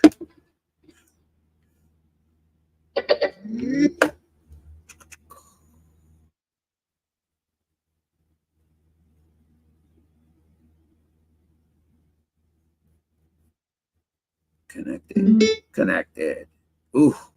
Ouch. What the fuck is wrong with the world? Ever since the C word, everything's fucked up. Everything. I asked them, why are you closing so early? Well, we can't get people. They can't get people to work. What? I don't know if we've ever had this problem. But since the C word, there's a lot of it going on. Nobody wants to work. It's amazing. What happened? I don't get it. You got a little extra unemployment. You got a fucking, whatchamacallit, stimulus check here and there. Maybe one or two we got, whatever it was. Sorry, I got distracted. But because of that, because you had it easy for a little while, nobody wants to work a job anymore. You can say what you want about me. I make an awesome living. You know what I'm saying? I make an awesome living. Doesn't matter what I do. But I don't think everybody has a YouTube channel that makes a living. Well, where they make a living, So what's going on? Everything closes early. 24 hours later. There's a whole lot of agita, and if you don't need the money, so why do this? Why get your blood pressure up? Why fight with people? Fuck that. Guys, I told you, man, this is why I am the way I am with donations. You know that. If I wasn't making what I'm making, And trust me, what I'm making has gone down substantially, but it's still more than I'm going to make at a regular job. I would have left a long time ago. You know what I mean? It's just not worth it. And even now, I want to get a job. I do, no bullshit. I tell Shannon every day, she gets pissed, she don't want me to get a job. I want to get a regular job and then maybe do a show a day after work or at night, you know, maybe less. Oh, this is where he's yelling at some people fucking about, anyways, where the fuck is that? Come on.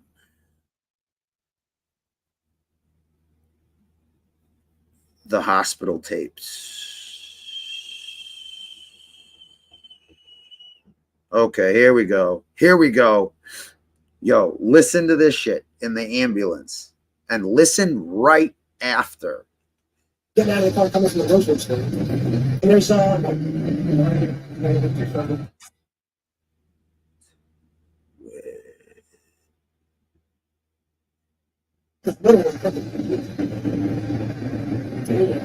don't have any live viewers yet.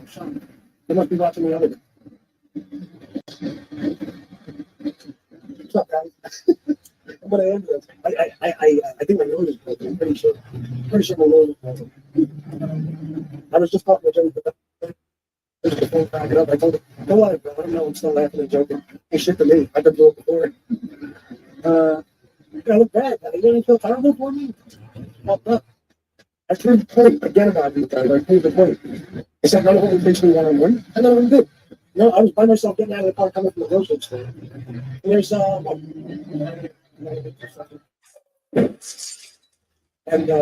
black guys. And I stepped. Nothing took to do this. I'm ready to go to the hospital. There's a lot of people in the house right now that want to kill some fucking guy. Right there. Yeah, right. Yeah.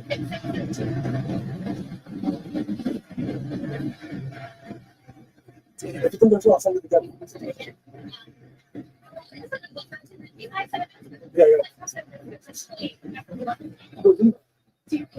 Oh, fuck. It's fucking too fucking noisy. I thought someone cleaned it up a little bit. Yeah, I got mad people at my house right now that want to kill somebody. Wolves.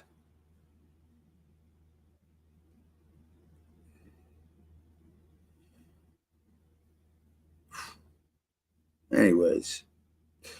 Wolves.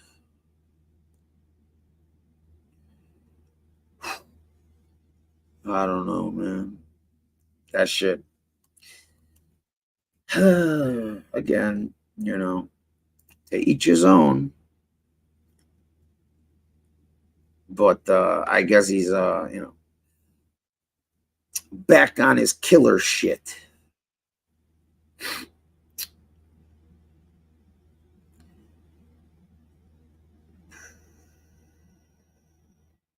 Shit.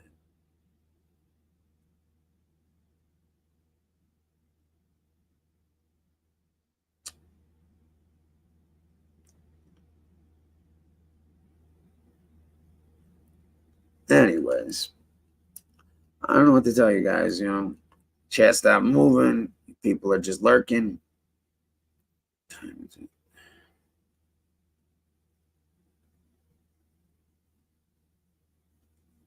Oh shit. Soft white underbelly. Mafia bookmaker interview. Chris Colombo.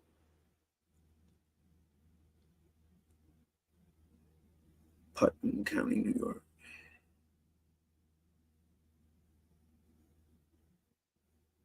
What? What the fuck? So this is like peak caliphate. You know, ISIS is taking over northern Iraq, and they're starting to gain ground, and they're capturing people and art and American arms, and they're selling it on the black market. Migrant fatally stabs two roommates inside his New York apartment before a deportation hearing. They're Damn. also trying, you know, they had radicalized a whole bunch of mosques in the United States. And I get a call from the FBI saying that ISIS was trying to recruit somebody locally to find me and my family and where we lived to come and kill us. And I was like, I said, can you say that again? The guy's like, yeah, where?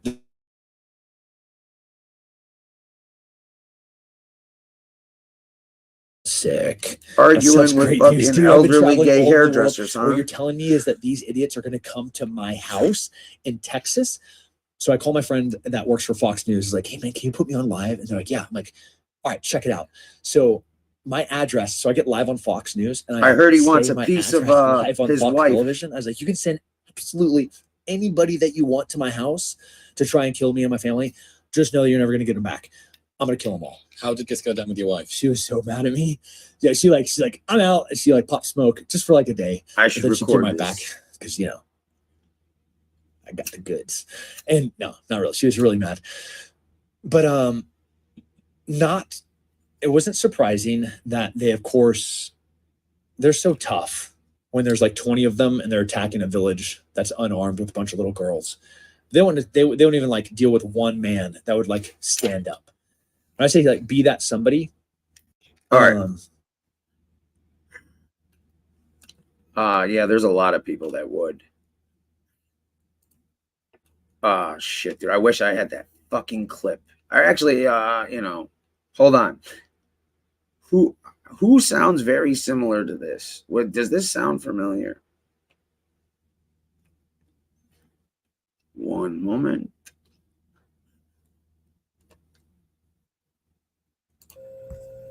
You think you can take me? You know where I live? All you motherfucking clowns. You know where I live? Look at these clowns and big monkeys. I had another clip that was like almost identical to that with somebody else. All right.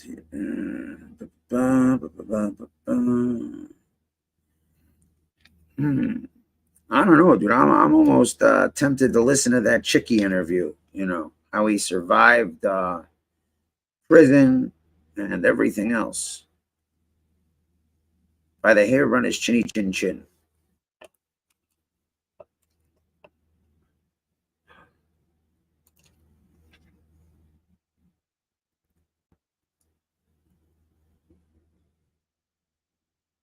Jesus.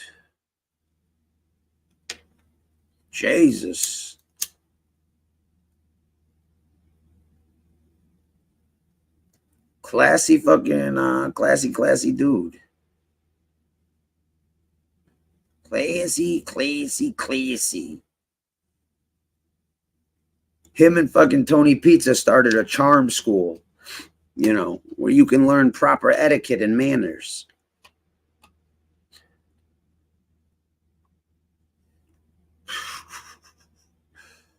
Down. Myself, my mother and father, and my mother's mother, my grandmother, lived in the house with us. So when my parents got home from their honeymoon, she was there, So I essentially had two mothers and my father and me. And my grandmother, she was the cook, the head cook of the house. My father would get out of work, he'd be hungry, and he'd go there and start picking, how they do it. And she would, start swearing, get out of here. And so it was funny, a lot of laughs, a lot of fun. It was a good, very good childhood, not like today with the cell phones and the computers and you sit in your room. Damn cell phones and computers. You'd be out in the morning, 8 o'clock, and, you'd have to be home when the lights came on, whatever time that may be. Yeah. So no, but he is right, yo. Kids don't go outside anymore. Like, what the fuck is that? Do you wish you had about? like siblings that were closer in age? Like, I know for me, I've always like wanted a sister to see what that was like. I have a brother. Fish had a sister. He can tell you what it's all about. Jesus, man. Yeah, well, I mean, did you expect any less? Again, Trevor, you can't be shocked at fucking what comes out of some people's mouths when that's all that comes out of their mouth. Fish has things constantly going in and out of his mouth.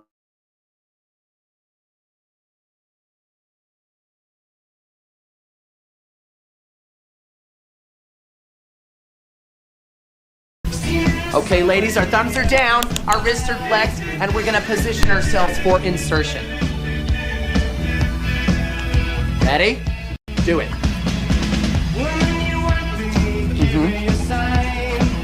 Good, Marissa. You can use a little teeth, but you don't want to be a biter. Now you're gonna do the work, ladies. These carrots are not gonna ejaculate or getting hid here. We're not breastfeeding from a mythological beast. Oh, that's funny to you? Because you won't be laughing when somebody prematurely pops in your face. It stings. And that is now why I have a lazy eye. Thank you very much. Continue, please continue. Up and in. And mind the stepchildren. Mind the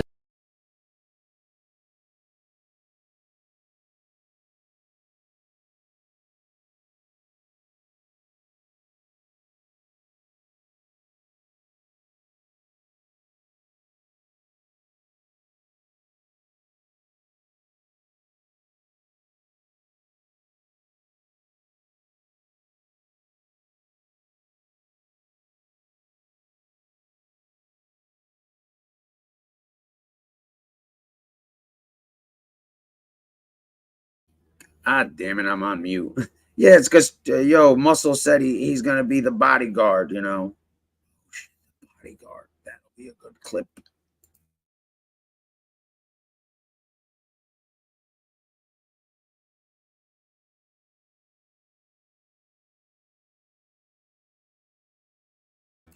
Anyways, but again, who gives a flying fuck? You know?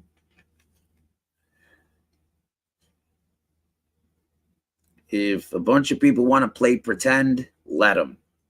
Let them.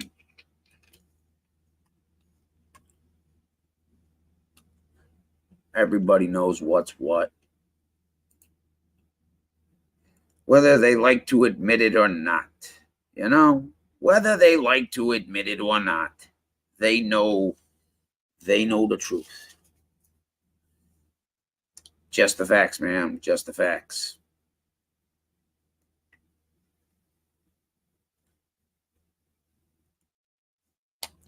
So a lot of people do that, but then all of this shit that he tells people to come to his house and he's gonna leave them for dead, and then they go there and he calls the cops, and you could say he's just anyway. My point is that I thought he was a straight shooter and he never lied about anything. But now I got him telling me things on the phone, and then he's saying different things on, YouTube. So, see, he thinks he's playing with the kids in the park.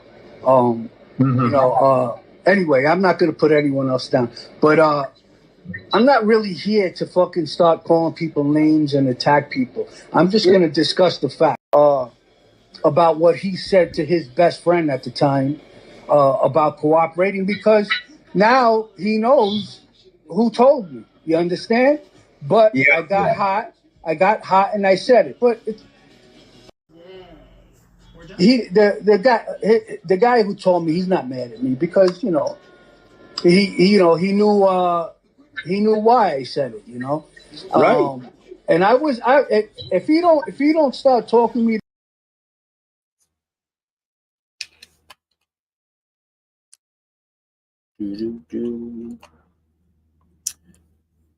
All right, so we got pretty much Trevor. Yeah, dude, it has been ridiculous for quite some time, bro.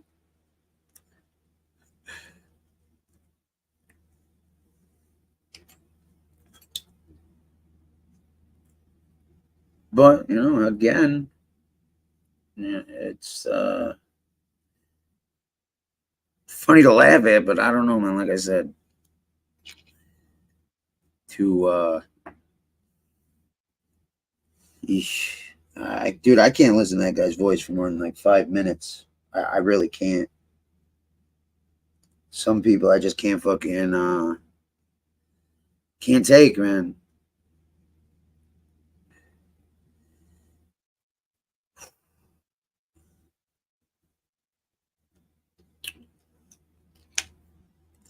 Need a minute.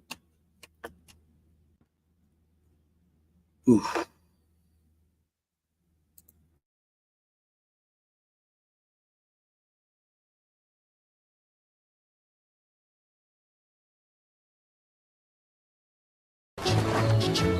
Oh. All right. Go. Peanut butter and gumballs, nice combo. Don't worry about what happened. Time heals all things. Except these crazy eyes. Oh, it's good to be home, I know that much. I wasn't talking to you, Deeds. I was talking to that squirrel over there. Oh. Although it is a shame about that Cedar fella tearing apart your uncle's company and firing all those nice people. Where'd you hear that? Well, I watch the stock market channel all the time. I just watch because I suspect that anchorman of being an evil leprechaun. He can bullshit everybody else, but he ain't fooling me. Can you believe Deeds bought us all these? Damn, these things are fast.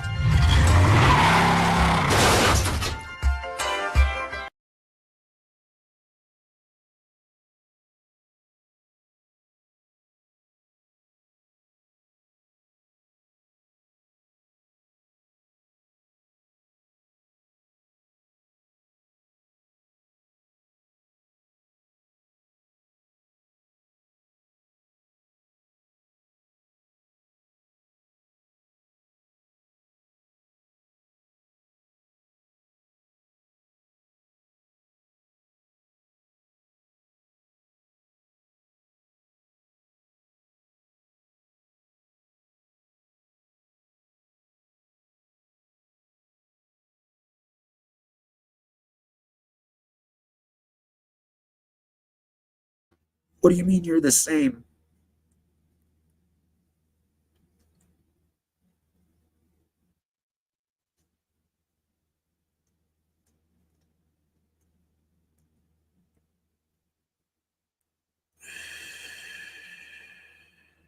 U.S. bound fake bills. German police seize $100 million in U.S. bound fake bills.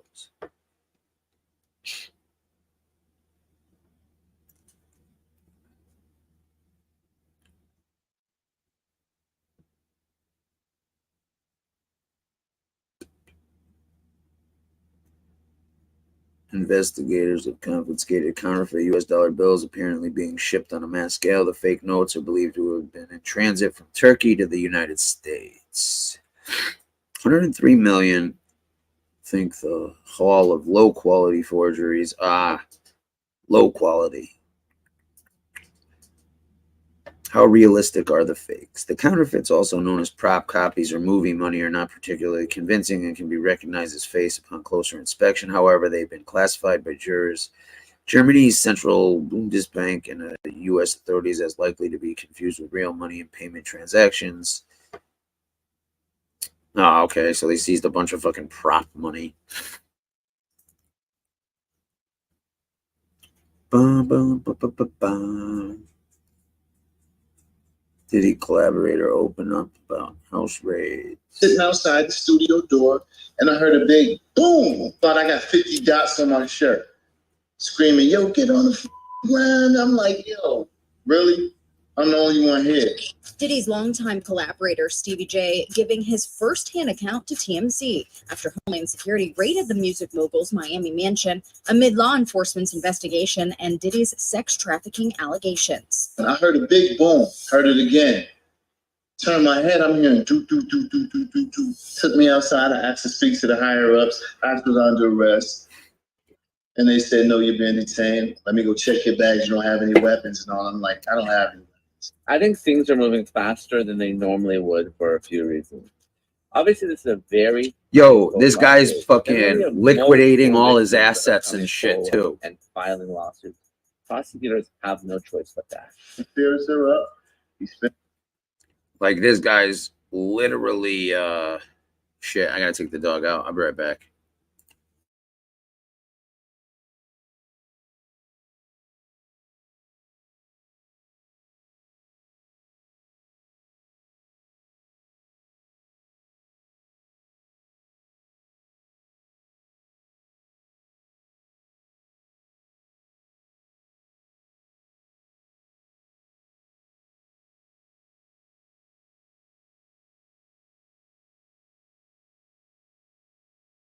That's a bad girl.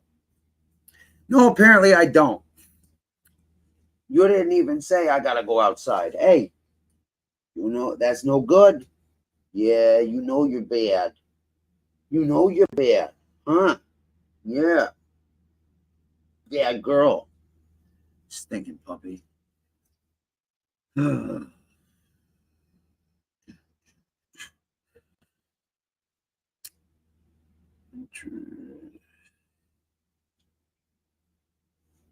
Wow. Yikes.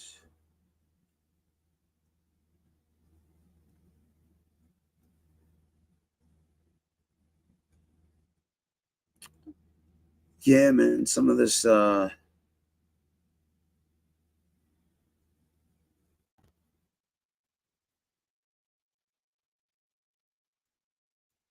of this Diddy shit, fucking this guy Bruce Rivers breaks down some of his cases and shit, or lawsuits. Let's see, Bewall. Is it this one? It's what's some interesting shit. Oh, okay. Actually, dude, this dude's fucking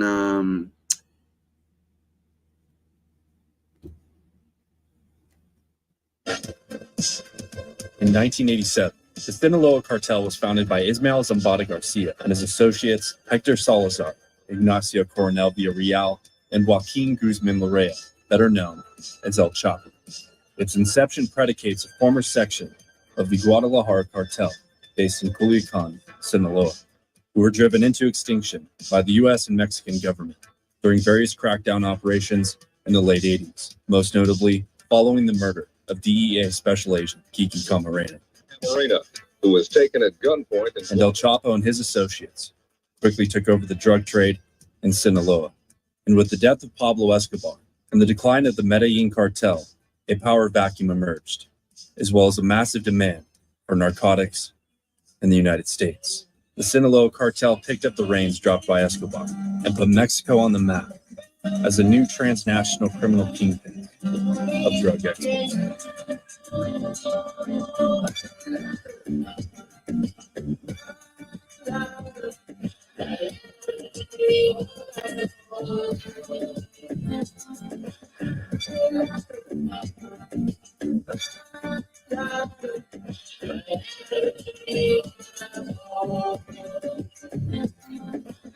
The majority of Sinaloa's success is heavily credited to El Chapo, whose ingenuity in devising sophisticated tunnel systems equipped with lifts, rail track, drainage, and air ventilation systems changed the game forever. With the monopoly over the drug trade in Mexico and its access points to the United States, El Chapo and the Can you Sinaloa imagine how cartel much fucking these were making guys smuggle billions through these tunnels? upon billions. And their influence would soon be felt within the United States.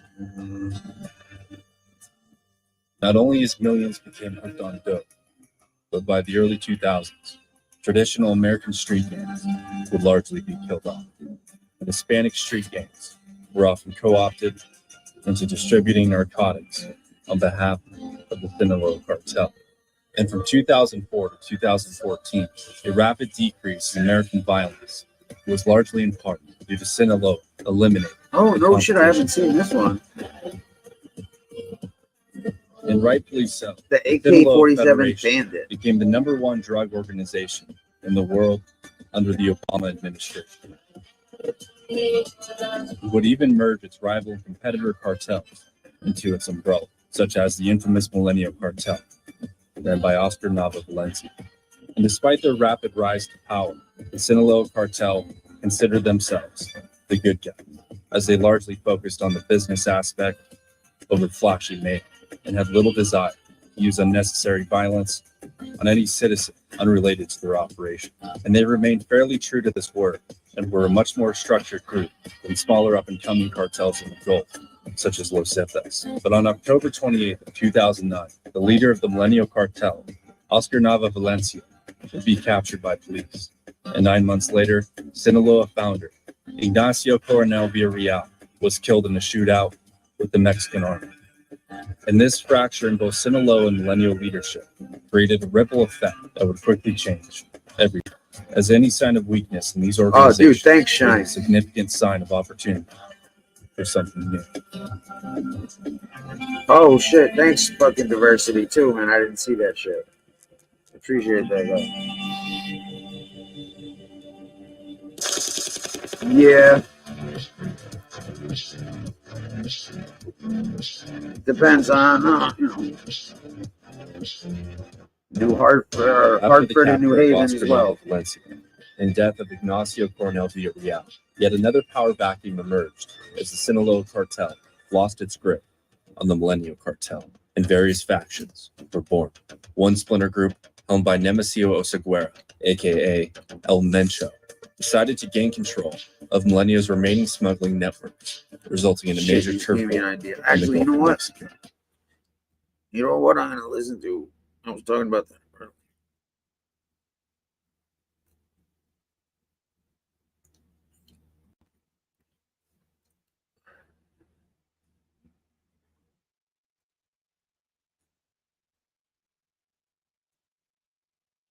Boom. Johnny Palmieri, November 10th, 1974. Or I should say, behind the wheel of his car at a Howard Johnson's in Stamford, Connecticut, a couple weeks later. Number 14 is Eric Miller, a boxer, mob enforcer, drug dealer. He was killed, found shot in the back of his head behind the wheel of his Chevy Blazer on Ledyard Street, December 27th, 1988. His demise was triggered by a physical altercation that he got into with New England Mafia underboss Billy Grasso, who we'll talk about later. Before Billy Grasso was killed, he had Eric Miller killed because Eric Miller swung at him and punched him out. It was outside of his restaurant, Franco's, on Franklin Street in Hartford. These are the top 15 Connecticut mob murders. New Haven, sorry, not Hartford, New Haven. And there was a verbal sparring match between Miller and one of Grasso's lieutenants, Jackie Johns. They were playfully joking. One was calling the other an ethnic slur, and then an ethnic slur came back, Irish, Italian. They were just joking around. Grasso heard it, heard the Italian ethnic slur, got very upset. He was out gardening out in front of the restaurant and lunged. This at guy, Eric Billy Miller Grasso, was a with fucking animal. Some, like gardening scissors, and Miller punched him out. A couple months later, Miller was killed. Let's move on to number 13, Tommy Pinocchio, Thomas Rispoli, a low-level New Haven hoodlum that popped up dead 2 weeks after getting into a physical altercation with Billy Grasso and Billy Grasso's mentor, Whitey Tropiano. Again, another name we'll hear later in this list.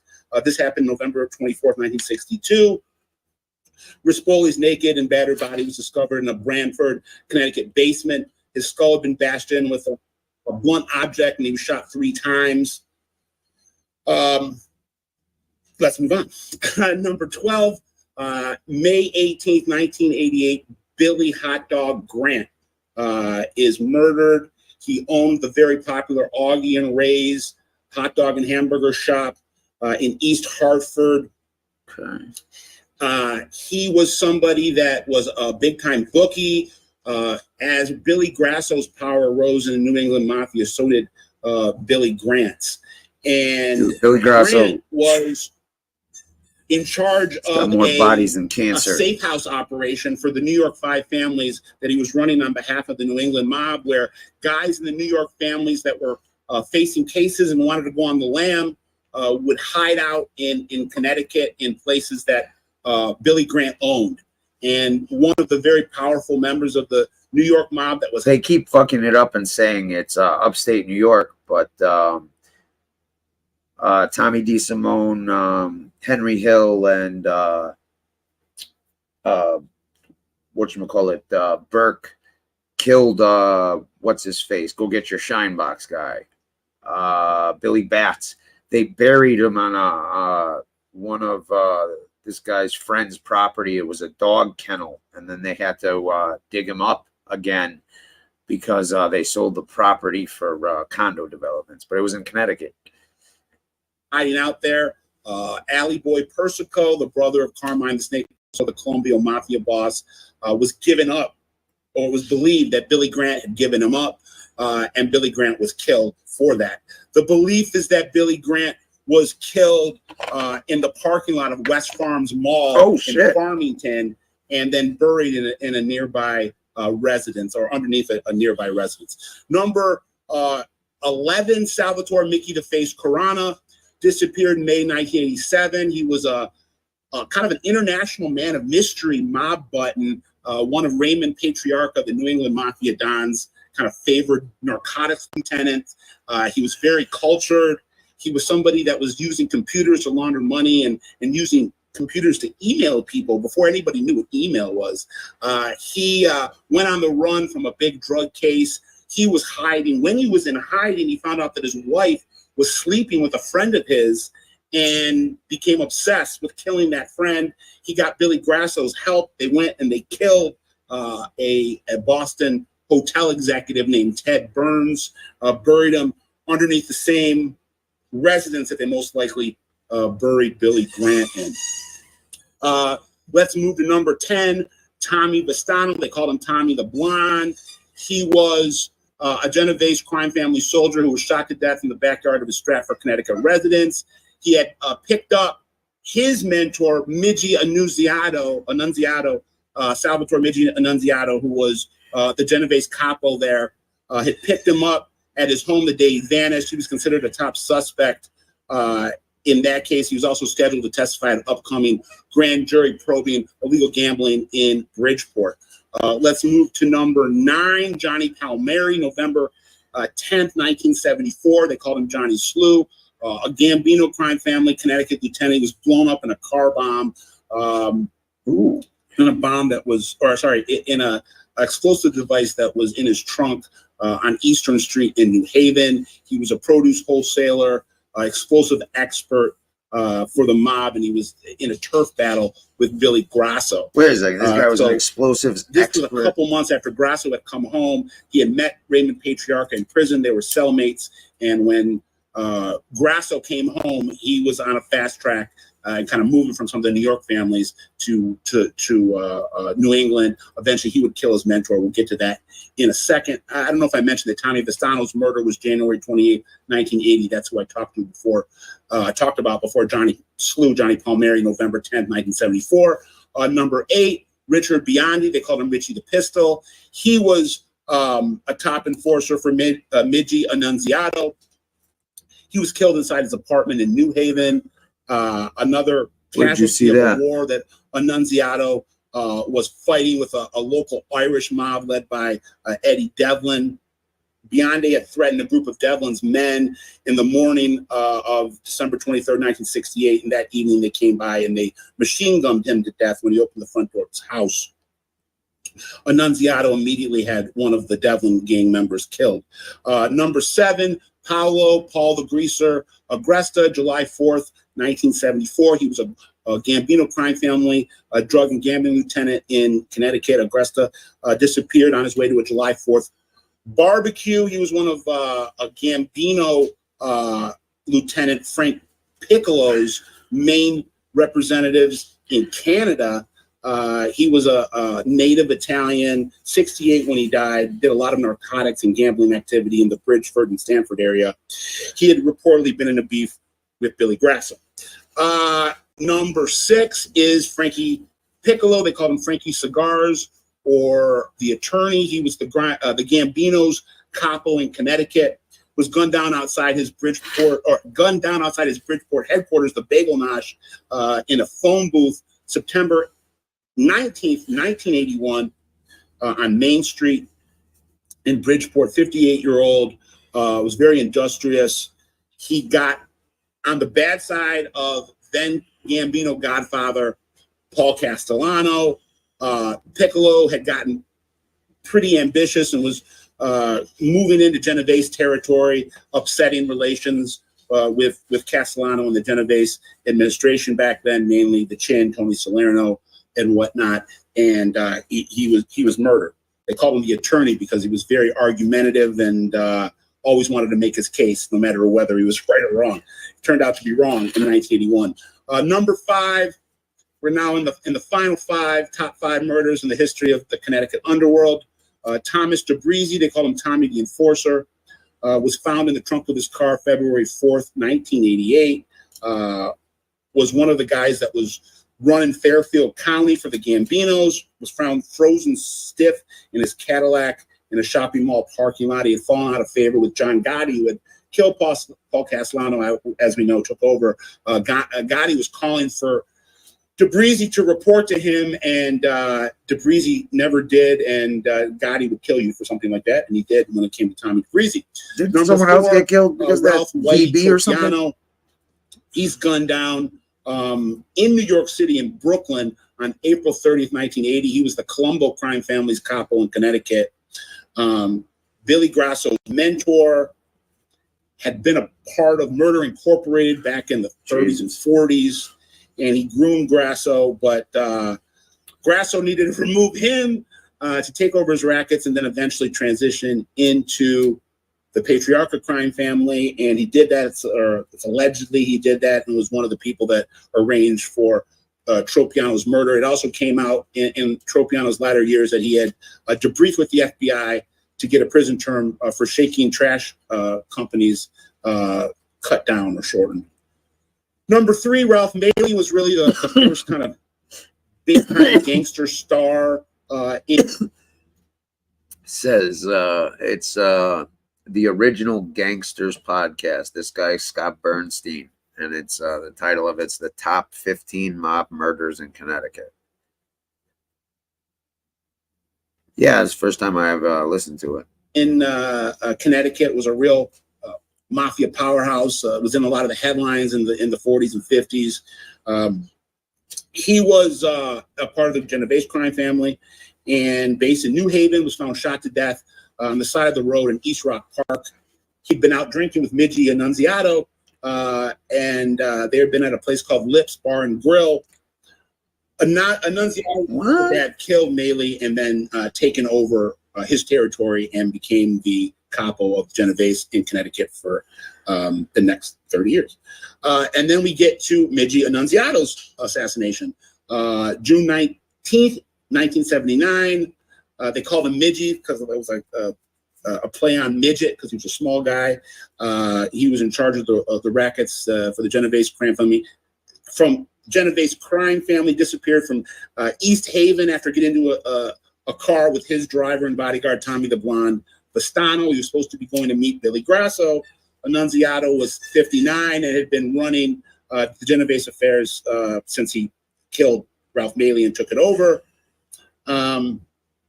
He's alleged to have ordered the robbery stick-ups of some backdoor gambling dens that Billy Grasso was running. So that gets us to Billy Grasso, the #1 mafia murderer in the history of Connecticut. They called him the Wild Man or the Wild Guy because he was hair-triggered, a bit of a rogue in some ways. He was also just maniacal and ruthless and very violence-prone. A guy that probably had 24 or more bodies. He disappears, or I shouldn't say, he's kidnapped and murdered June 3rd, 1989, in the middle of a New England mafia war. He had become the underboss of the Patriarca crime family underneath Old Man Patriarca's son, Junior, his successor. And the guys in Boston did not want Junior as their boss, and they knew by killing Billy Grasso and attempting to kill Cadillac Frank Salemi, they could remove Junior Patriarca from the boss's chair, and that's what they did. And Undercover Tales from Taking Down the Connecticut Mafia. Welcome into the Original Gangsters podcast. I am your host, Scott Bernstein, along with my co-conspirator and partner in crime, the Dr. Jimmy Buccellato. Hi, everyone. Hey now. And we got Ben behind the glass. This week, we're going to really get into a deep dive of one of the most consequential, most historically significant I've never heard of this. undercover operations in the history of law enforcement's war on organized crime and the mafia. We're going to be talking to a true American hero, a guy that was a pioneer in the ability for law enforcement to infiltrate the mafia at levels they had never done before. He was involved in stomping out mob corruption in politics and police out of Stamford, Connecticut, which was always and to this day still is a big outpost for Genovese and Gambino crime families from New York. And I want to welcome in Vito Colucci, who is, again, we pay a debt to people like this. He's an OG law enforcement, and his work led to a Pulitzer for some reporters, as well as the spawning of the Presidential Commission on Organized Crime under Ronald Reagan. Vito, thank you for joining us. Thank you. Well, like Ronald Reagan would say, evil is powerless if the good are unafraid. He's sitting next to somebody that looks like an elderly JC. And Vito, I like to explain to people when talking about Vito's story and journey and narrative that, for fans of pop culture and the film world, he was literally living this cross section of Serpico and Copland. Serpico was the Sidney Lumet movie from the 70s, and then Copland was the great Sylvester Stallone, Ray Liotta, Robert De Niro movie. Yeah, I write this dude's name in down. the 90s, and they were both about sniffing out corruption in police departments. And Vito wrote one of the all-time great books when it comes to a story of the cops going undercover into the mob and breaking up big organized crime racket and conspiracy. It's the 10-year anniversary of that book. It's one of my favorites. It's called Rogue Town, and was written, co-authored with Dennis Griffin, who I have gotten to know in my lifetime, and is just salt of the earth, great author. And then we have.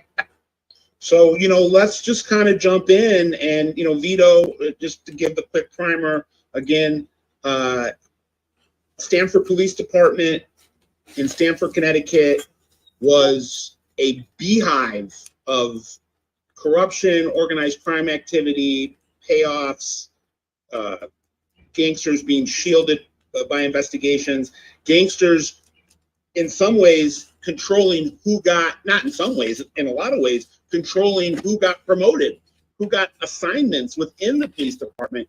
And it reminded me again of Copland, where they had a fictional town called Garrison, New Jersey. But in that town, well, Sylvester Stallone, that character, which I digress, but I think it's Stallone's best acting performance of the latter part of his career. I'll tell you this.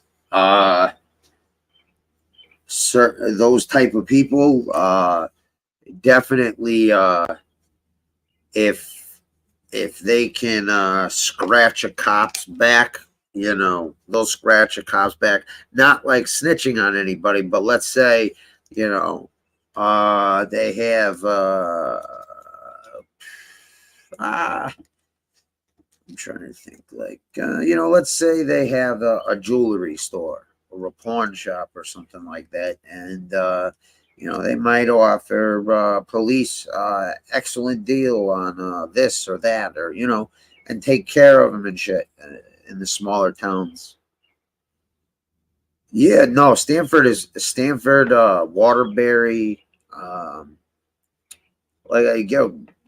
Gary knows, man. There's a fucking shitload of fucking guys that are littered around. I didn't know they whacked somebody at West Farms Mall, though. The second half of his career, plays a mean. I'd never heard of this guy. Sheriff that's completely puppeted by the mafia and these cops that were dirty. So Vito saw this, and he didn't just, talk about it, in a coffee clash with his buddies. He decided to do something about it and put his mouth where his words were, and went deep undercover. Vito, tell us about the kind of the impetus for the investigation and your work. Well, what happened was when you're new on the police department, they put you in a squad car each day with a different man, okay, to pick the good thing from him and put away the not good. I was realizing that whoever they put me with was depressed and say, you know, everything's bad here, man. Just mind your business, the whole bit.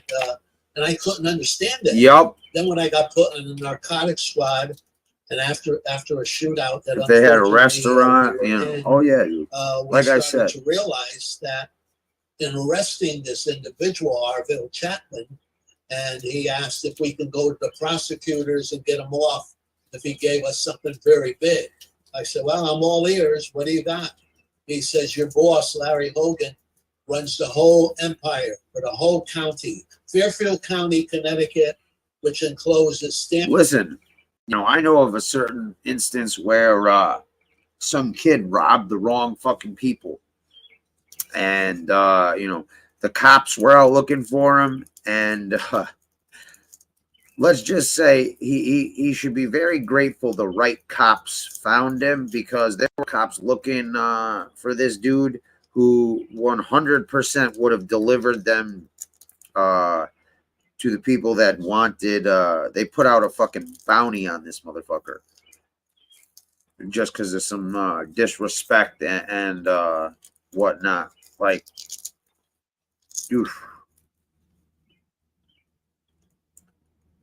Because I got a call that you know, a couple cops were actually looking, you know, hard for this dude and not for the purposes of arresting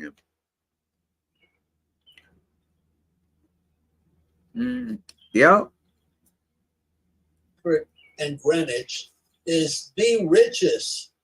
Greenwich Maybe is a it's, shithole. you know, California, they have one or two places, but it encompasses Greenwich, all the movie stars, live there, Stanford. ball players from the New York teams and everything. And everybody's greedy and they're money hungry, unfortunately. So we said, our bill, tell us. He said, well, your boss Hogan, he's running the whole thing. And I work for him. And your sergeant, Duke Morris, runs all the narcotics through the whole county and everything else. And that was amazing. We You ever see The Usual infiltrated Suspects?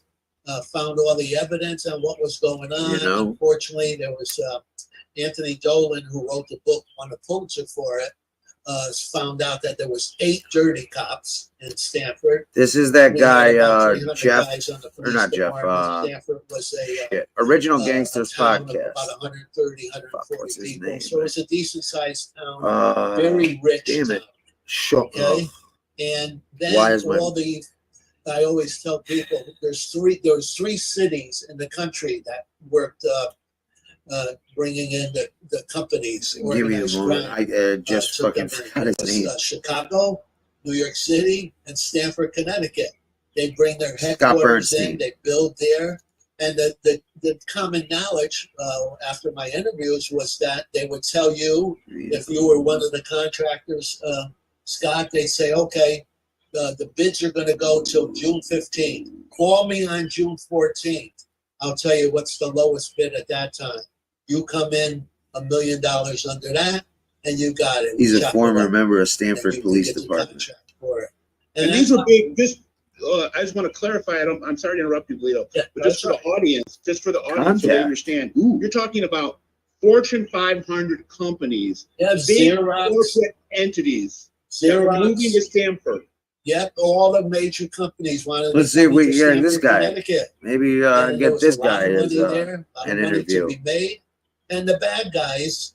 Oh shit, he got a phone they number and wanted shit. their cut, Yo, I'm too, definitely hitting you this know? motherfucker up. And that was one part of it. What they did, they controlled all appointments, all things with the cops. If you were going to try to be a lieutenant on the police department, you're studying. You come in number 1 on the test out of 40 guys. They go down to 3 or 4. I'm They the wanted O'Reilly the guy at factor. 3 or 4 to come in, who had the connections. Okay, and Let's they see weren't this afraid guy. of anything. The chief at that time was. My name is Vito Colucci Jr., owner of Colucci Hold on. Investigations. You're looking at this video because you have one eye to probably get some answers to something you or your family may be going through. I Okay, so he's a private investigator. Hold on. Why is this? Here we go. This is this dude on the O'Reilly Factor. And of course, the girls are point, or this is an Atlantic City hookers, Bill. These are the cream of the crop. These are beautiful, beautiful women. So again, they had a rating scale for this prostitution agency that Spitzer was involved in. So they make a lot of money, but they try to work it out where they have what's called shell companies, shell names, like they have this QAT, where it's hidden that way. So it's tough as an undercover cop, man or woman, to try to infiltrate it. All right, so they're in the Caymans or Bermuda or one of these islands, but now with the terror tracking of all wired funds of any substance, that becomes a risk. One more question. Interesting. Interesting.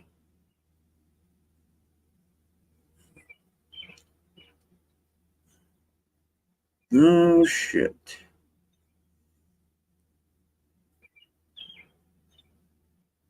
I'll be damned.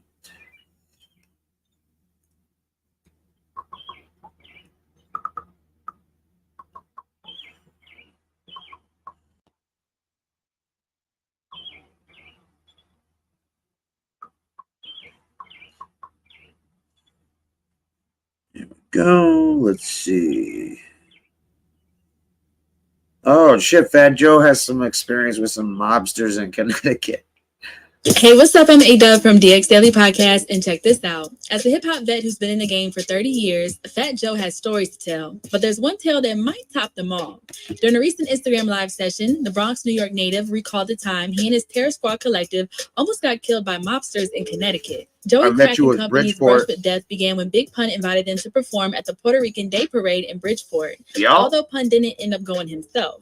When Terror Squad arrived, they were treated like kings by local kingpin Frankie the Terminator Estrada and his crew. However, things went south when Terror Squad's Cuban Link offered Estrada's wife a drink. In response, Cuban Link allegedly punched the man, sparking an all-out brawl in the club that left the Terror Squad vastly outnumbered. I'll say Cuban Link, right? The guy, the main kingpin, who's treating us like the king. Oh my God! He got a wife with him, the nana. And Paul kept trying. Oh, Kept trying to give him a drink. He kept trying to give us drink and fork the drink. Let go of the hand. He's one of them dudes madly in love with his girl, right? But he was the nicest guy in the world. All right, they were not the cameras. Let's see. Oh, Grumpy Italian actually did some shit on Tony Volpe. The history of mafia in Connecticut. October's almost over. Winter is coming. But we always got to handle our business, gentlemen or gentlemen. You know what I'm saying? Always like this guy, yo. He blazes some weed. And before we get started with what may be a two-part video, I'm not sure yet. It depends on how I feel. First of all, you know, before we even get started, for my fellow smokers, good evening. How you doing? My name's Big Rich, and yours is It Don't Matter. You let me know in the comments, right? You got to like the videos, you comment. But if you were a smoker, I expect you to fucking tell me what you're smoking on tonight. Tonight, I still got like these 4 strains going. You know, I got I forget what I got. I got a Skywalker. I got ice cream cake. I got we can listen to Stacks and Ramundi talk about the mob in Connecticut. But what I'm all right, here we go. Otto beat up men with impunity, but victims and witnesses were almost too terrified to testify. When they weren't, juries acquitted him and judges were lenient. If Annunziato did go to jail, it was hardly punishment at all. His wife for restaurants delivered all his meals, and he slept in the prison infirmary instead of a cell. He was even able to smuggle in liquor and provide gambling for fellow inmates, charging a fee and keeping the profits. Sometimes his jailer even let him out for the night. That's sweet. And then there was the union. As business agent for the state's only heavy equipped operator local, Annunziato reaped a fortune in kickbacks and bribes from workers and contractors. The nutmeg state was Annunziato's oyster, and he was far from alone. Connecticut of the 1950s and 1960s was lousy, with mobsters making a mint from labor racketeering, illegal gambling, loan sharking, and trash hauling. The organization also burrowed into legitimate businesses, including used cars, restaurants, nightclubs, and produce. Anything that was illegal, seasonal, or in short supply was fair game. Fireworks, long banned by the state, Easter flowers, grapes, and watermelons, all at one time lined the mob's pocket. Almost nothing was beyond the organization's reach and influence. 6 decades later, Annunziato and virtually all of his contemporaries are gone, of course. The once untouchable mafia they belong to is a desiccated shadow of its former self, undone by prosecutions, internal warfare, legalized gambling, easier credit, and a changed culture. But secrets remain. No major mafia figure here has ever turned state's evidence. The state's most powerful gangsters were assassinated before they could be tried for racketeering, and all their murders, save one, remains unsolved. Other big-time mobsters eluded prosecution and died in their beds. The following, which is drawn from thousands of pages of FBI and other files, newspaper articles, and dozens of interviews, seeks to fill in some of the blanks, chronicling the rise and fall of a secret criminal enterprise that once wielded huge influence in the land of steady habits. I got a steady habit, light up. Around the 1900s, immigrants from Southern and Eastern Europe began flooding into Connecticut, providing cheap labor to fuel its booming factories. The state's cities exploded, doubling and tripling their populations with new arrivals speaking Italian, Polish, Yiddish, and other languages. The changes unnerved the state's Yankees, descendants of the Puritans who settled in Connecticut, kept going, coming to dominate illegal gambling. There was no lottery, so the mafia created one, called the numbers. People could bet as little as a penny. It provided a huge and steady source of income for the mob until the state introduced lottery in the 1970s. See? Fucking government. It's illegal for the people to do it, but the government can start lottery. That boils my fucking blood. I think the numbers was a brilliant fucking racket. As long as they paid up when people won, it's fucking brilliant. The mob also came to control boxing, which was hugely popular in 1930s Connecticut. The New Haven area, as well as venues in Waterbury, Hartford, and Norwich, had fight nights several times a month. It was in the ring that Salvatore Annunziato became Midge Renault. Standing just 5'3" and weighing about 110 pounds, Annunziato was nicknamed Midget, which eventually evolved into Midge. Renault came from his brother, who boxed under the name Jack Renault. Annunziato was more street fighter than boxer. He'd hit you with a stool if he could, recalled his brother-in-law, and endured horrific beatings from skilled opponents. But his time in the ring, which ended after his brother punched a state boxing official, would prepare him for his future with the mob. With World War II came gasoline rationing and a new racket. Gangsters became rich selling counterfeit ration tickets around the state. Annunziato, who avoided military service by starting a brawl at an induction center, got his start with ration tickets, distributing them in the Naugatuck Valley. The 1940s mob had influence in other areas as well. In 1944, Arthur Barberi, who would one day become New Haven's Democratic chairman, was in armed Lee's entire neighborhoods and transformed downtown. While he didn't intend to, Lee made the mob rich. The construction work was a gold mine for Annunziato and the operating engineers. Adding to the bonanza was the building of Interstate 95, the first leg of the nation's interstate highway system. While Annunziato ran the unions, Tropiano took care of the numbers and shook down bookies. Oh, Whitey Tropiano. Tropiano kept a low profile, but Annunziato didn't. He was arrested on almost a monthly basis for everything from public drunkenness to disorderly conduct to assault. In the mid-1950s, he and his thugs wrecked 2 restaurants in a suspected scheme to force the owners to sell at rock-bottom prices. One of the brawls at a Milford restaurant got so out of control that the police called in the fire department for reinforcements. But Annunziato had another side that inspired fierce loyalty and even love. He was pathologically generous, routinely handing out $100 bills to friends and acquaintances and $50 bills to kids. If he knew a person at a restaurant, he immediately paid their bill. He would lend people his car or get them jobs at the drop of a hat. Annunziato was said by some had a heart of gold. I respect that. I like that. Annunziato eventually had to serve a year in prison for one of the restaurant incidents, but instead of going to the state prison in Wethersfield, he was allowed to do his time at the Whaley Avenue Jail in New Haven. There, he was able to bring in all his meals and go out at night. I love shit like that. That's amazing. He was even reported to have assaulted the son of the New Haven County Sheriff who ran the jail, but it couldn't last forever. The stint in jail cost him his job at the Union. He would remain a power behind the scenes until forced out for good in the late 1960s. When I introduce you, I want to say, this is a friend of mine. That means you're a connected guy. Now, if I said instead, this is a friend of ours, that would mean you were a made guy. I capiche? Yeah, friend of mine, friend of ours. What do I call you, friend of ours? Or? Keep your fucking mouth shut about me. Don't say, hey, Don, hey, you got a couple of fazzoons. I got some things I gotta take. Yeah. What do you want, 100? Yeah, what are you doing? What are you doing? Wise guy don't carry his money in a wallet. Hey, wise guy carries money in a roll, like this. See? Vina on the outside. Like that. Come on. Raised an arch fucking criminal, bro. Yes, you did. And a gangster. You kidding me? I could have been a made guy if I wanted to. Agnostic, you still got his back? Oh, yeah. Oh, fuck off. Yeah. I was. Yeah, friend of mine, a friend of ours, and Fish's special term, a friend to nobody.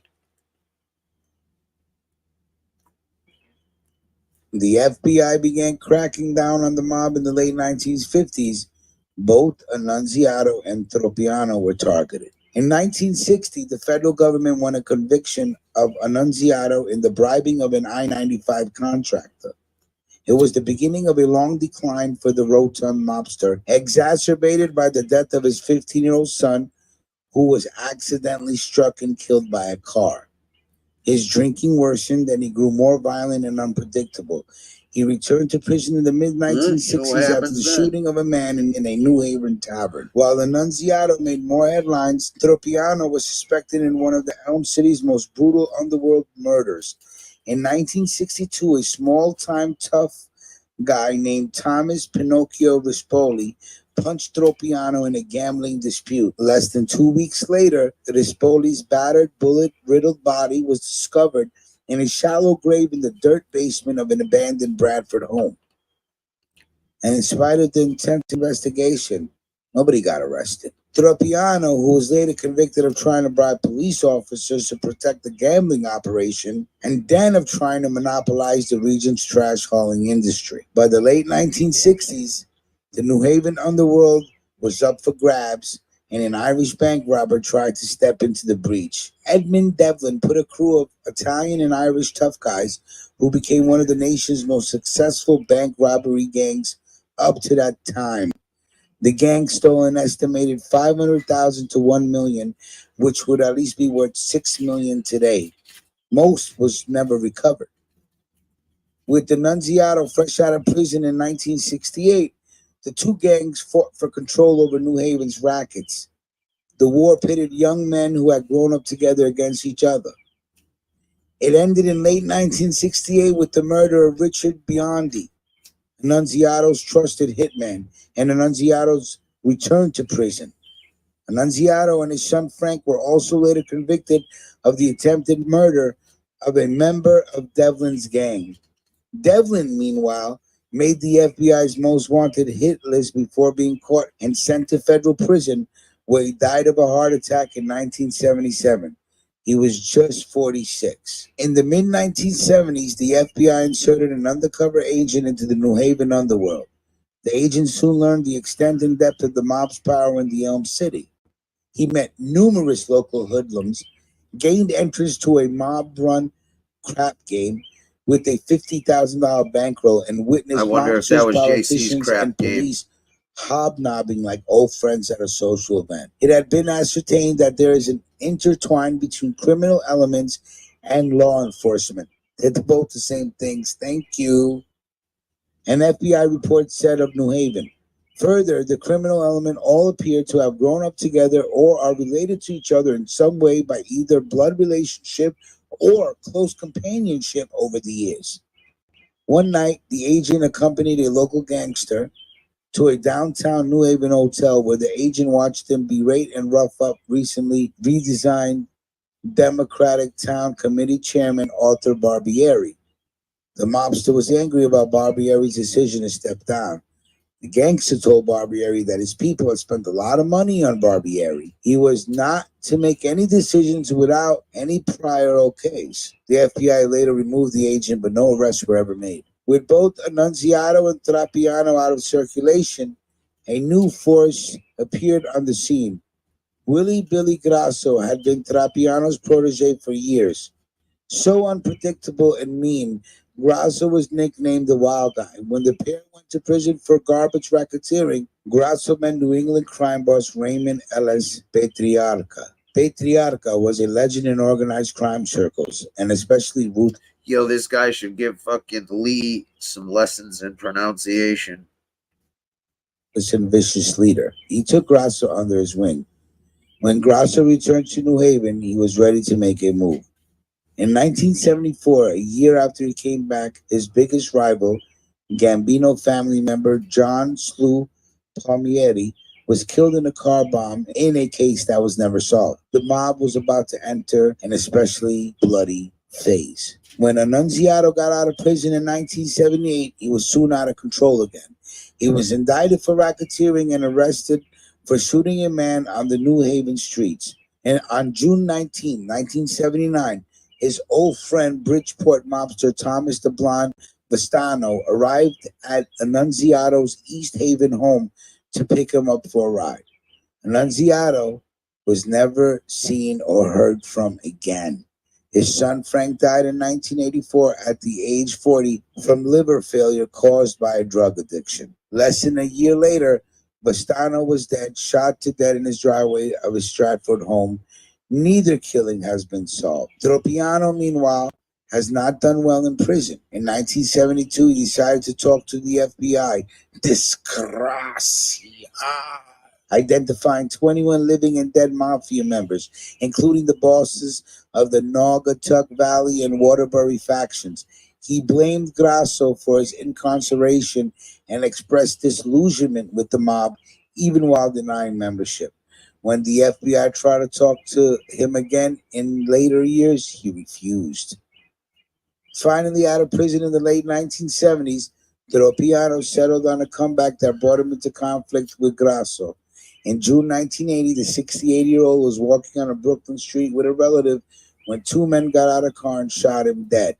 The case, like so many mob-related deaths, remained unsolved. A year later, Bridgeport saw its most traumatic mob murder in a generation.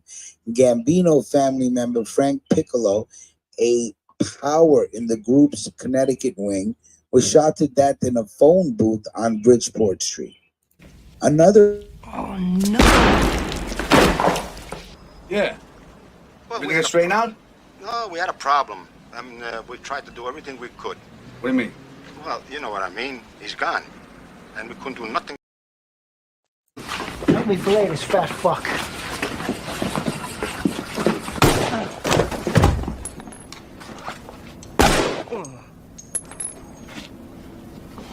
Marina next door. No shit. Look at this baby I caught right off the point here.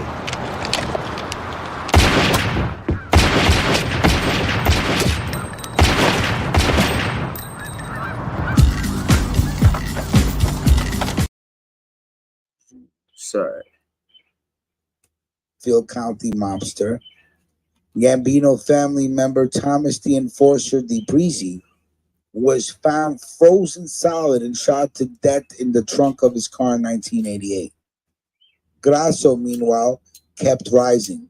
Raymond Patriarca died in 1984, but left Grasso a power in the family. By the late 1980s, he was underboss or second in command of the Patriarca family. and especially violent, capricious mobster, Gasso was universally hated by his men.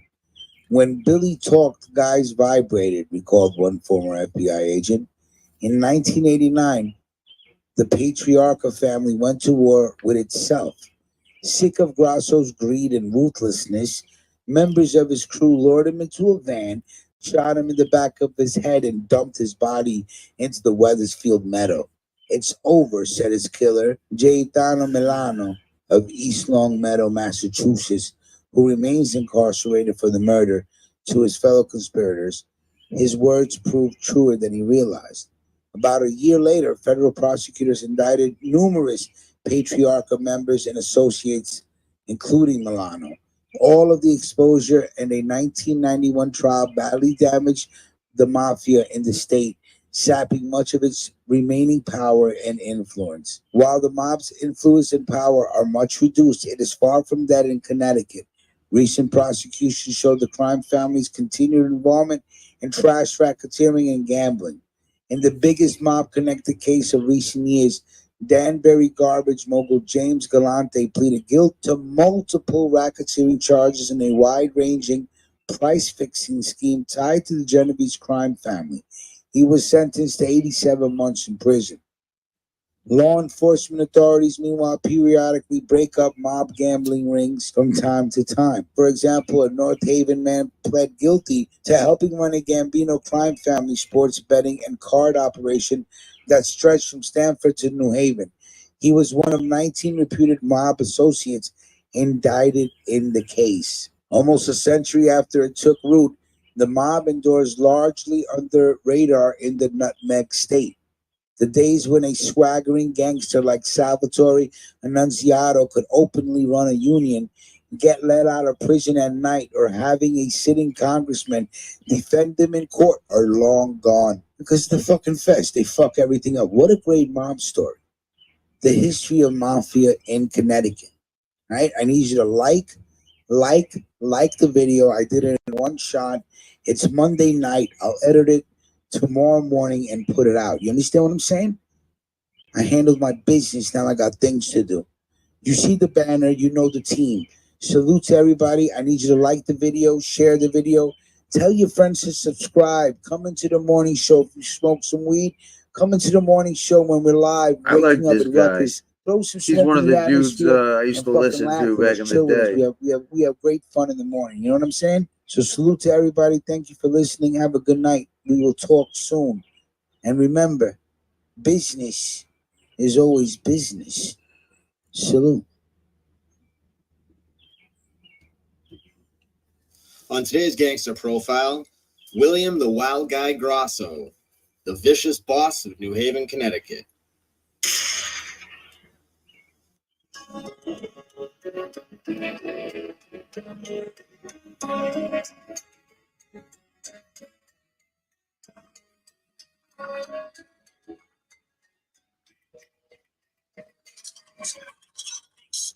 William Grosso, aka Wild Guy, was a vicious old-school gangster from the rough city of New Haven, Connecticut. Originally, he was an associate of the Colombo crime family. The Colombos, along with the other 5 families in New York, had a lot of interest in Connecticut and Western Mass before Raymond Patriarca solidified his power base. The capo that Grosso reported to was Ralph Whitey Tropiano, who was a killer in his own right.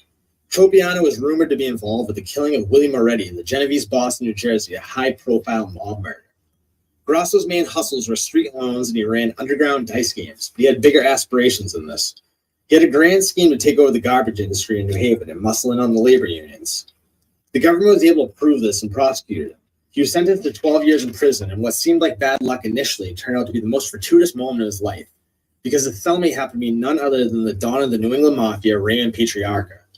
Through their time together in prison, they formed a lifelong bond, and this is always resented by Grosso's contemporaries in the New England Mafia. After wrapping up his sentence, he switched allegiances from the Colombo family to the Patriarca's New England Borgata. One of Grosso's first missions by Raymond was to start reinforcing the boundaries of the South and West with New York. From the end of the 60s through the late 70s, each major New York figure that operated in New England seemed to disappear. Even Grosso's one-time mentor, Ralph Whitey Tropiano. Although I read that Grosso's nephew said Whitey was killed by his own Colombo family for talking to the feds. By the end of the 70s, the office controlled everything east of the Connecticut River. Even in the rough central Connecticut city of Hartford, which traditionally was wide open, was now closed for business. Grosso rolled up on Genevieve's capo, Tony Volpe, and told him to kick rocks, and he complied. Even the 5 families in New York knew that the office was too powerful at this time on their own turf to be pressed. New negotiations would have to be made. Wild Guy Grosso lined up all bookmakers from Connecticut to Rhode Island and told them to kick it up. Grosso is said to control all underground gambling in the state of Connecticut, grossing the office close to $1 million a week. Even with this type of cash flowing, Grosso dressed extremely modestly, especially for a gangster. He was rumored to buy his clothes at Kmart and wore really cheap shoes. He lived in a modest one-floor ranch house. The man had no flash. He was described as an old-school, real gangster. He was extremely careful in the way he conducted business as well. He would sometimes drive 40 or 50 miles out of the way just to use a payphone. He would pull over on the highway sometimes for an hour to avoid being followed. The FBI even admitted they never had anything substantial on Grosso. He was especially cruel to his own men, which traditionally doesn't breed loyalty. It was said he demanded 50% of everything they made. Grosso had little compassion for members of the underworld and was described as vicious and ruthless. It is noted that he treated civilians with respect, though. One of Grosso's legitimate enterprises was a restaurant called Franco's on Franklin Ave in New Haven's Little Italy. He was very particular about how he wanted his food prepared, and apparently if things were out of place in the restaurant or weren't operating up to his standards, he would erupt in anger.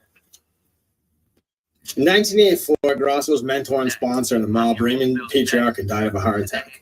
This was the beginning of the end of the New England Mafia, and Raymond's decision about who would lead in his stead caused a rift in the family that would never be healed. Raymond chose his son Raymond Jr. to become boss after his death. His enemies called him Rubber Lips. Raymond Jr. was inexperienced and soft after pretty much anyone's standards. He certainly wasn't cut from the same cloth as his father. Then 2 years later, Jerry Angiulo would go to prison. Raymond Jr. promoted his father's loyal underling, Wild Guy Billy Grosso, to be his underboss. This enraged the Boston guys, who felt completely disrespected. Top Boston mafioso Larry Bayonne told Ray Jr. to promote East Boston capo J.R. Russo to consigliere upon Bayonne's near future. See, we have a celebrity, J.R. in here, you know, J.R. Boston there. Oh, shit, I blew a spot. No, I didn't. Joke, totally joking. Don't pay attention. But, talk about someone making a big comeback. Sal Pelosi is all over the place on YouTube telling stories about everything and everyone. Yeah, but I've never really heard, like, I've heard a couple, like, you know, little stories here, little stories there, but I haven't heard, you know, I'm still waiting for the meat and potatoes, so to speak. What do you got?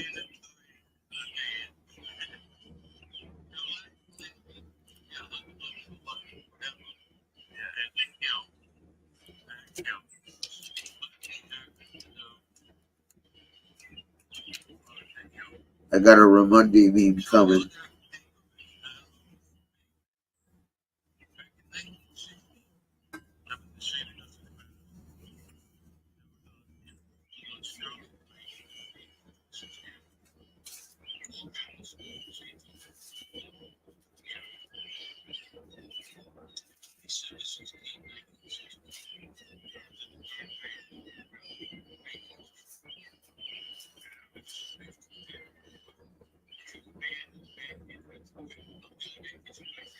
Oh, geez.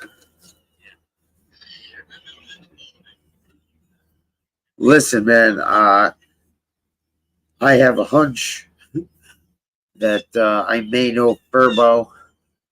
There's, you know, some other people that definitely have dropped some shit that is, I know some people that I know, but, yeah, and just by a couple of things some people have said, like I said, there's been a couple of people that have come out here and almost fucking blew my spot up and said some things that, you know, I want to keep private here. And unlike FBS, it ain't fucking paperwork and, you know, that kind of questionable shit. If you know, you know. And if you don't, don't ask somebody. You might not like what you hear. You hear?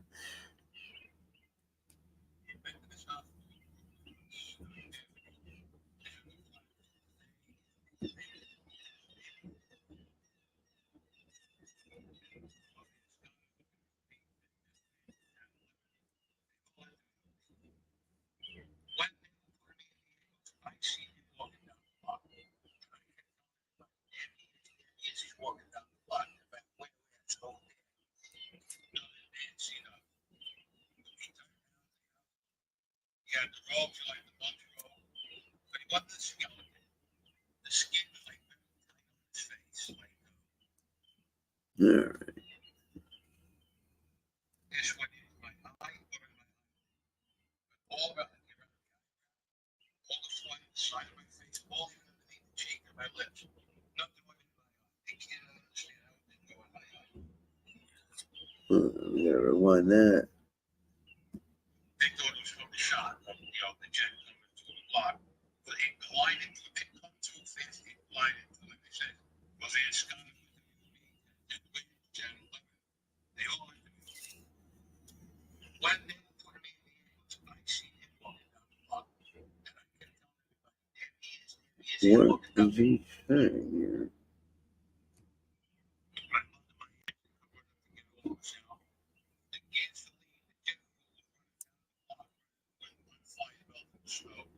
body parts all over. When the ambulance guys they see me, glass from here, all here, in here, under here, nothing in my eye. They put me in the ambulance, and when they put me in the ambulance, they put me with this kid who went for the 1 day.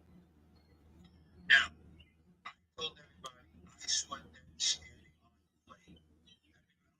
See them inside the plane. I never said somebody. But the people wrote that. But it's in my story. Morons, I said on the plane, standing on the plane. And I'm telling you, if you went like this, we would have had it. It went like that.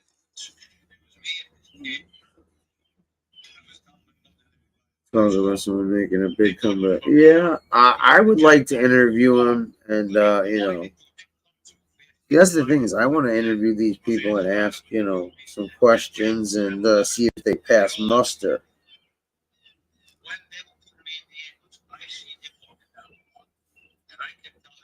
I don't even need a full interview. I just need a, you know, conversation.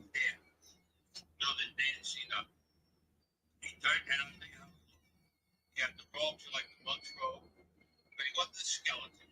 The skin was like very tight on his face, like almost like if you put saran wrap on over the bones, and you can see the features of the bones, and the same thing with his hands. And he wasn't carrying no single like you see in the video. He was just walking like that. And he turned around, looked at me, and he smiled, and he went like this to me again. And I just see him going down the block, and he disappeared. My mother and father, they took me to psychiatrist for 2 years. Every station I went to, oh God, they must have took me to about 7 different psychiatrists. Every psychiatrist had the same thing to say. They said either one, either he convinced himself of what he saw, that I convinced myself of what I saw, or two, I really saw what I said I saw. Yeah. Or they couldn't find anything.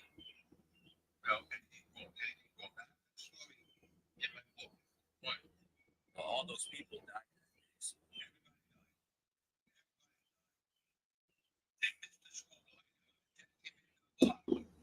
What was left of the way, all the place came my face. The doctors in Mentor's house, doctors looked at me. They couldn't believe how no place went into my eye or in my eye. But all around me, all the front, side of my face, all even underneath the cheek and my lip. They can't understand how it didn't go in my eye.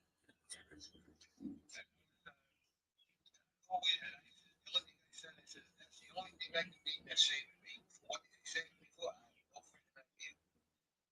Because like I said, twice I shot here, the bullet here, I shot the side when the war started. I got stabbed when I was scout. I didn't tell that story. I was poisoned.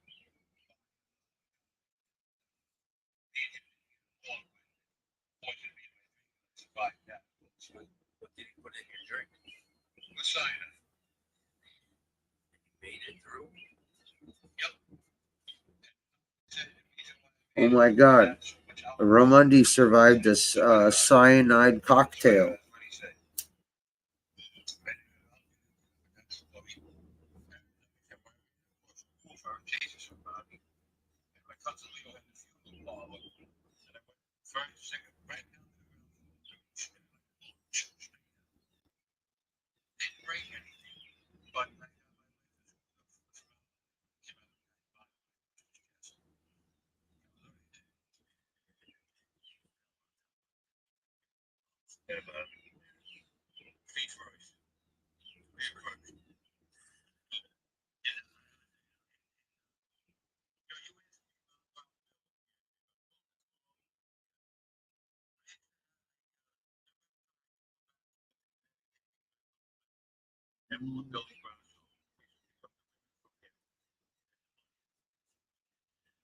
Go back to Brooklyn, and then Monday mornings, I used to get in my car and I spoke to Rockaway Boulevard.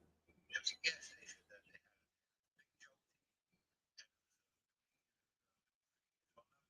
So, Billy Cthulhu. He was on there.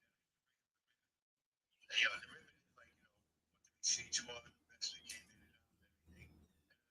Cash. And I spent about maybe 2-3 hours in the building, about 2-3 hours hanging out, just walking, bullshit here and there. But every Monday, like clockwork, I had it. Because we used to go to Connecticut, and I used to meet with Billy Grasso now. And 2 Billy Grassos. One Billy Grasso, they killed him. His own people killed him. They whacked him in the face. And this is his cousin, Billy the Boxer, like boxer. He was involved in bookmaking, Shylock, and everything. So me and my cousin Mac, we either go Saturday night or we go Sunday morning. We go to Connecticut. We go to Darien, exit 11. There was a holiday here. And we always had this table that we sat at. And then we sat there, we used to see, we sit down, discuss, we had discussions, exchanges. There's one day, I'm walking, me and my cousin back, walking and sit down. And I don't know, my cousin, we went to make a call or something, and a girl comes over to me. She says, can I speak to you? Yeah, well, yeah. She goes, listen, she goes, during the week, my boss was here, and he was with 2 guys, and she goes, and they were buying a table, she took me away from the table. I said, yeah. She goes, they opened up the wall, what they done, and they closed it, and I know they had some type of equipment with them. I looked at her and said, okay, you don't need to be around the scientist to figure out that FBI.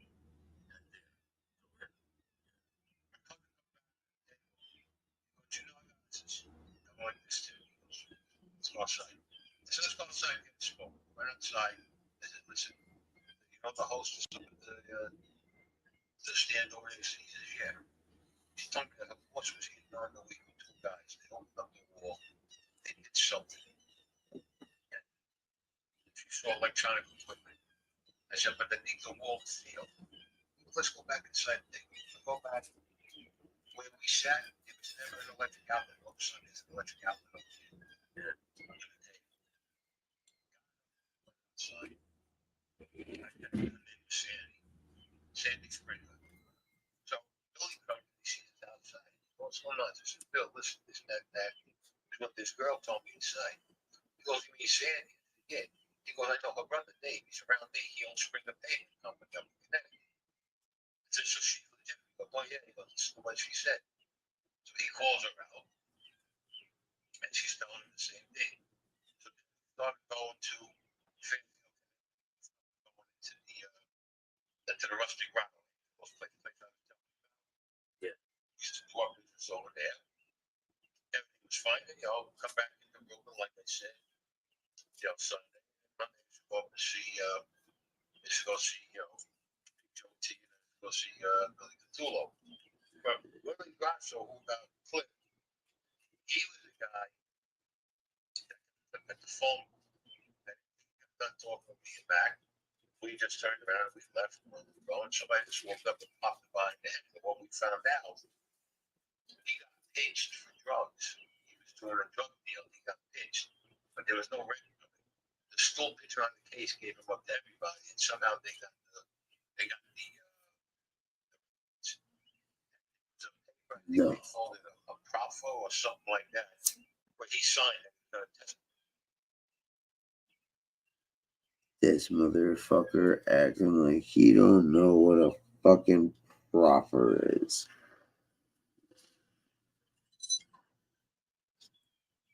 Growing up, in your living room, you would see people like Frank Costello that you mentioned, Carmine Galante, Genovese, Joe Colombo, Carlo Gambino, Meyer Lansky, was like Luciano, Uncle Bugsy Meyer. Siegel. These are just be people that are in your living room. Bugsy Siegel I did not see. That was way before my time. Bugsy I didn't see. That was way before my time. But everyone else. Yeah, Neil Della Croce used to come down because they were all related to my grandfathers. They were all cousins from the old country, all of them, all the way around the board. Okay, and your own father was in the mob as well. My father was, but my father wasn't made. I'll explain. My father never wanted to be made. But my father had a talent when he came home from World War II. And my father's talent was if there was a problem, he'd get rid of you. Oh, God. And he worked for the National Commission. Rutgers. But my father had carte blanche to do whatever he wanted in the city. Do anything he wants anyway. He'd done work in Connecticut. He went to New Orleans. He worked for Carlos Marcello. They got in touch with the commission that they wanted him to come down and do a special piece of work. Matter of fact, if you read the book, my father did that piece of work up in How are things for because Frankie Piccolo, who they was the Gambino family, if I'm being honest, they could be a lot better. this guy had to go. I've been stressed out and trying to figure a few things. Now my father walking in there, hey, how you doing? I gotta meet somebody. I'm recording some shit to make some hilarious memes. I appreciate you coming by. And here's a couple laughs for you. That's in the book. I'm writing a book on my father also after I get done with book 2. Okay, so your father was basically a hitman for the mob. Yeah, my father liked to do. And my father, I'm going to make you laugh. My father was an animal lover.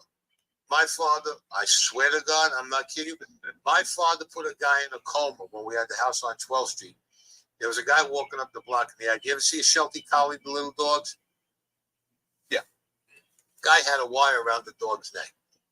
And he's pulling the dog. You heard the dog crying. My father said, listen. He goes, hey, look, give me the dog. I'll buy him off you. The guy turns around, screws my leg, tells my father, fuck you, I'll hang this dog. He picks the dog up. Dog is screaming. I just come running out. All of a sudden, I see my father hit this guy. All he told my father, he goes, get the wire off the dog, get the dog to the vet. I think, what? My father put him in a coma. Cops came. He says, Frankie, what happened? I'm outside. The guy tried to hit me. He says, Frankie, you're on your property. Don't worry about it. The guy died, I think, about 2 months later. But the cops all knew. He tried to attack my father, quote unquote, on my father's own property. My father did not put up with. He did not like harming animals or anything. My father used to cry when Lassie went off. Let me put it that way. I'm not kidding. I'm telling you the truth. They called my father Quiet Frank or the Quiet Guy. They used to call him. Then they called him Top. And like I said, if you read the book, you understand how I found out why they called him Top. Unfortunately, they put that guy Joe Fish in the hospital. Because he fucking gave great top. Top because what he done was tops. When he went to do something, it was done. There was no question. It was done. Boom, home, and then it was all over done with. My father had a talent that way. Let's put it that way. Do you know how many people your dad killed? Rough estimate? Yeah. Oh boy. I'd say at least 40 or more. Wow. Well, my father was one of the guys who killed Albert Anastasia. Oh shit. Oh, really? That's right. Remember my father, Joe Gallo, and Carmine Percival. Oh wow. My father was the last guy to put the last 2 bullets in Joe Gallo outside. It is Ramundi. Because when Sonny Pinto made the call, this is what I was told on. Yeah, everybody told me on their deathbed. You follow what I'm saying? All done I on their mean, deathbed. there's a When lot of Sonny Pinto reasons, seen Joe Gallo, but none of them I wanna he made the call. discuss on here Everybody got who because they were coming down. A, They told my it won't father, solve anything. "Do a B, contract." I already tried, They didn't shoot doing him, that they shit, made sure he and ran it out. My father popped him. My father left. doesn't Meanwhile, work if you out look and at the didn't work movie, out. The Irishman, that was bullshit. And I'm telling you, because I put out a lot of videos, and in it says to Martin Scorsese and to Robert De Niro, if you want the truth, here's my fax, here's my email address, here's my phone, get in touch with me. And they go, this guy robbed my father's life. He may have known my father, he may have known about my father, but he robbed my father's life because this guy did not do anything like that. And then there was the scene with Jimmy Hoffa, with Tony Pro. I did business with Tony Pro for at least 20 years. All types of it, me, him, his brother Nunzi. The one scene where you see where Jimmy Hoffa is cursing at Tony Pro, if that would have happened in real life, Tony Pro would have cut his tongue out. There would have been no two ways about it. Then the next scene that was a lot of bull was where you see Jimmy Hoffa goes over the table and starts choking Tony Provenzano. Tony would have killed him right there on the spot. They would have killed the Irishman, and Tony would have put somebody else in his place. That was all bull. I'll take a lie detector test to it, and I can tell you what I'm saying. And none of them ever got in touch with me because they don't believe, they didn't check the story out, because there was a lot of bullshit with that story.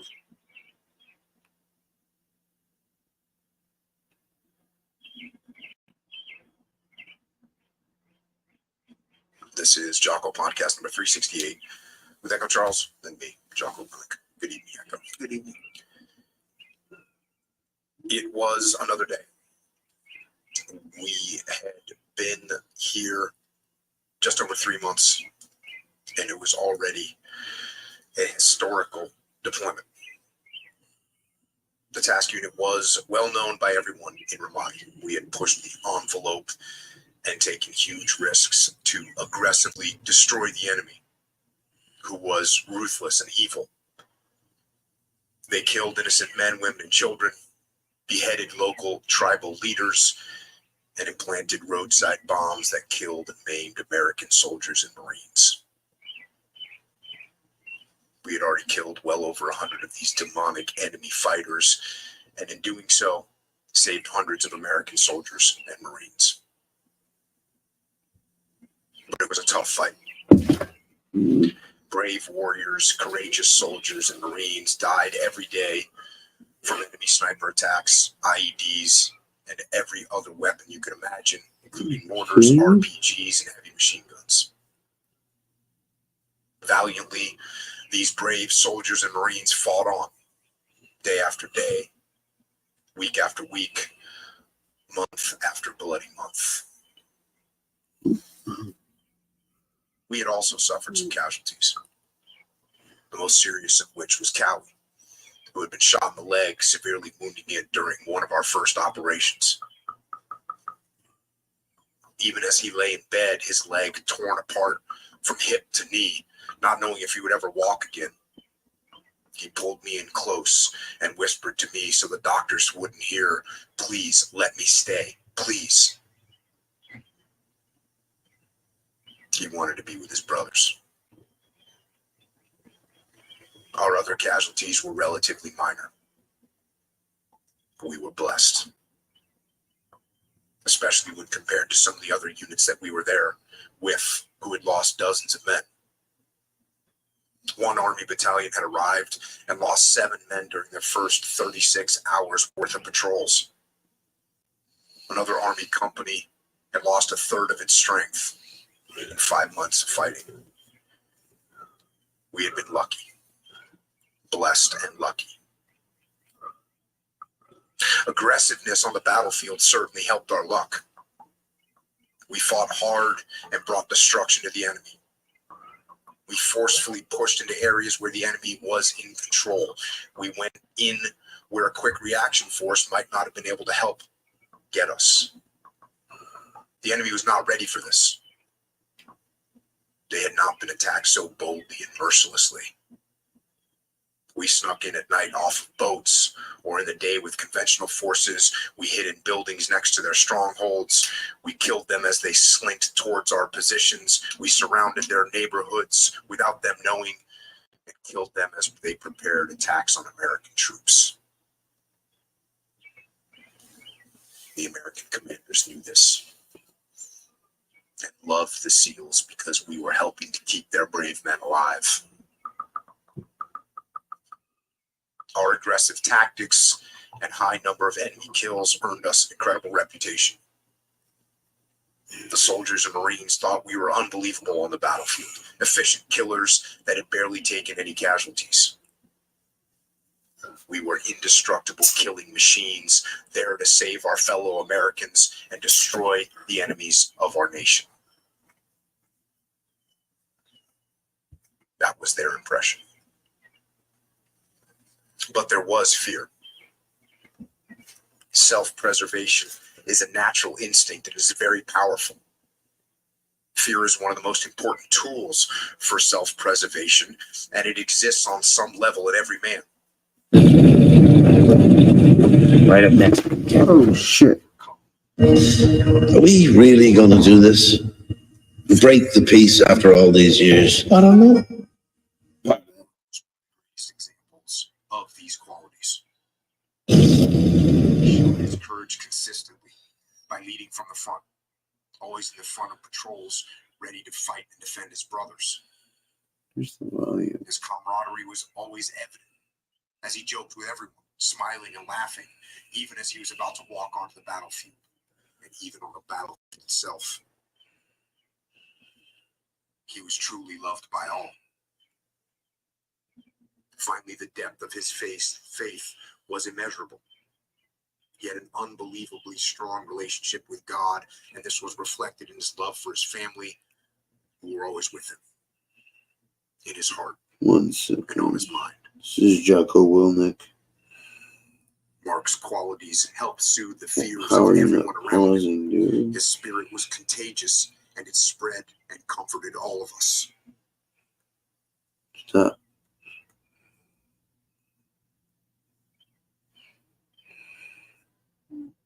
We need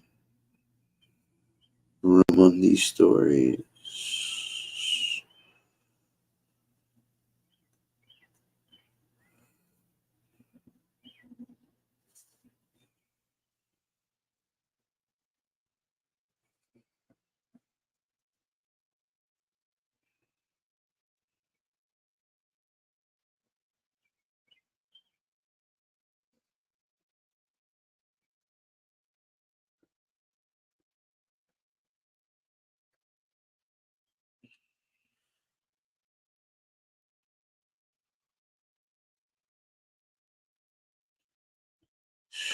Sorry, guys. Oh, okay, that's right. Come on. The fuck?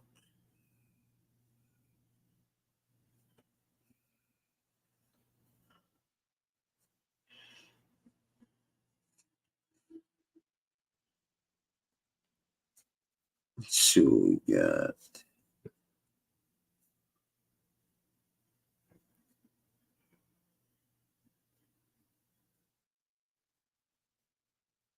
Undercover.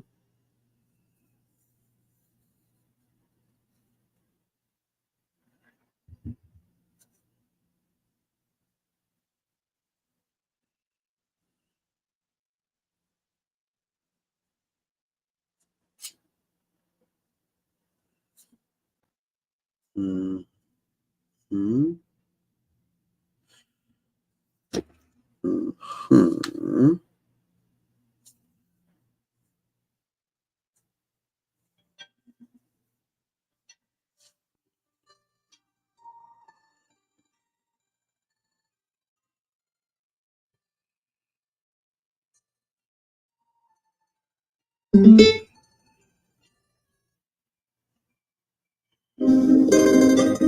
Founded by Salvador Toto de Cuala during the early 1900s, the Gambino crime family is one of the 5 families that dominates organized crime activities in New York City.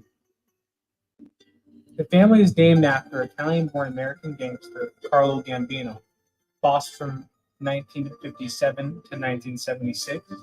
The family's illicit activities include labor and construction racketeering, gambling, loan sharking, extortion, money laundering, prostitution, fraud, hijacking, and pure thefts. There are approximately 150 to 200 lead members and an estimated 1,500 to 3,000 associates with the Gambino family. all led by the family's current head, Frank Cali. The Gambino crime family is not just limited to New York. There are factions that can be found throughout the United States and even overseas. Connecticut, as is often the case, finds itself divided between New York and Boston. Without its own family, New York and New England mobsters compete for influence in the state. The majority of Connecticut is controlled by Ralph Whitey Trapino, a Colombo crime family member who shares New Haven with Salvador and Nuezato, a Genovese crime family member. Although these families were more dominant throughout Connecticut, there still was a Gambino presence.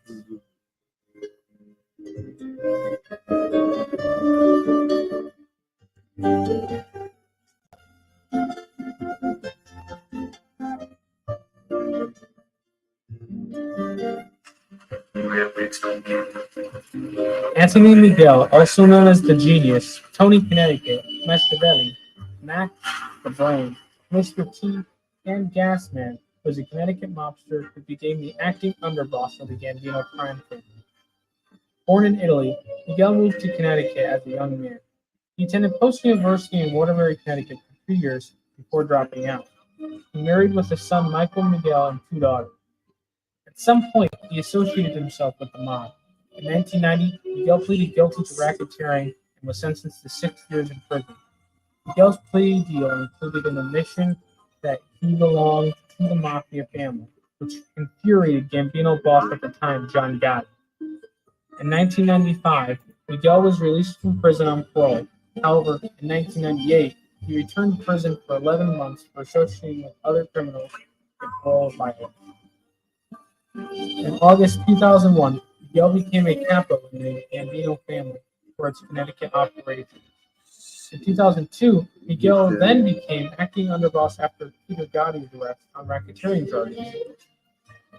Resident of North Stamford, Connecticut, Miguel was associated with the garbage carting operation in the state.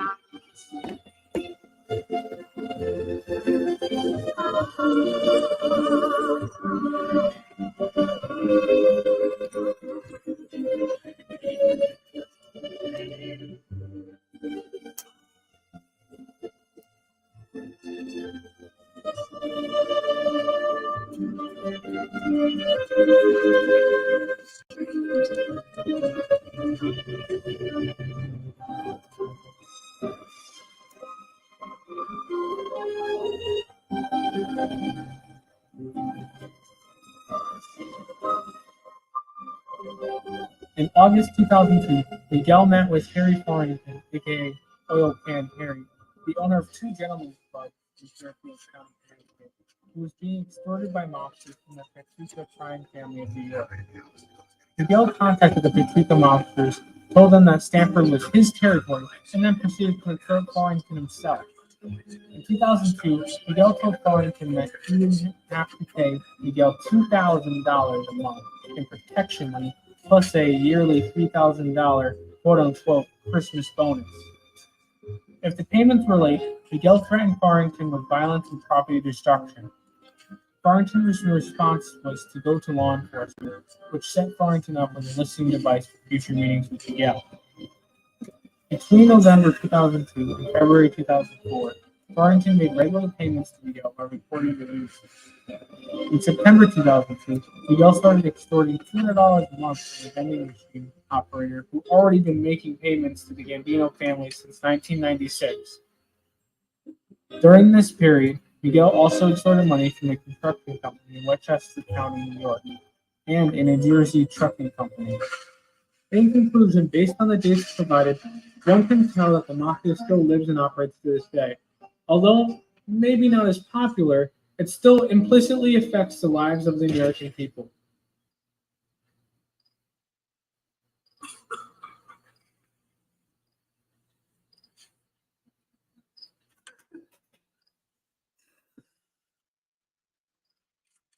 Hold on. Just recording some stuff. I got an idea. That I'm following through on.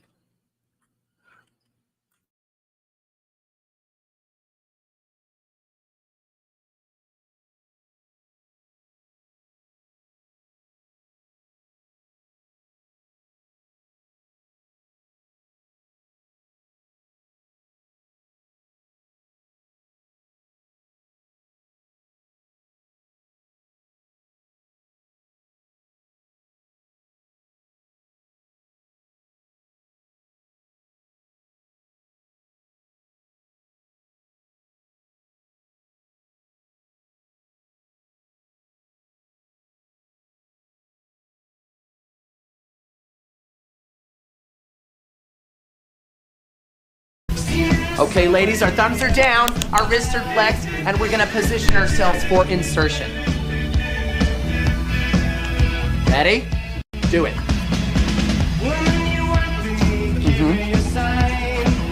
Good, Marissa. You can use a little teeth, but you don't want to be a biter. Now you're gonna do the work, ladies. These carrots are not gonna ejaculate our getting head here. We're not breastfeeding from a mythological beast. Oh, that's funny to you? Because you won't be laughing when somebody prematurely pops in your face. It stings. And that is now why I have a lazy eye. Thank you very much. Continue, please continue. Up and in. And mind the stepchildren. Mind the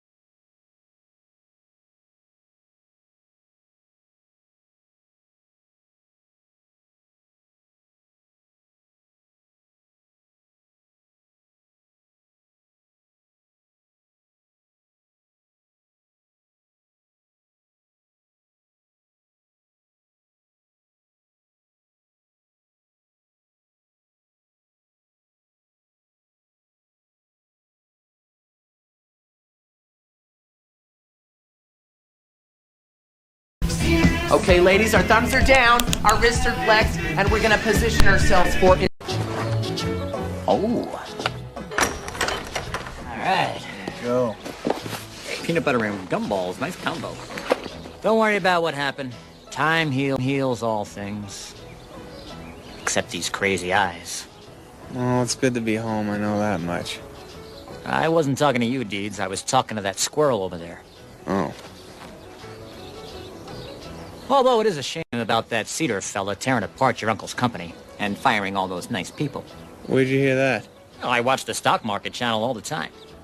I just watch because I suspect that anchorman of being an evil leprechaun. He can bullshit everybody else, but he ain't fooling me. Can you believe Deeds bought us all these?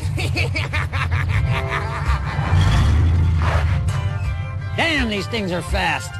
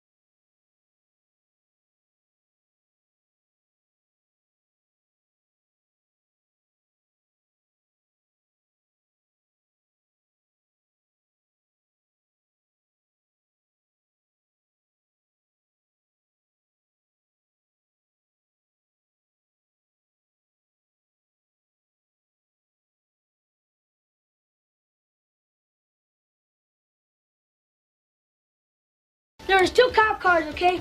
And they're chasing this four-wheel deal with this real neat ORV. And there are bullets flying all over the place. It's the most amazing thing I ever saw. More amazing than the time Michael Jackson came over to your house to use the bathroom.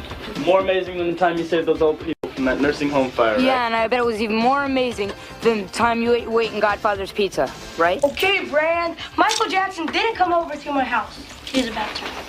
But his sister did.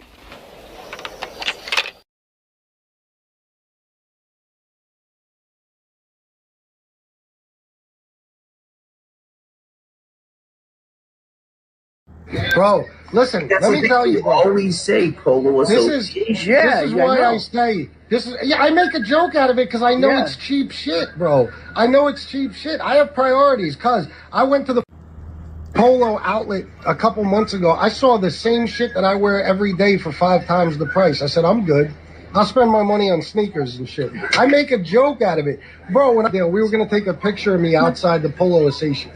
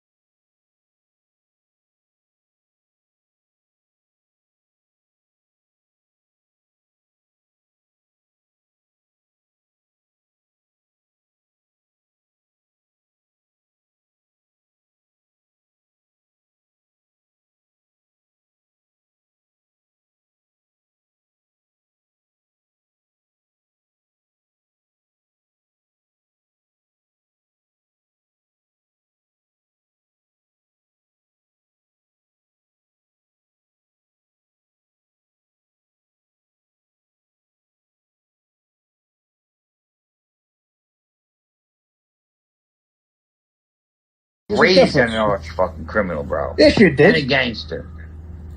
You kidding me? I could have been made guy if I wanted to. Agnostic, you still got his back?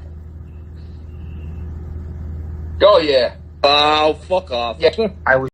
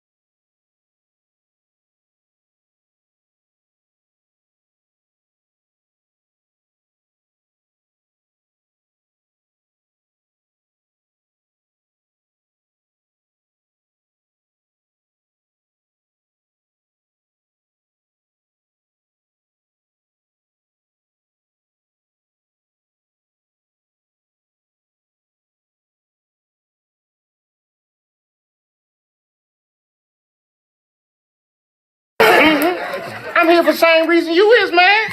I want some crack. Crack.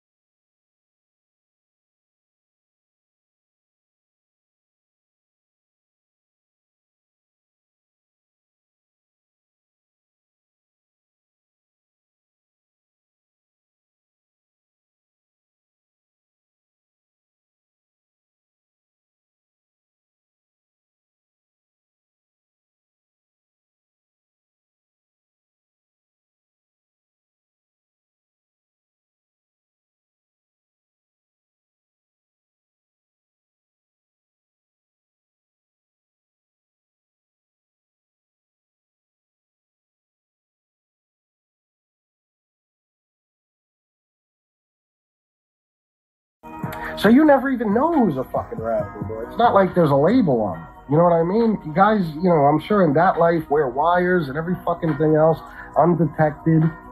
How could these guys operate the way they used to?